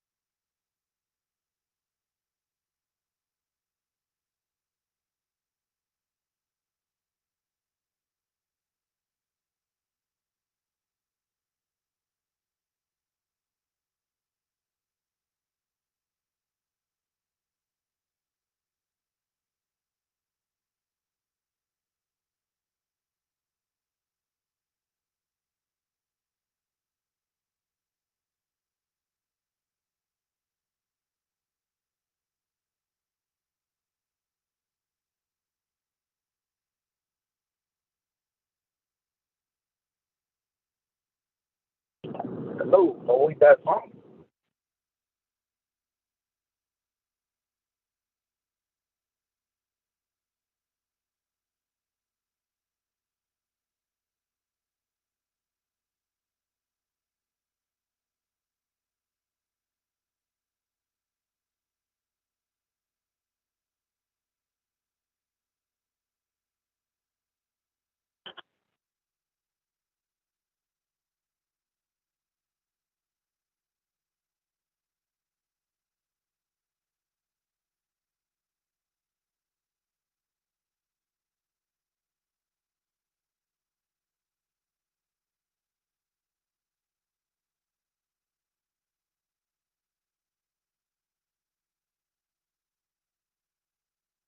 Anybody on the line?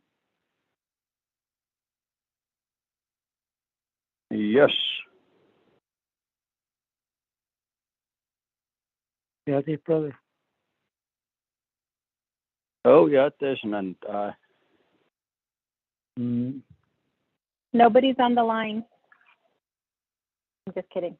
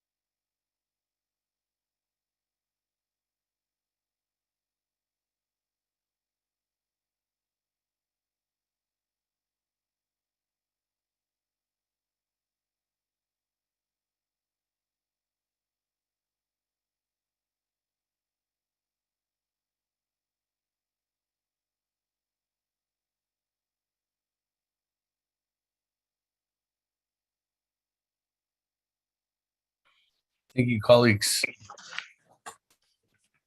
That, colleagues, let's go ahead and get back into session here. For the record, this is the 24th Navajo Nation Council special session. Today's date is Thursday, June 30th, 2022. The time right now is 2:45 p.m. We're here in the Navajo Nation Council chambers in Window Rock, Arizona, the Navajo Nation. Let's go ahead and get a roll call as we're coming back into recess or out of recess, back into session from recess. Ms. Alta? Honorable Elmer Begay. Honorable Elmer Begay. Honorable Elmer Begay did not answer roll call. Honorable Key Allen Begay Jr.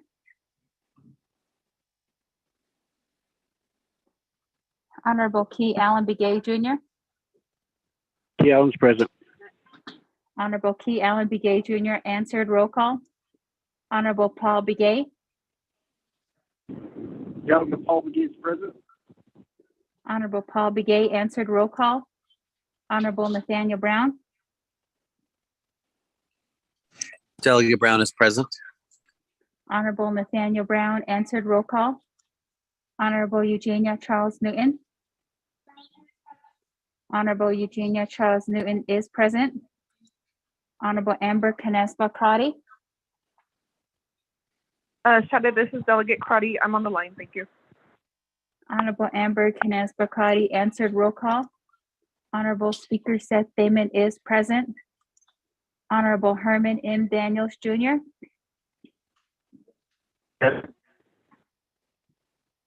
Honorable Herman M. Daniels Jr. answered roll call. Honorable Mark Freeland.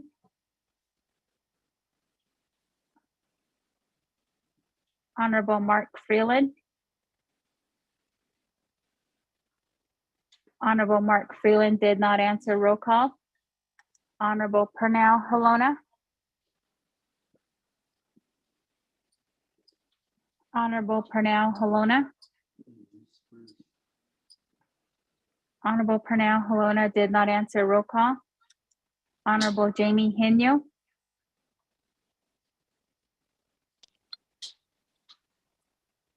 Honorable Jamie Henyo. Henyo votes three. Honorable Jamie Henyo answered roll call. Honorable Vince James. Delegate James, present. Honorable Vince James answered roll call. Honorable Rick Nez. Delegate Rick Nez is present. Honorable Rick Nez answered roll call. Honorable Carl Slater is excused. Honorable Raymond Smith Jr. is excused. Honorable Wilson Stewart Jr. Honorable Wilson Stewart Jr. is present. Honorable Otto So. Honorable Otto So. I am present. Thank you. Honorable Otto So answered roll call. Honorable Charlene So.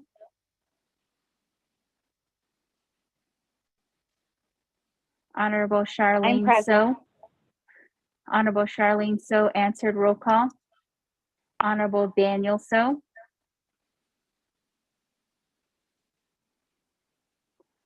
Honorable Daniel So. Honorable Daniel So did not answer roll call. Honorable Eugene So.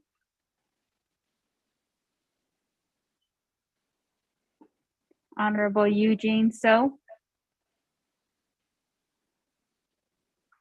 Honorable Eugene So did not answer roll call. Honorable Thomas Walker Jr. I'm present. Honorable Thomas Walker Jr. answered roll call. Honorable Edison Wanika.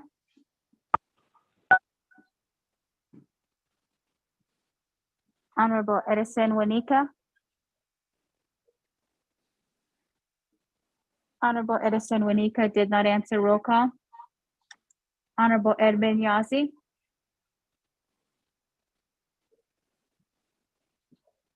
Honorable Edmund Yazzie. Honorable Edmund Yazzie did not answer roll call. Honorable Jimmy Yellowhair. Delegate Yellowhair is here. Yes. Honorable Jimmy Yellowhair answered roll call. Going back up. Honorable Almer Begay. Honorable Almer Begay. Honorable Almer Begay did not answer roll call. Honorable Mark Freeland. I'm present. Honorable Mark Freeland answered roll call. Honorable Pernell Halona. Honorable Pernell Halona. Hello, Mr. President. Thank you. Honorable Pernell Halona answered roll call. Honorable Daniel So. Honorable Daniel So.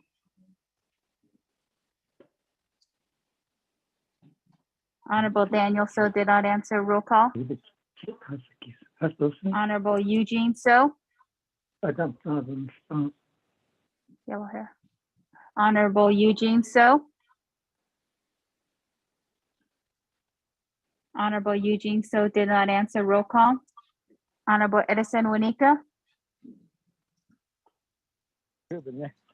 Here, but next. Here. Honorable Edison Wanika answered. Roll call. Honorable Edmund Yazzie. Honorable Edmund Yazzie. Honorable Edmund Yazzie did not answer. Roll call. Speaker, you have 18 members present, including yourself.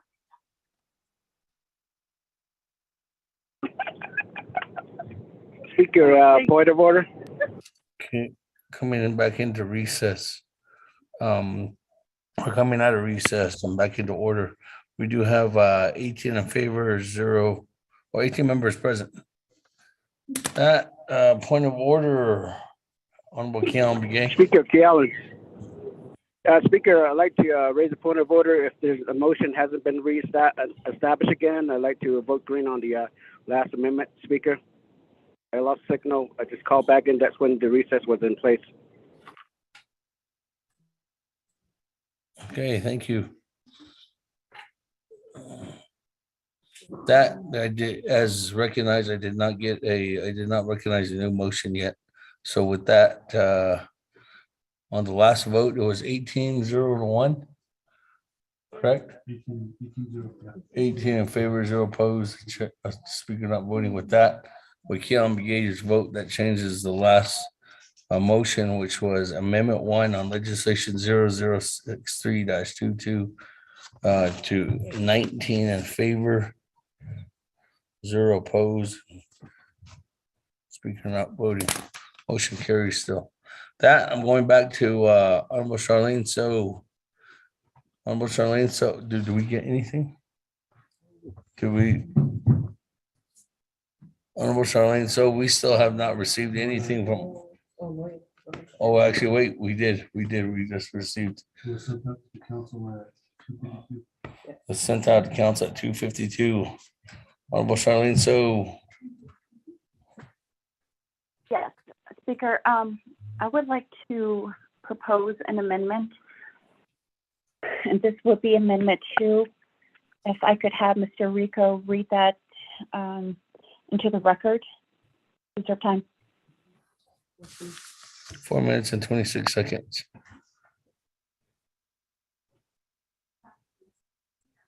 Okay, with that, Mr. Rico. Amendment. Colleagues, again, that was sent out to everyone. Thank you, Speaker. Members of 24th Nomination Council. Amendment number 2 on page 1, line 14, on page 3, lines 3, 19, 23, and 27, page 4, lines 3, 8, 10, 17, 19, and 22.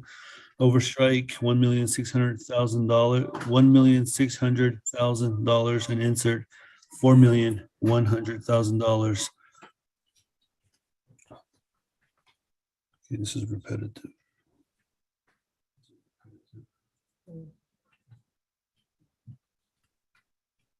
2, page 1, at line 15, change shortfall to make it plural, add an S. 3, page 1, line 16, after the word project and before the semicolon, add the following new sentence underscore, and the wastewater community project in Blanding, Utah. End of new language. 4, page 1, line 16, delete or strike out reapproving and insert approving.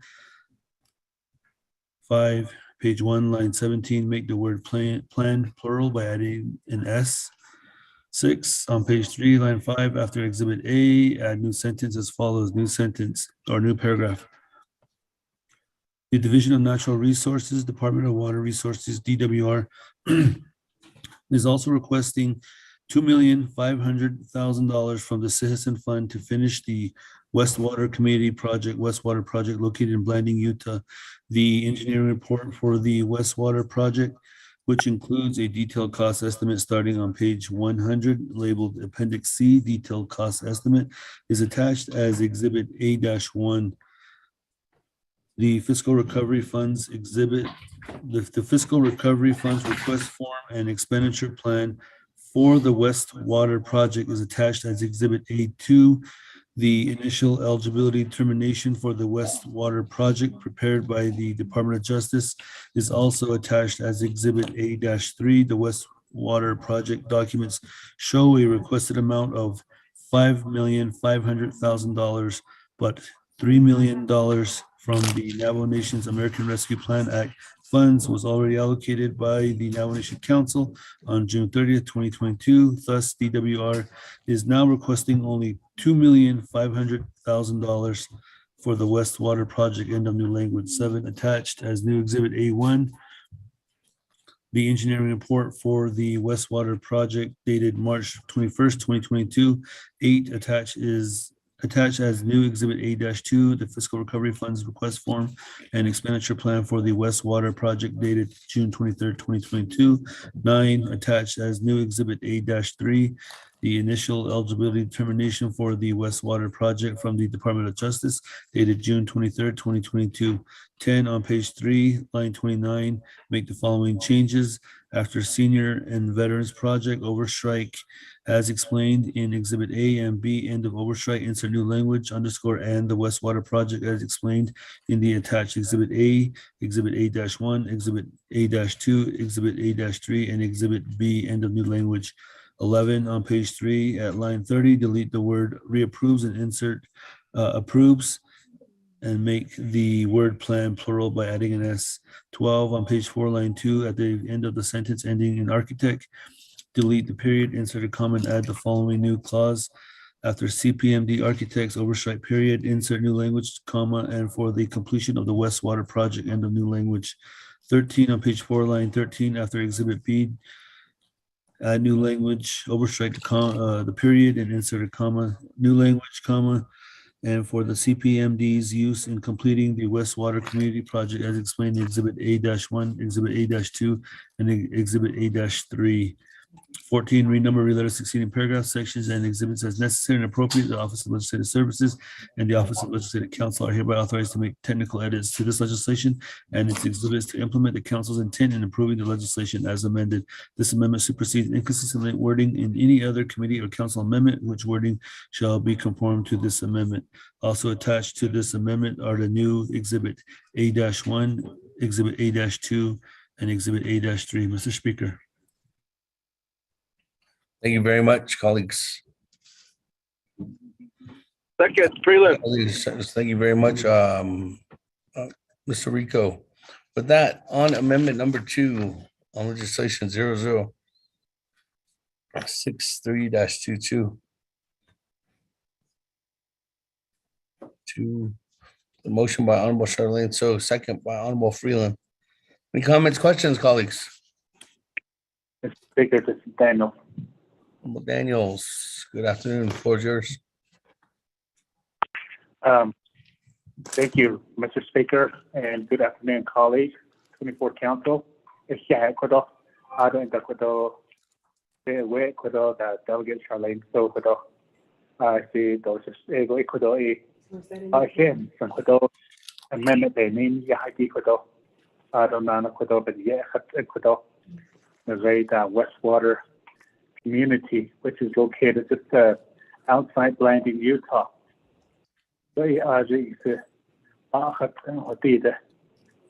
Kodo is the end Lindy Aja. Lindy Aja, okay, that's Kodo. I don't know Kodo. I see a job for electricity, especially I don't know that it's like 16 families on 120 acres. So with a hole the show. We want to invite 24th Navajo Nation Council say where delegates are late, so I don't know Utah delegates need Lindsay. We want to invite 24th Council to a site visit. The very Westwater community there. And keep the North, and keep in out there the Northeast. But the Northeast. Without a job, I had to make it and call. I don't know how to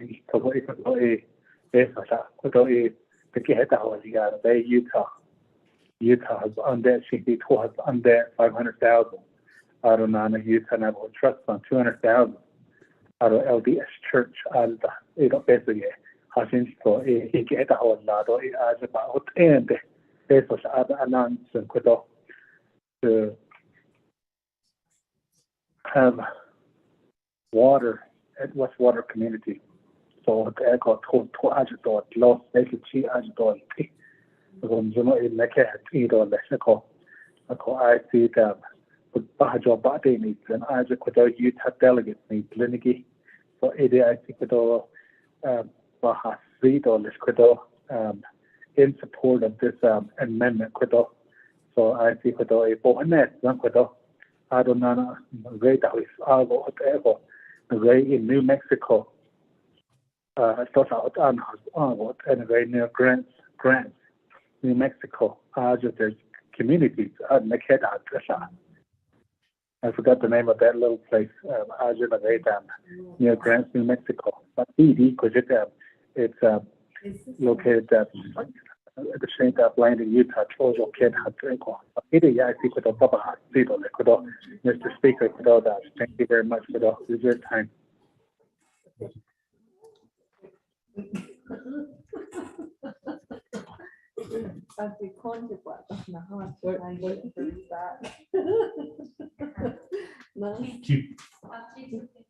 Okay.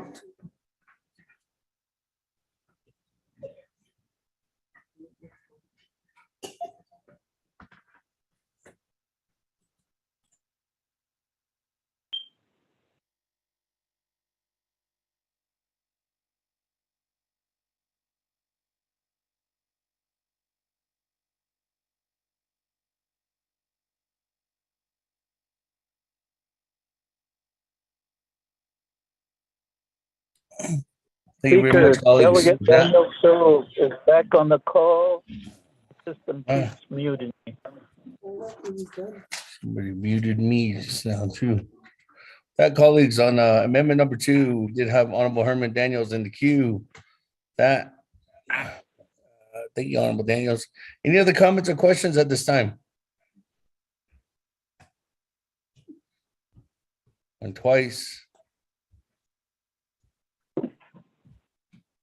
Or 3 times. Let's go to board on amendment number 2. Honorable Elmer Begay. Honorable Elmer Begay. Honorable Elmer Begay did not vote. Honorable Key Allen Begay Jr. Yeah, looks great. Thank you. Honorable Key Allen Begay Jr. votes green. Honorable Paul Begay.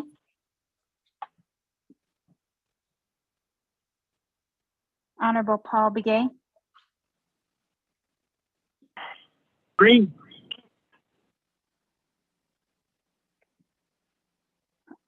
Honorable Paul Begay votes green.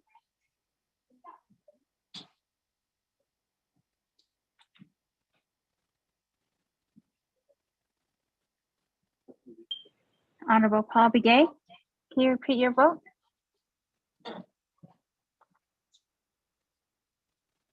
Honorable Paul Begay. Delegate Paul Begay votes green. Honorable Paul Begay votes green. Honorable Nathaniel Brown.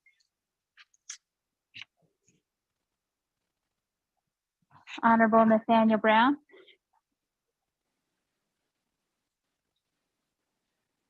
Honorable Nathaniel Brown did not vote. Honorable Eugenia Charles Newton.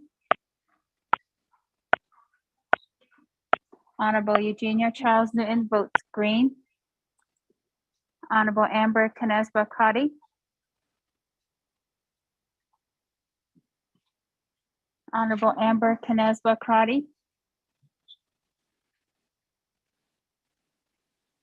Point of privilege, Delegate Crotty.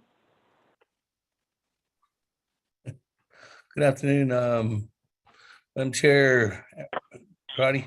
Point of privilege. Yes, thank you, Speaker. I've always supported water projects. So the issue I just need from Legislative Council in reviewing this document, are we allowed to fund projects that are not on trust land? is that an issue that was resolved? I just need that clarification. Thank you, Speaker. Ms. Barbara?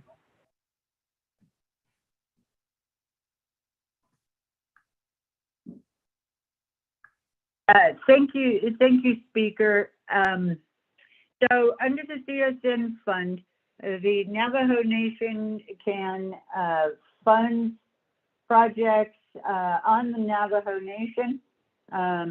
With some time back, with the Department of Justice, it was determined that on the Navajo Nation included any lands owned by the Navajo Nation, even if they were fee lands, as long as they were owned by the Navajo Nation, that would be acceptable. I actually am not completely clear on this amendment where the land is located.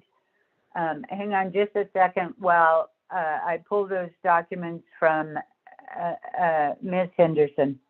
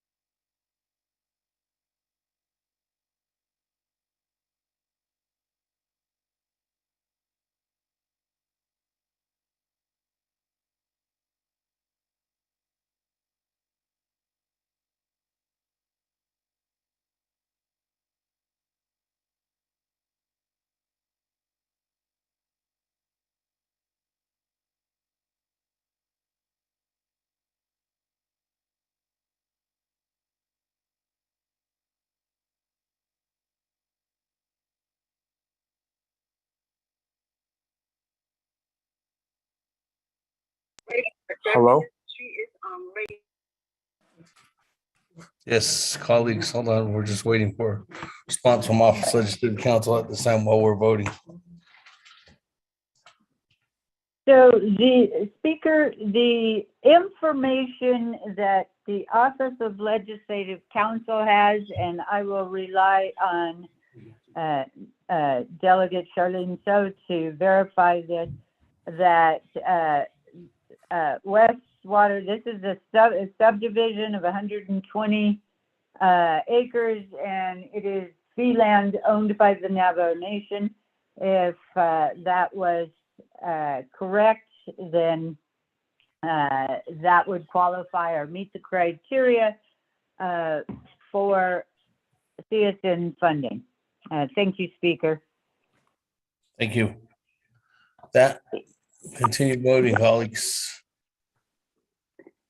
Honorable Amber Canespa Crotty.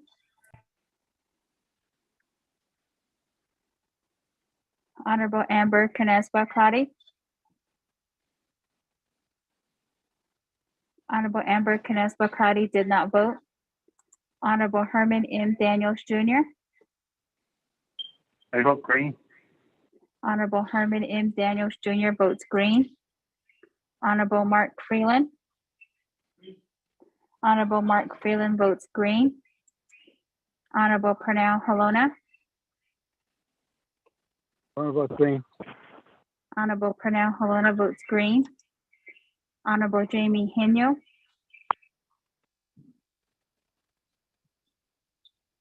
Honorable Jamie Henyo.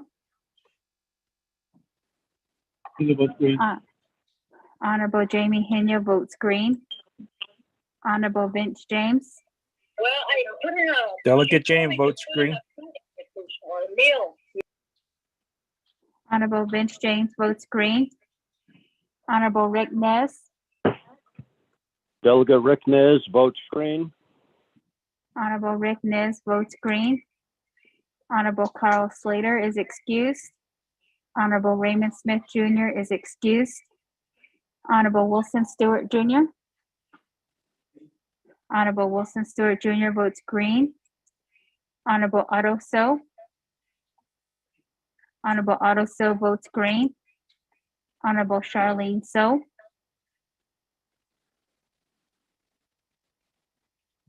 Honorable I vote Charlene green. So. Honorable Charlene I So vote votes green. green. Honorable Charlene So votes green. Honorable Daniel So. I vote green. Honorable Daniel So votes green. Honorable Eugene So.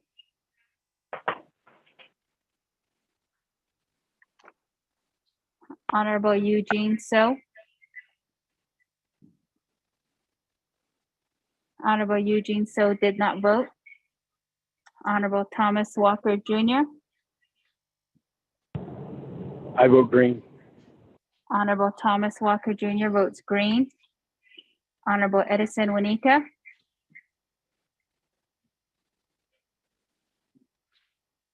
Honorable Edison Wanika. Honorable Edison Wanika did not vote. Honorable Edmund Yazzie.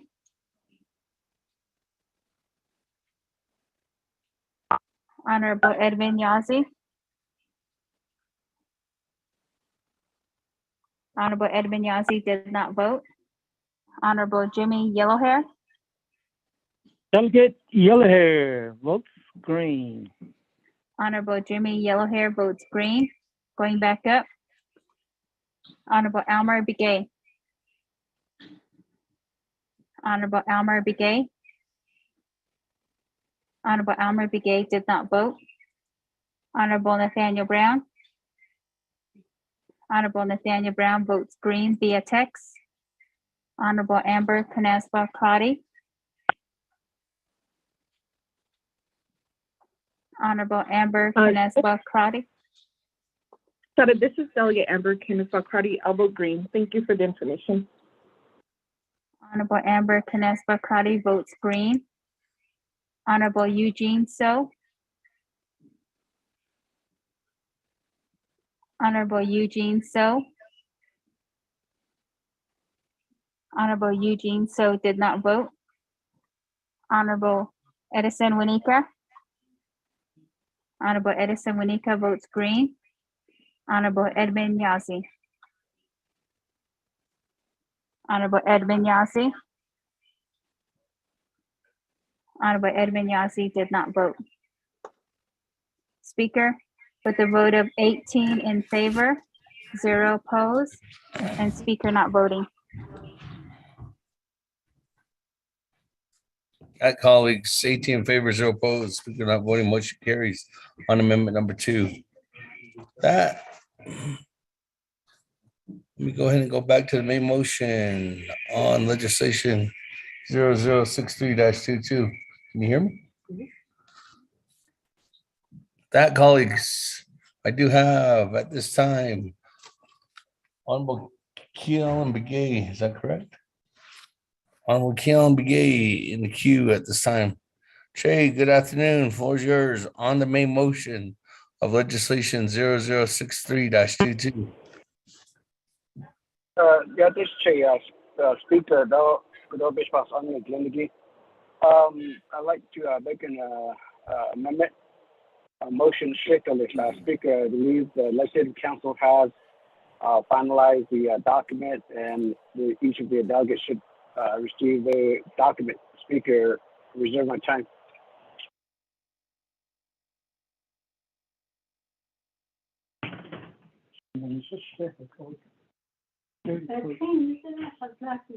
But just the 10.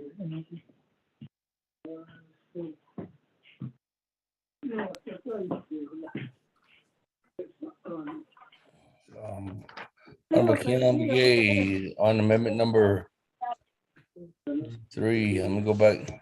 Was this a reserve time? 4 minutes and 44 seconds. Amendment number 3 was by Honorable Keelan. Mr. Rico, can you read that into the record at this time?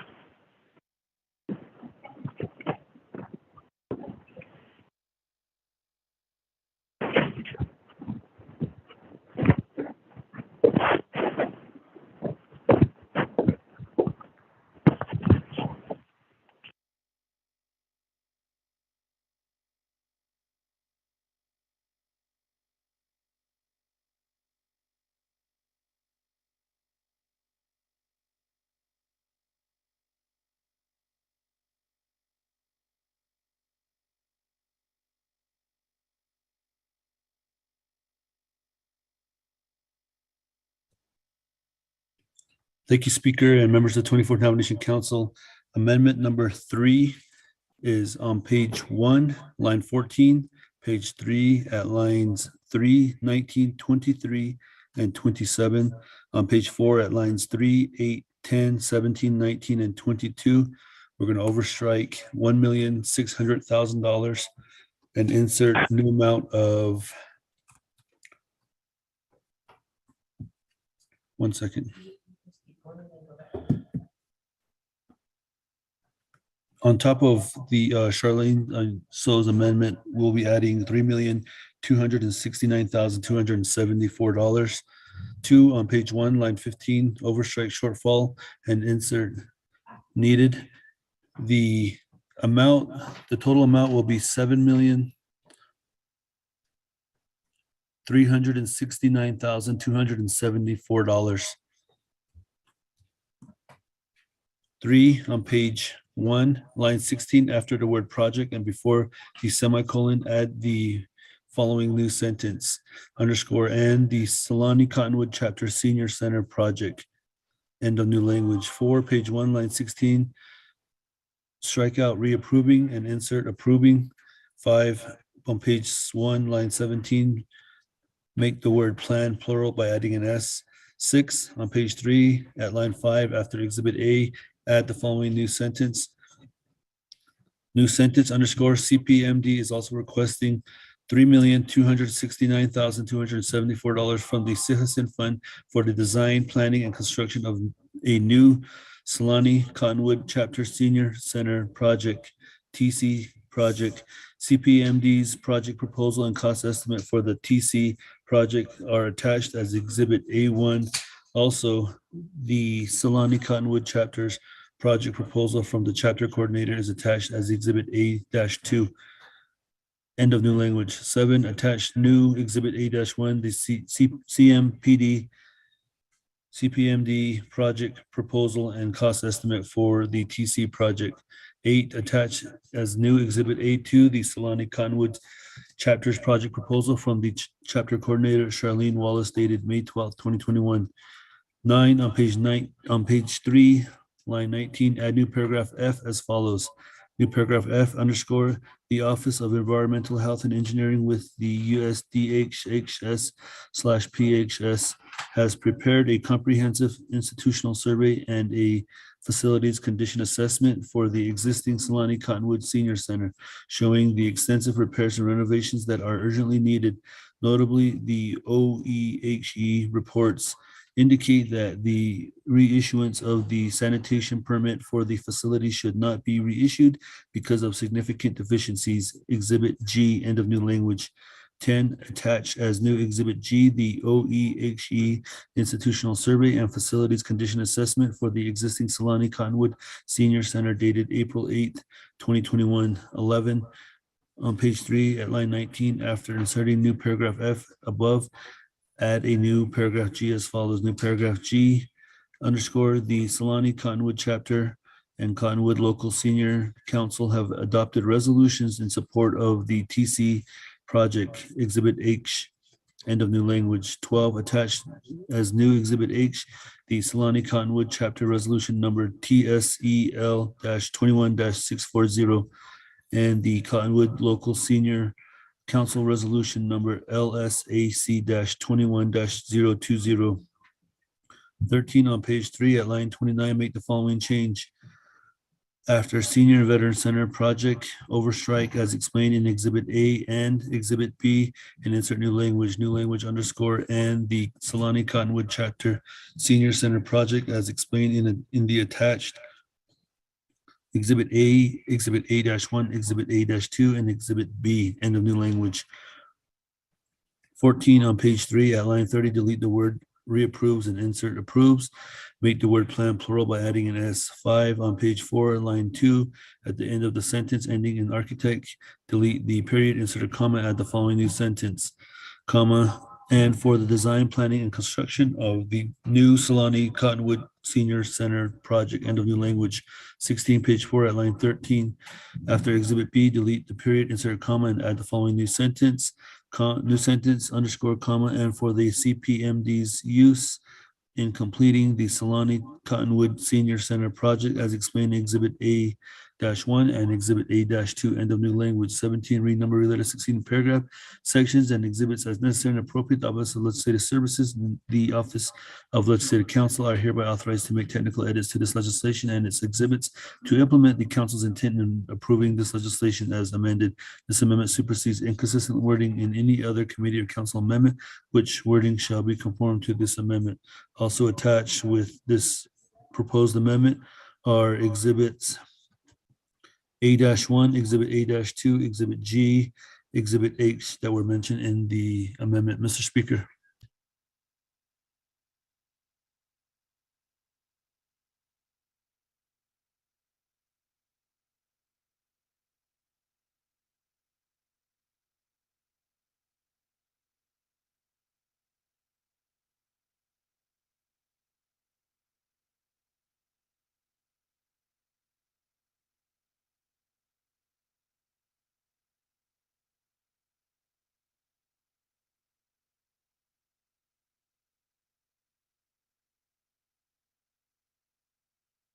Thank you. With that, Chair, Honorable Keon Begay, is that your amendment? Speaker, I could all be near the not the Tadanic Cottonwood. Son those twin that Digi could all yard Pando Tato Added, they have to donate the Ecuador, based on the schedule and Another Ashon. Now, can't ever hit any other list or Ashon, he didn't need all the production and Another Speaker, that's my motion and amendment. Thank you. Second. That colleagues, is there a second? Second by Chairman Daniel. So that colleagues, any comments, questions on amendment number 3? It's amendment 3, right?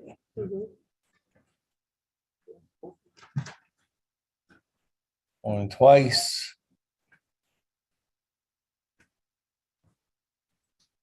Going 3 times. Let's go to board. Honorable Elmer Begay. Honorable Elmer Begay. Honorable Elmer Begay did not vote. Honorable Key Allen Begay Jr. Yeah, I'll be doing your vote screen. Thank you. Honorable Key Allen Begay Jr. votes green. Honorable Paul Begay. Delegate Paul Begay votes green. Honorable Paul Begay votes green. Honorable Nathaniel Brown. Honorable Nathaniel Brown. Honorable Nathaniel Brown did not vote. Honorable Eugenia Charles Newton. Honorable Eugenia Charles Newton votes green. Honorable Amber Canespa Crotty. Honorable Shada, Amber, this is Candace Balcati. I vote green. Thank you. Honorable Amber Canes Bakati votes green. Honorable Herman M. Daniels Jr. Green. Honorable Herman M. Daniels Jr. votes green. Honorable Mark Freeland. I vote green. Honorable Mark Freeland votes green. Honorable Pernell Halona. Run votes green. Honorable Pernell Halona votes green. Honorable Jamie Henio.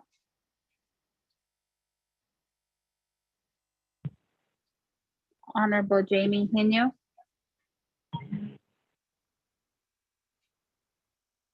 Honorable Jamie Henio did not vote. Henio votes green. Honorable Jamie Henio votes green. Honorable Vince James.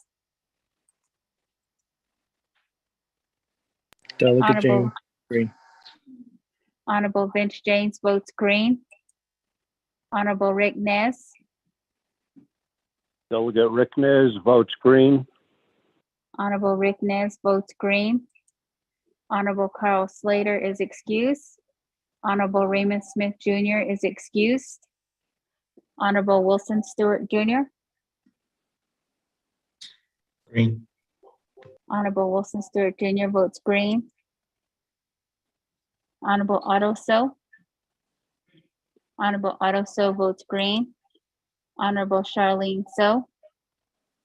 I vote green. Honorable Charlene So votes green. Honorable Daniel So. I vote green. Honorable Daniel So votes green. Honorable Eugene So.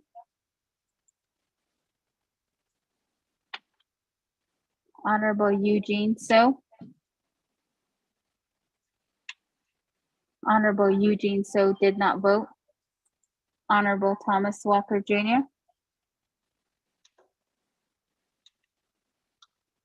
Honorable Thomas Walker Jr. I vote green. Honorable Thomas Walker Jr. votes green. Honorable Edison Winika.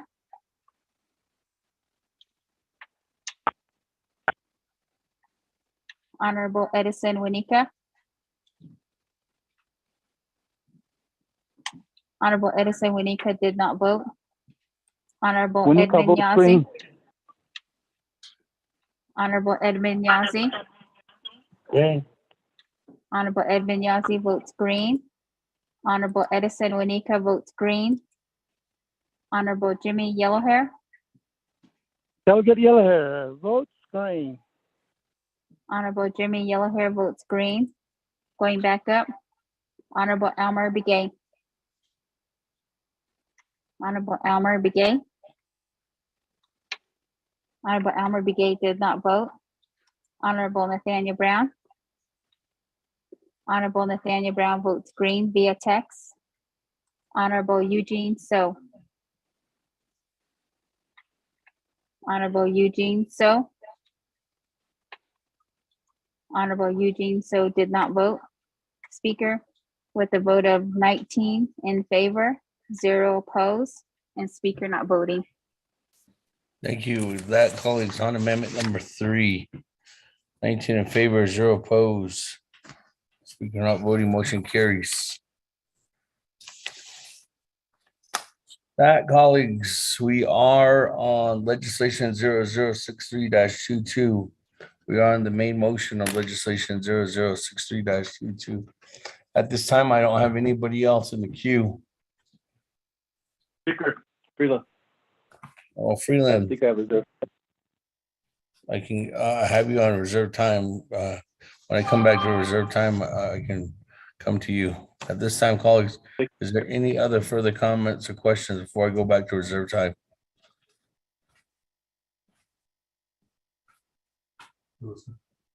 If not, Honorable Freeland, let me go back to you.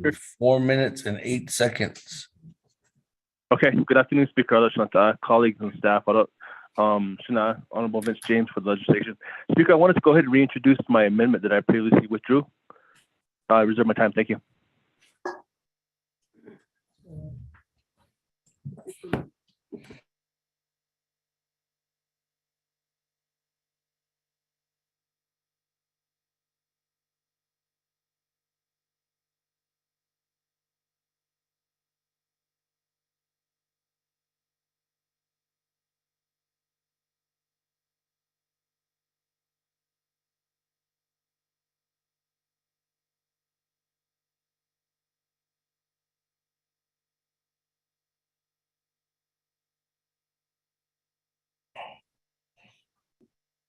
Freeland, the amount of fund, the amount is different, so staff is recalculating the amount.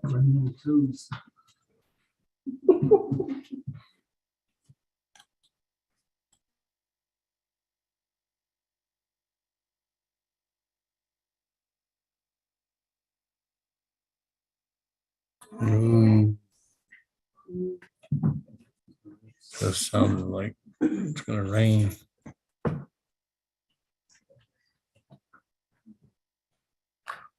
Colleagues, while we're waiting, if you're just joining us, we are on our Navajo Nation Council approved agenda special session. Today's our day 2 of our special session, Thursday, Wednesday, June 30th. We did act on legislation 0086-22, and that legislation was passed with the vote of 20 in favor, 2 opposed, and speaker not voting on the main motion. And we did a complete old business. We are now on new business, item number 6A, legislation 0063-22. It sponsors by Honorable Vince James, and we do have a possible amendment at this time that we're going to, as Honorable Freeland has raised that amendment. On his reserve time, I think it was 4:04. 4 minutes and 4 seconds on reserve time. Honorable Freeland.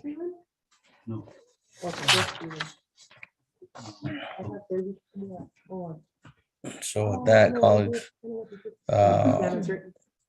on amendment number 3, we just completed, and now we are going to amendment number 4, which is raised by Honorable Freeland. Mr. Rico, if you could go ahead and read that amendment.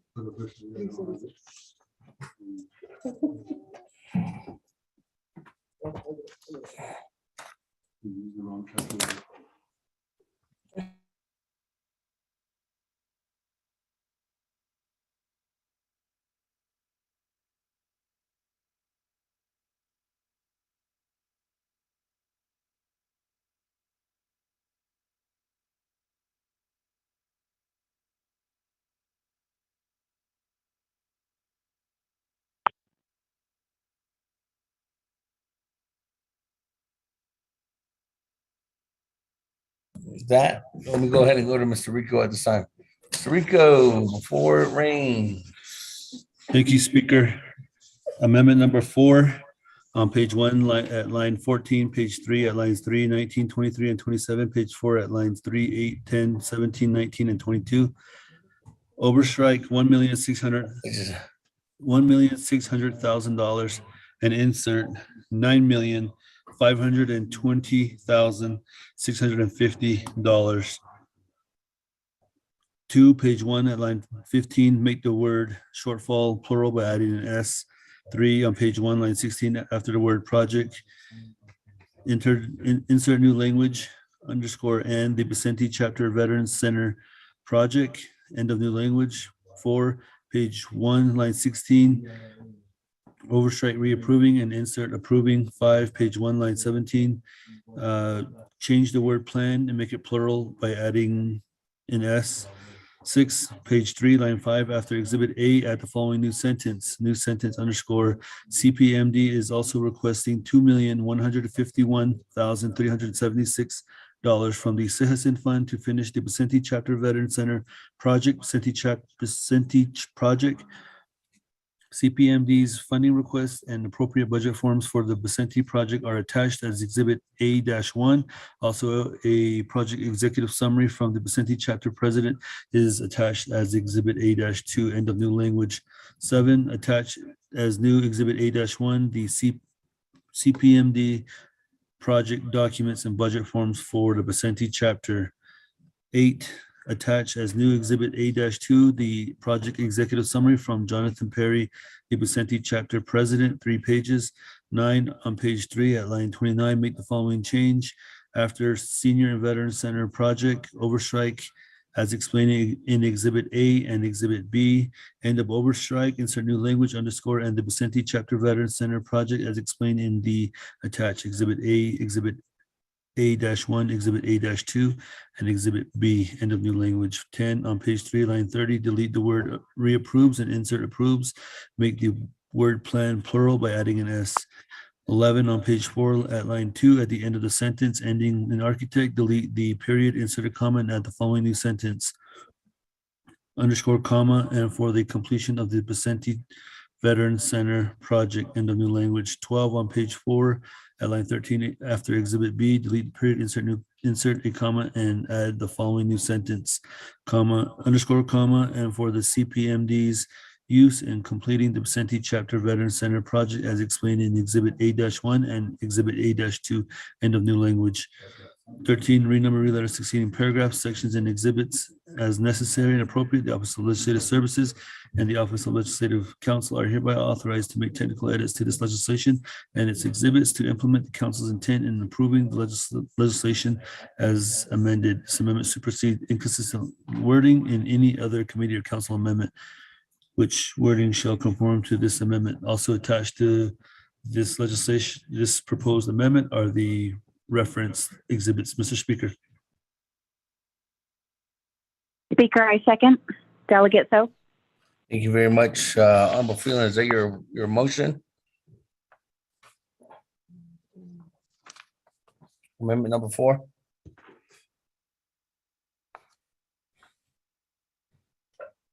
Honorable Freeland. Going twice. I'm here, Speaker. I'm here. Is that your motion? I'm sorry? Is that your motion? Yes, sir. That is. Thank you. Okay, with that, second is my Honorable Charlene. So that, colleagues, any comments, questions?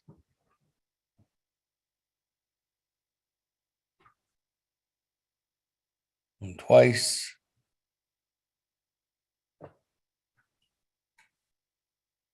And 3 times. Go to board. On amendment number 4. Honorable Elmer Begay.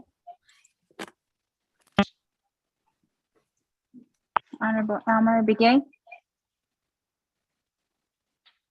Honorable Elmer Begay did not vote. Honorable Key Allen Begay Jr. Delegate Key Allen Begay Jr. votes green. Thank you. Honorable Key Allen Begay Jr. votes green. Honorable Paul Begay.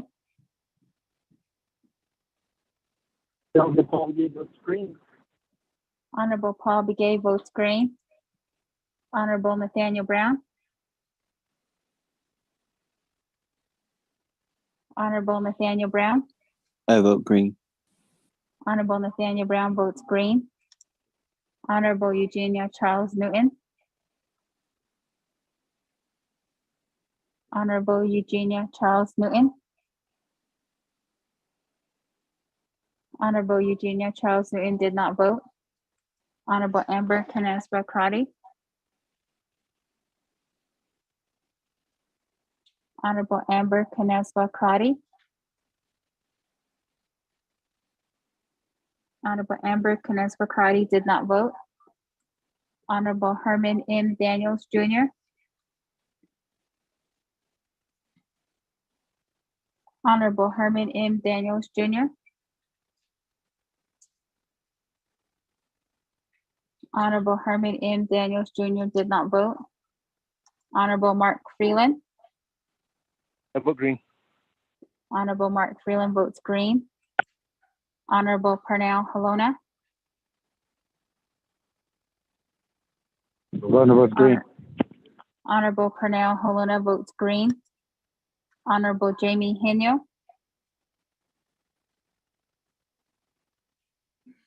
Honorable Jamie Henyo. Honorable Jamie Henyo did not vote. Honorable Vince James. Delegate James votes green. Honorable Vince James votes green. Honorable Rick Nez. Delegate Rick Nez votes green. Honorable Rick Nez votes green. Honorable Carl Slater is excused. Honorable Raymond Smith Jr. is excused. Honorable Wilson Stewart Jr. Honorable Wilson Stewart Jr. votes green. Honorable Otto So. Honorable Otto So votes green. Honorable Charlene So.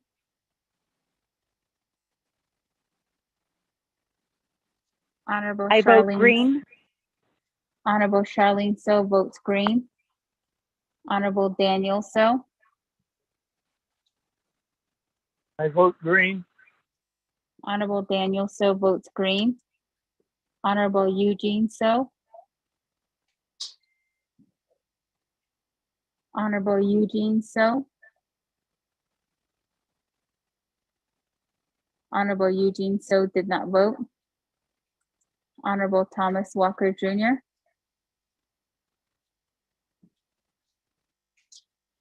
Honorable Thomas Walker Jr.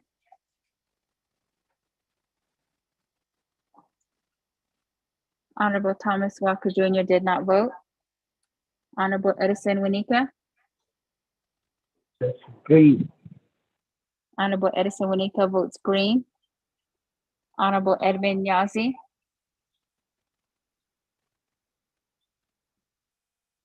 Honorable Edmund Yazi. Honorable Edmund Yazi did not vote. Honorable Jimmy Yellowhair. Delegate Yellowhair votes green. Honorable Jimmy Yellowhair votes green. Going back up. Honorable Elmer Begay. Honorable Elmer Begay. Honorable Elmer Begay did not vote. Honorable Eugenia Charles Newton. Honorable Eugenia Charles Newton. Honorable Eugenia Charles Newton did not vote. Honorable Amber Canesba Crotty.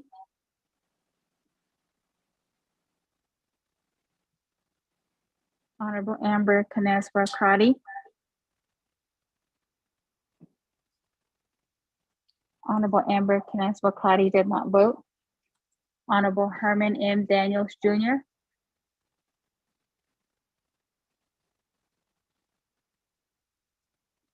Honorable Herman M. Daniels Jr. Green. Honorable Herman M. Daniels Jr. votes green. Honorable Jamie Henyo.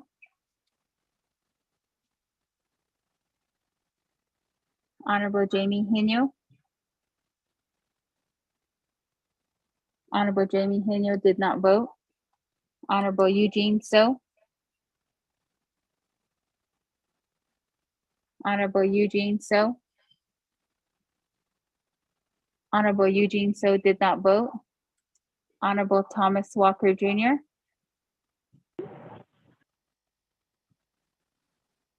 Honorable Thomas Walker Jr. Honorable Thomas Walker Jr. did not vote. Honorable Edmund Yazi. Honorable Edmund Yazi. Honorable Edmund Yazi did not vote.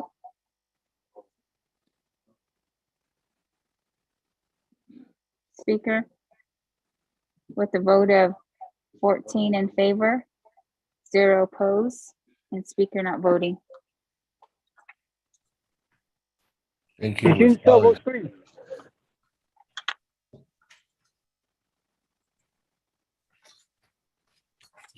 Honorable Eugene So votes green. 15 in favor, 0 opposed, and Speaker not voting. Thank you. With that, colleagues, on amendment number 4, 15 in favor, 0 opposed. Speaker not voting, motion carries. That, going back to the floor, colleagues, on the main motion of legislation 0063-22. Is there any other further comments or questions at this time, colleagues?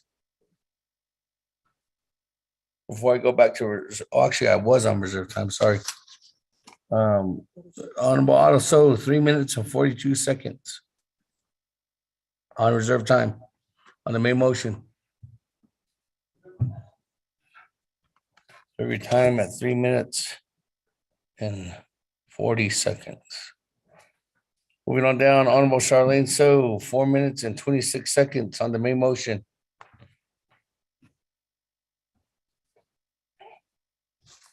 Thank you, Speaker. And my 24th Navajo Nation Council colleagues, President Nez and Vice President Lizer, I just want to ask, as we proceed with this legislation, I'm ready to vote now. I just want all of you to keep in mind, these are shortfalls and these are projects that have been taking a lot of time, especially with my Westwater project. And it going on over a decade, years and years and years. Many families and homes have been trying to connect to the electric and water there, and they're just right outside of Blanding city limits. And so, President Nez and Vice President Lizer, please consider signing this. I know that we are doing for the people. This is what the people need, and I just want to say that shortly. And Speaker, I waive the rest of my time. Thank you. Thank you very much. Charlene, so with that, moving on down. Honorable Keon Begay, 4 minutes and 30 seconds on the main motion. Speaker, reserve time. Thank you. Time at 4 minutes and 27 seconds. Colleagues, any other comments, questions before I go back to reserve time?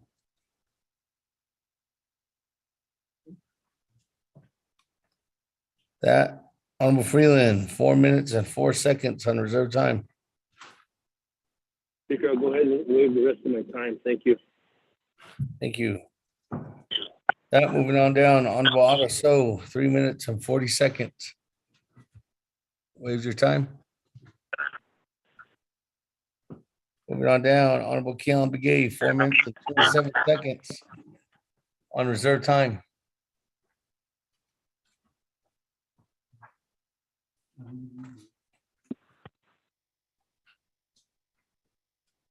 Am I the only one on the list, Speaker? Reserve time? Yes, you're the only one. Reserve time at 4 minutes and 25 seconds. Colleagues, any other comments or questions before I go back to reserve time on the main motion on legislation 0063-22? This legislation is 2/3, colleagues, and it goes across the street for the president's approval too as well. Not, we'll go back to reserve time. Honorable Keon Begay, 4 minutes and 25 seconds. Speaker, I was waiting for another document. I believe that even though if they receive it, it'll take a while to complete the amendment process. So possibly just go ahead and waive the rest of my time, Speaker. Thank you. Thank you. That, colleagues, no comments, questions. No one with reserve time. Going twice.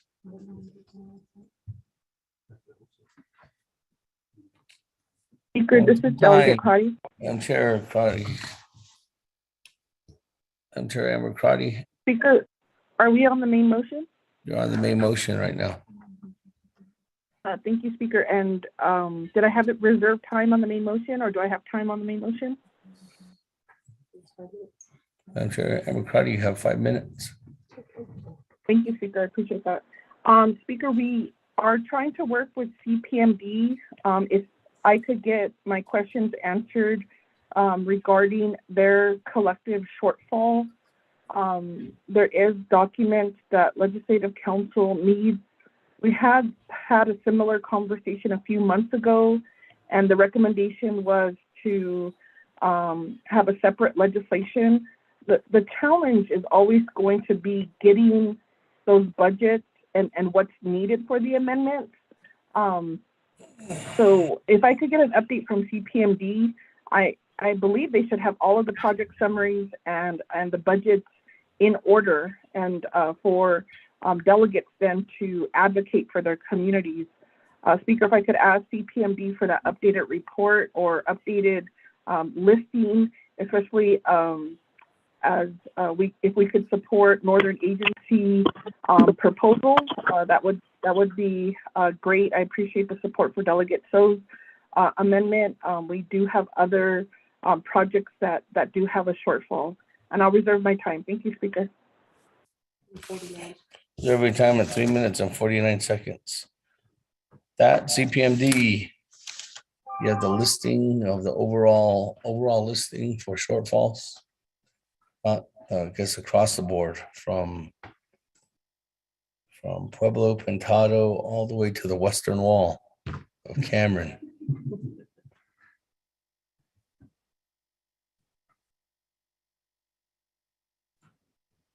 Anybody from CPMD?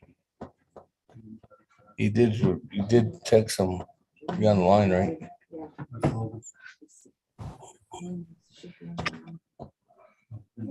Good afternoon. Oh, go ahead, Andy. Hey, good afternoon, everyone. Council, this is Andy Thomas. I apologize. I'm getting on here late. I just got back from a construction meeting at Tisto chapter. We're trying to finish up their building. We had some discussions with the contractor, but I do believe the budget shortfall list was sent out to numerous delegates that projects I have been assigned to. And I think Mr. Adekai was supposed to add on to additional projects, both across the board from Arizona side all the way to New Mexico, northern and eastern. So I did a lot of that. The funding was adding up to close to 90 million, but so I don't know if that the department manager revised that shortfall list. I know project managers were asked to revise their short funded projects because right now we're dealing with a lot of shortfall inflation costs on construction materials and dealing with a lot of general conditions and different material and metal price increases. And so I think my list was forwarded to the following delegates that are on this legislation 63-22. So I don't know, maybe I think that I'm going to forward the rest of the remaining time to Mr. Adekai. So, but I can certainly, if chapters, I think the delegate Kiellen, I think I saw an email requesting for budgets from LOC. I think there's a couple from Mark Freeland. I think his is ready. I think Crotty's, I've revised all her budgets for Gutty Eye. Then I know Elmer Begay has several or budgets ready to go. Then I think I did one for Red Mesa. There's several others that were all on the shortfall list. So I can't really speak for the remaining other delegates or other chapters that projects that I was not assigned to, but I did my part on projects that I understand that I'm dealing with that, and I have been assigned to the shortfall listing. So that's all I can say. Go ahead, Mr. Adekai. Thanks. Well, before we go on, continue on, the question is there a timeline? So Mr. Adekai, as a department manager there, what is the timeline for you to get an adequate listing together so that, as Madam Chair Amber Crotty indicated, so there can possibly be a legislation, and if there was something that was ready today, could have been raised as an amendment for the entire shortfall listings. But if you don't have that ready, what is the time frame in order for you to get that ready, Mr. James Adekai? For all your project managers. Hello, Yada. This is James Adekai. I'm the acting department manager for Capital Projects Management Department. I also assist the Division of Community Development as a deputy. So I'm doing both work at this time while we're advertising for the department manager's position. In addition to what Andy Thomas provided, those are most of the projects that he oversees as lead department managers. I have him overseeing the commercial building activities. The other unit is infrastructure crew. So we are working on compiling all of them. We also put together one before. I think that was presented back in right before pandemic. So we still have that old list as well. So we'll provide that information as well. So we probably need some time, maybe by the end of next week, we'll be able to provide the rest.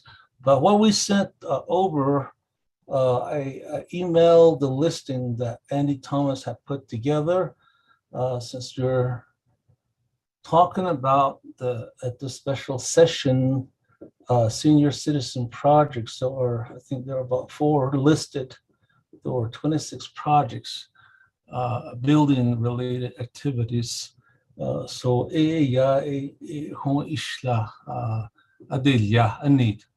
a few minutes ago to Honorable Delegate Corrido. I sent a copy to the speaker and Mr. Rodis. So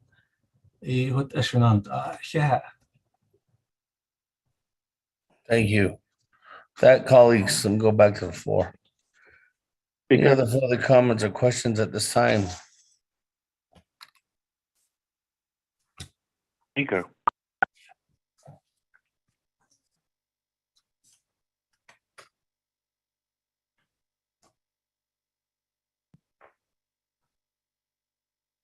Speaker, Yes.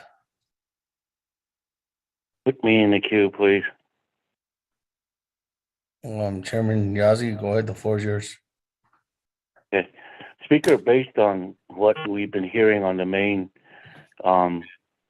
legislations, I know we're starting to add on with projects. And just to be fair to other, delegates, we also have projects. And we'd like to add, what is needed, an example for our chapters within our areas. And I know they have pending projects. So, and then we heard from staff that they need some time. To be fair to all the other delegates that want to add their projects on, since we're doing that now, I want to make the motion to table until we get all our projects in on the legislation, sir.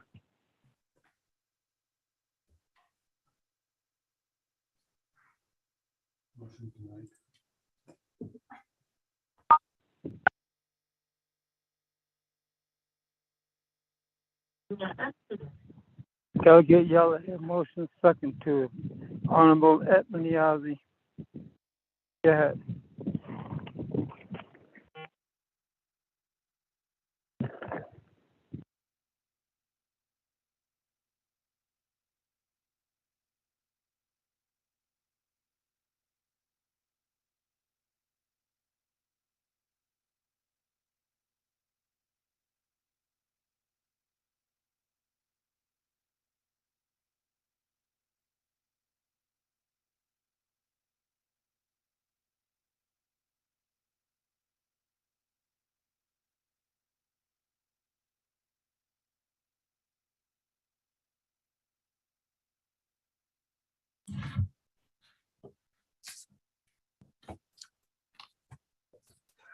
Hey, colleagues, Chairman Yazi, 2 things, Chairman.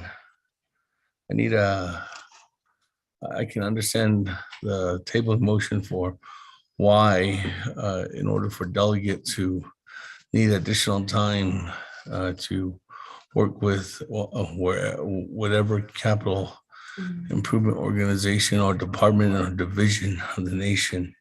But what is the time frame, Chairman?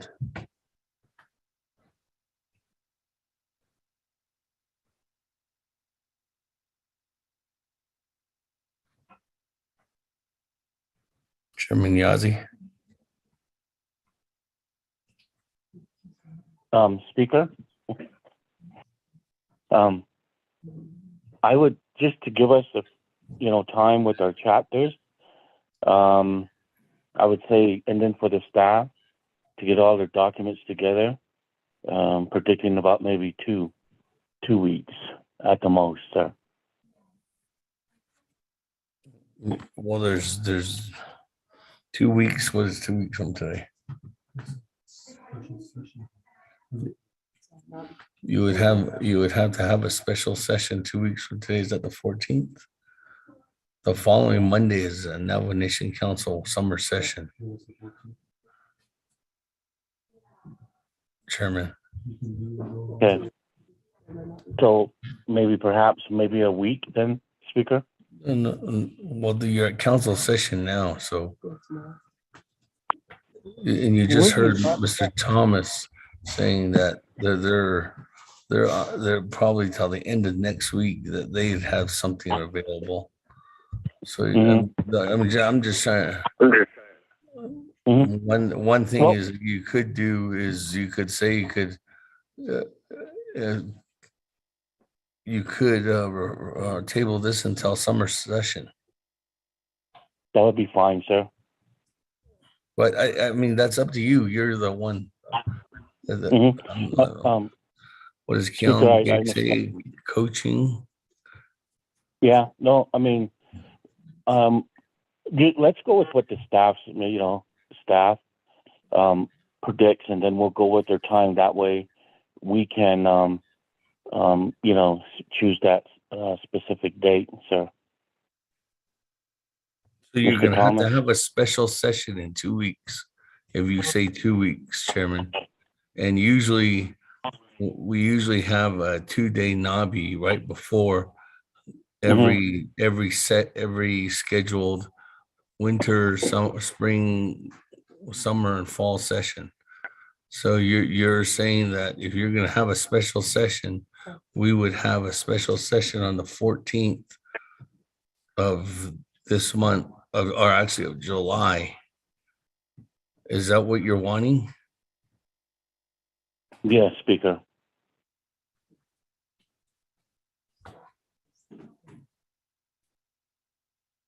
Delegate Rick Nez seconds the motion. Colleagues, if you are I'm just hesitating. Well, I'm not saying anything, but that does get into, if you do vote on this, colleagues, for this time frame, you will not have a NABI prior to the Navajo Nation Council summer session, according to the time frame. That motion by Chairman Yazzie to have a special session within 2 weeks, or no later than 2 weeks. And schedule, was it the 14th? On this time frame.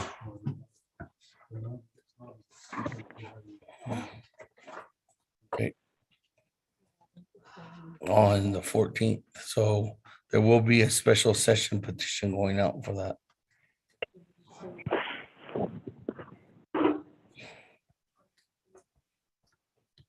Is that the right date for?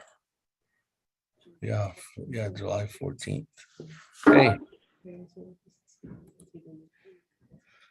That there's a tabling the motions by Chairman Edmund Yazzie, second by Chairman Rick Ness. With that, colleagues, there's tabling motion is non-debatable, but I'm going back to the sponsor. Honorable Vince James, you have 3 minutes.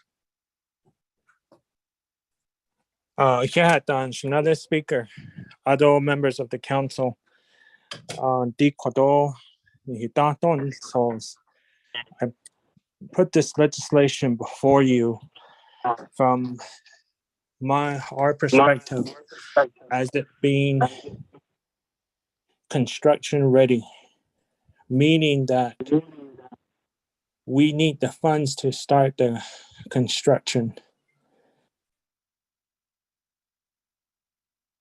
Looking at other legislation, there are funds that are being requested for drawing, right-of-way proposals. But my initial legislation was more coming from a construction-ready project. And we are waiting for funding to begin this project. We've done the bidding process. We've done every little thing that's written in the policies to get a construction started. And if you look at the exhibits, that's what is attached is the bidding process. So if we continue to prolong this, eventually the prices are going to increase, and then we're going to continue to be in shortfall. And I just kindly request that my colleagues just to vote red on this tabling motion due to the fact that the prices are going to continue to increase. And next thing you know, we might not have the 1.6 million shortfall, and we might have to start reducing or just let it be a dead issue project, just like any other projects throughout the Navajo Nation. There's cost share that's involved in this project, and the fundings are sitting there. They've been sitting there for a long time now that need to be used. So colleagues, I just encourage you, let's just vote it red. And I know kindly, respectfully, I understand where you're coming from, that you guys want to do your homework and get other projects on the legislation and do the piggyback on the legislation. But at this time, I'm just kindly requesting on behalf of the seniors and veterans in my area to move forward with this legislation, and then to vote red on the tabling motion because it's construction ready. We just need this funding. So with that, I'll go ahead and end my response. Speaker, thank you.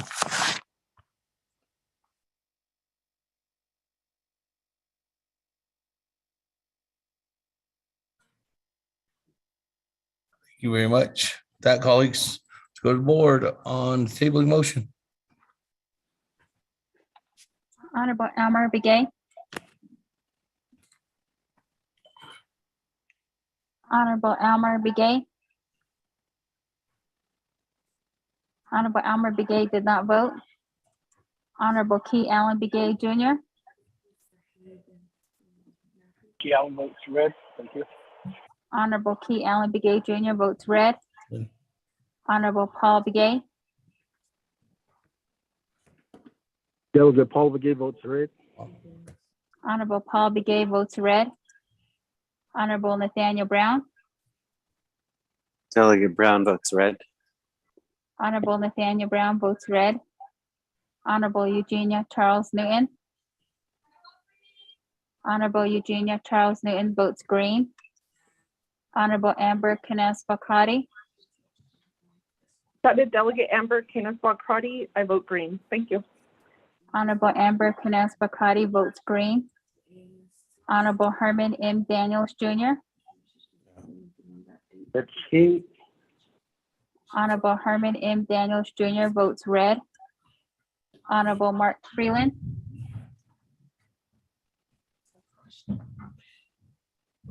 Honorable Mark Freeland.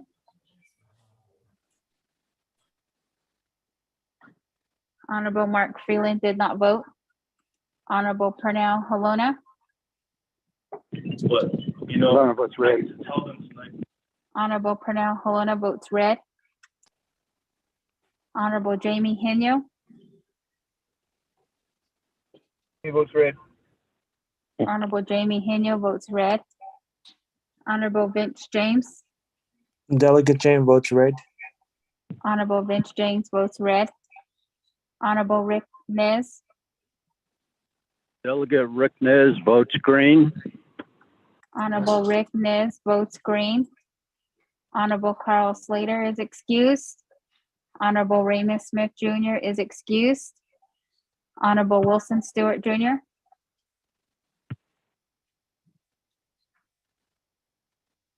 Honorable Wilson Stewart Jr. Red. Honorable Wilson Stewart Jr. votes red. Honorable Otto So. Honorable Otto So votes red. Honorable Charlene So.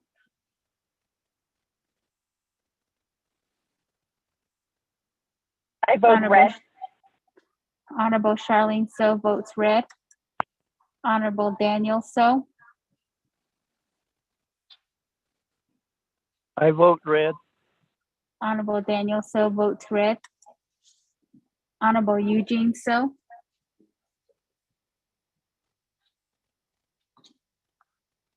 Honorable Eugene So. Honorable Eugene So did not vote. Honorable Thomas Walker Jr.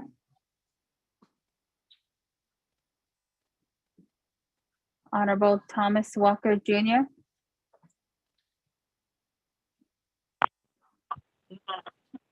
Honorable Thomas Walker Jr. did not vote. Honorable Edison Winika.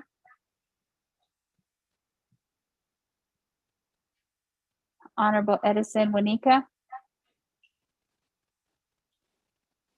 Red. Honorable Edison Winika votes red. Honorable Edmund Yazzie. Green. Honorable Edmund Yazzie votes green. Honorable Jimmy Yellowhair. Delegate Yellowhair votes green. Honorable Jimmy Yellowhair votes green. Going back up. Honorable Elmer Begay. Honorable Elmer Begay. Honorable Elmer Begay did not vote. Honorable Mark Freeland. I vote red. Honorable Mark Freeland votes red. Honorable Eugene So. Honorable Eugene So. Honorable Eugene So did not vote. Honorable Thomas Walker Jr.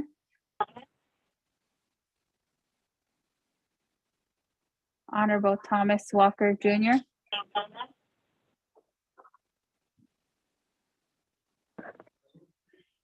Honorable Thomas Walker Jr. votes green. Speaker, with a vote of 6 in favor, 13 opposed, and Speaker not voting.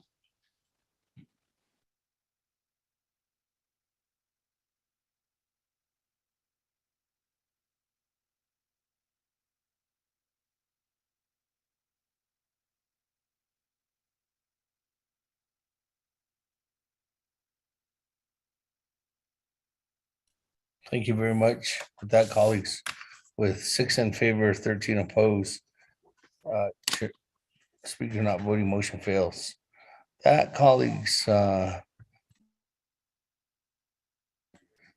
back to the floor. Is that, did we get him? Honorable Elmer Begay actually votes green on that, so that makes it 7 in favor, 13 opposed, and Speaker not voting on the motion to table. Still, that motion has failed. So I'm going back to the main motion on legislation 0063-22. Any other comments or questions? Chairman Nez, good afternoon. Floor is yours. Thank you very much, Honorable Speaker Damon. Aroshanan, I not Senegi, Fishbasa Anna, not Ding Ding of any hit Ocha. Aroshan, I read I is not Sagi. Adeshi Beshban, Samla Yanda, Edo Khalet, Adin Hepesayan, De Zoshintano Sun Shadana.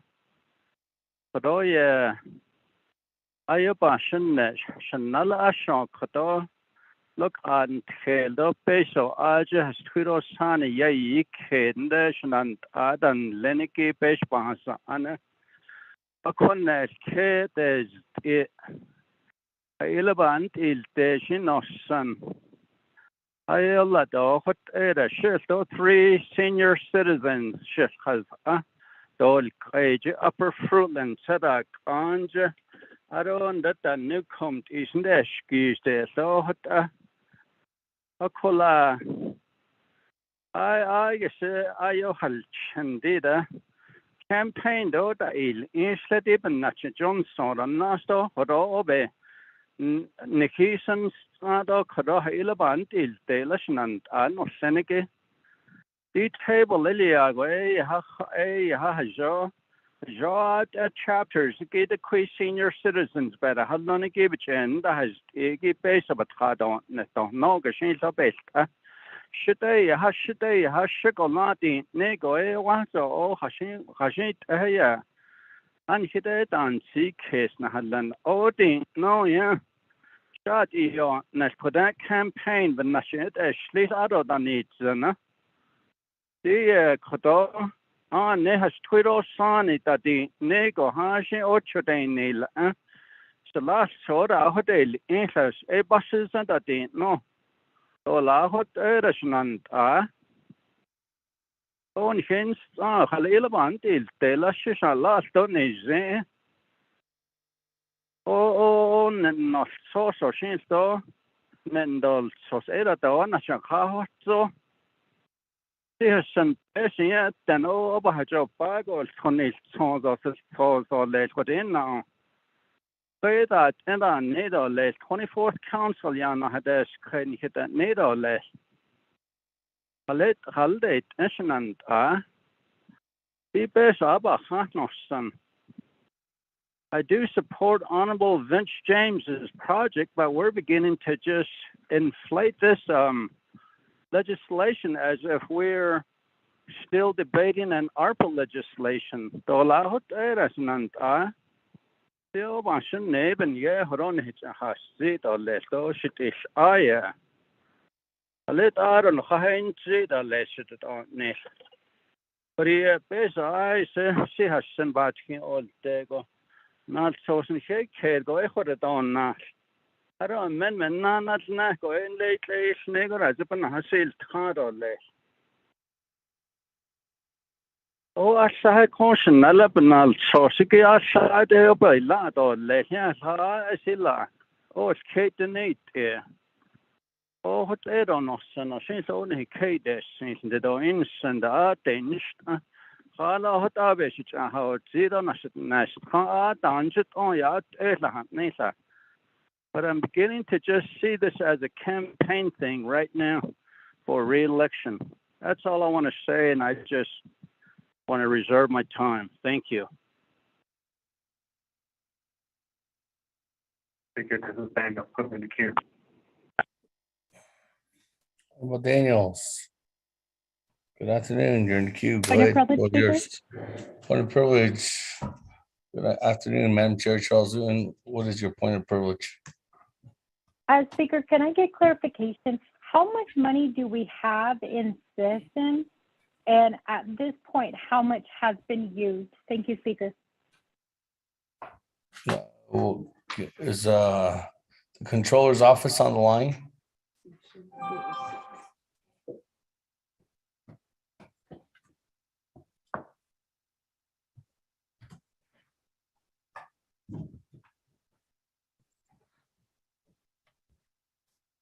Reaching out to the controller's office again.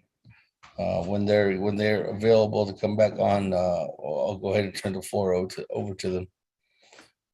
So with that, colleagues, you just sent out a document from when was it dated? This one is dated June 29, 2022. Okay, there was a document, colleagues, that states how much is in the citizen fund and that was just sent out, and that was dated as of yesterday. So the controller's office did provide a report sent out from Mr. Rico to all the delegates. That, colleagues, moving on down, Honorable Daniels, floor is yours. On the main motion, legislation 0063-22. Mr. Speaker, yeah, kudo, so that yes, kudo, that can't, yeah, I don't know, kudo, not Senate 24th Nomination Council, I don't know, kudo, kudo, that no swagi kudo, I don't kudo, name which how three kudo, Chairman Nance, I mean, on such case kudo, all the end kudo, and how given national kudo saying, and they kudo. I don't know.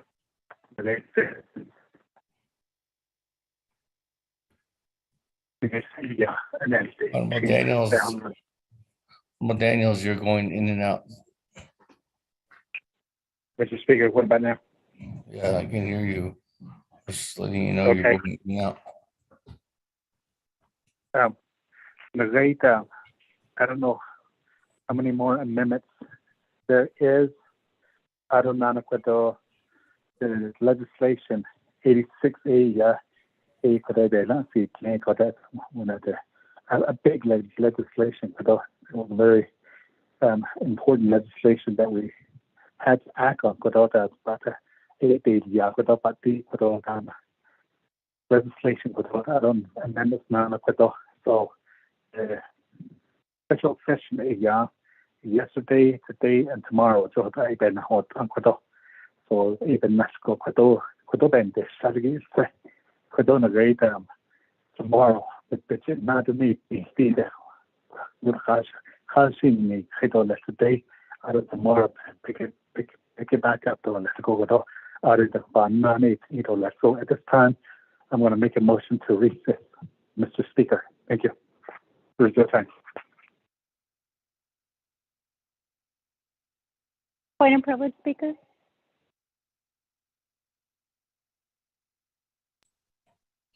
That Honorable Daniels, let me go back to Madam Chair Charleston. Before I recognize our motion, Madam Chair Charleston, what is your point of privilege?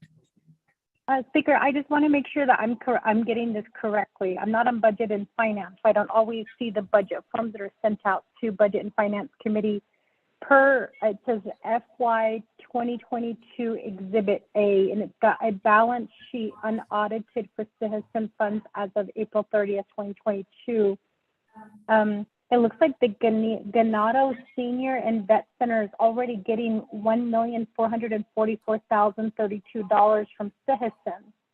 And so just so that I got it clear, they're asking for an additional $1,600,000 to complete the project. And I guess I just need to make sure that this is correct. So they have already received from Citizen already, and they're asking for more. Is that correct? I think that's the intent of legislation because it's for the shortfall. Honorable Vince James.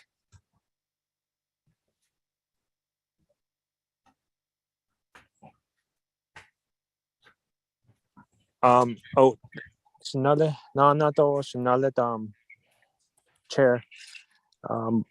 As sabi la as le e ane o esi hasan the base of no tahande jo e alpedishne. Ek at be tati nisha. Right when we're gonna start using that to begin the construction, that's when the pandemic hit, and everything was put on hold, and we've been on hold ever since then. And as of today, we've come to this point of a shortfall to move forward with the construction. So that's why I'm asking for that additional $1.6 million, but that doesn't increase the square footage of the building. Everything is still the same to where I presented to you guys before. Everything is still the same. It's just that the prices of the materials had increased, and that's where the shortfall is at. So what thank you, Speaker. Thank you very much. That, colleagues, there's a motion by Honorable Daniels to recess at 4:27. Point of privilege, Speaker. Point of privilege, Madam Chair Charles Newton. What is your point of privilege? Speaker, I just want to know, is this legislation with all of the amendments still in order?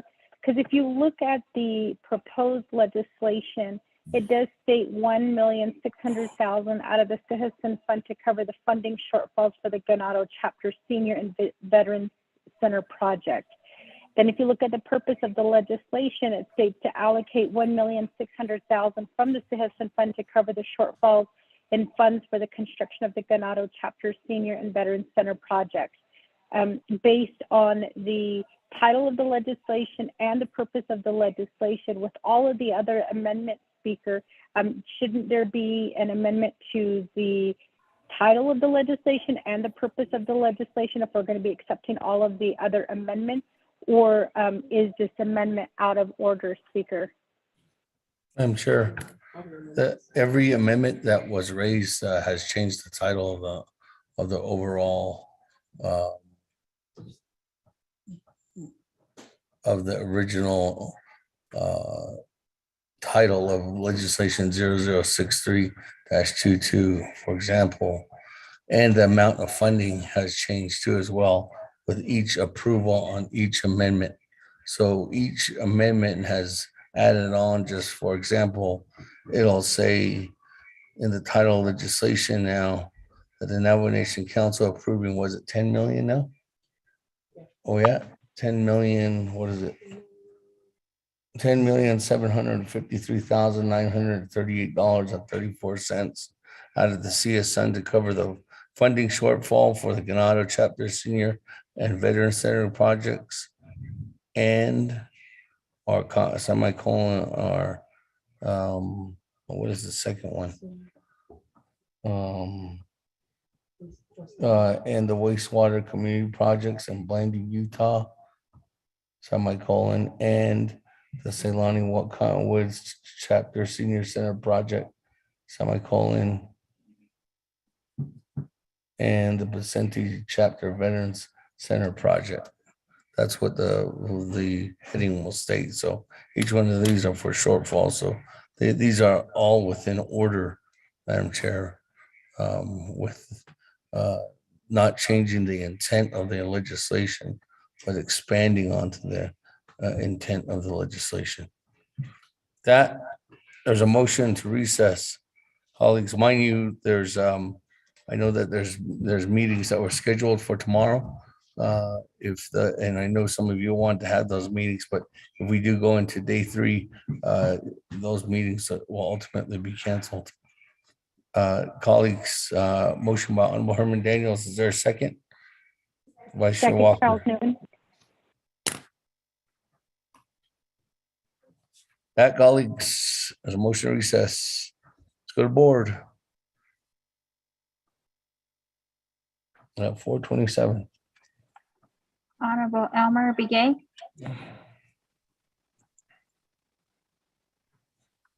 Honorable Elmer Begay.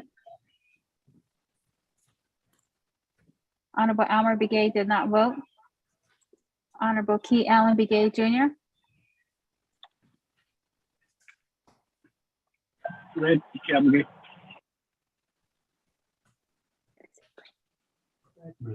Honorable Elmer, I'm sorry, excuse me. Honorable Key Allen Begay Jr. votes red. Honorable Paul Begay.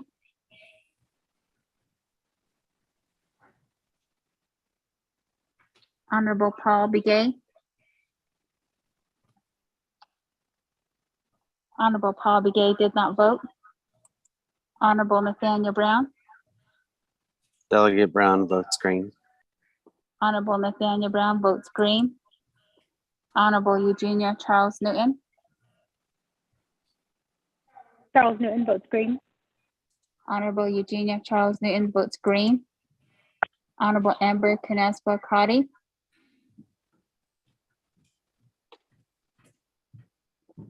Honorable Amber Canespa Crotty. Honorable Amber Canespa Crotty did not vote. This is Delegate Amber Kinas-Bakrati, and I vote green. Thank you. Honorable Amber Canespa Crotty votes green. Honorable Herman M. Daniels Jr. I vote green. Honorable Herman M. Daniels Jr. votes green. Honorable Mark Freeland. Green. Honorable Mark Freeland votes green. Honorable Pernell Halona. I vote green. Honorable Pernell Halona votes green. Honorable Jamie Henio. Andy votes red. Honorable Jamie Henio votes red. Honorable Vince James.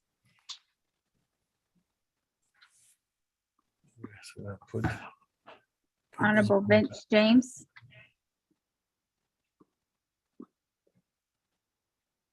Honorable Vince James did not vote. Honorable Rick Nez. Delegate Rick Nez votes green. Honorable Rick Nez votes green. Honorable Carl Slater is Yes. excused. Green. Honorable Raymond Smith Jr. is excused. Honorable Wilson Stewart Jr. votes green. Honorable Otto So. Honorable Otto So votes green. Honorable Charlene So. I vote red. Honorable Charlene So votes red. Honorable Daniel So. I vote red. Honorable Daniel So votes red. Honorable Eugene So. Honorable Eugene So votes green. Honorable Thomas Walker Jr. I vote green. Honorable Thomas Walker Jr. votes green. Honorable Edison Wanika.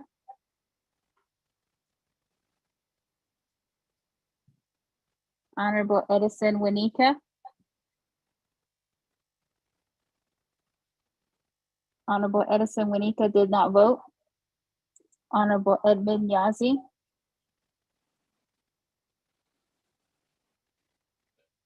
Honorable Edmund Yazi.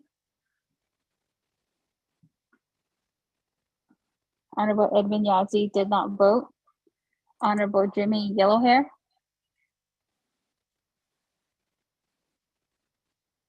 Honorable Jimmy Yellowhair. Honorable Jimmy Yellowhair did not vote. Going back up. Honorable Elmer Begay. Honorable Elmer Begay.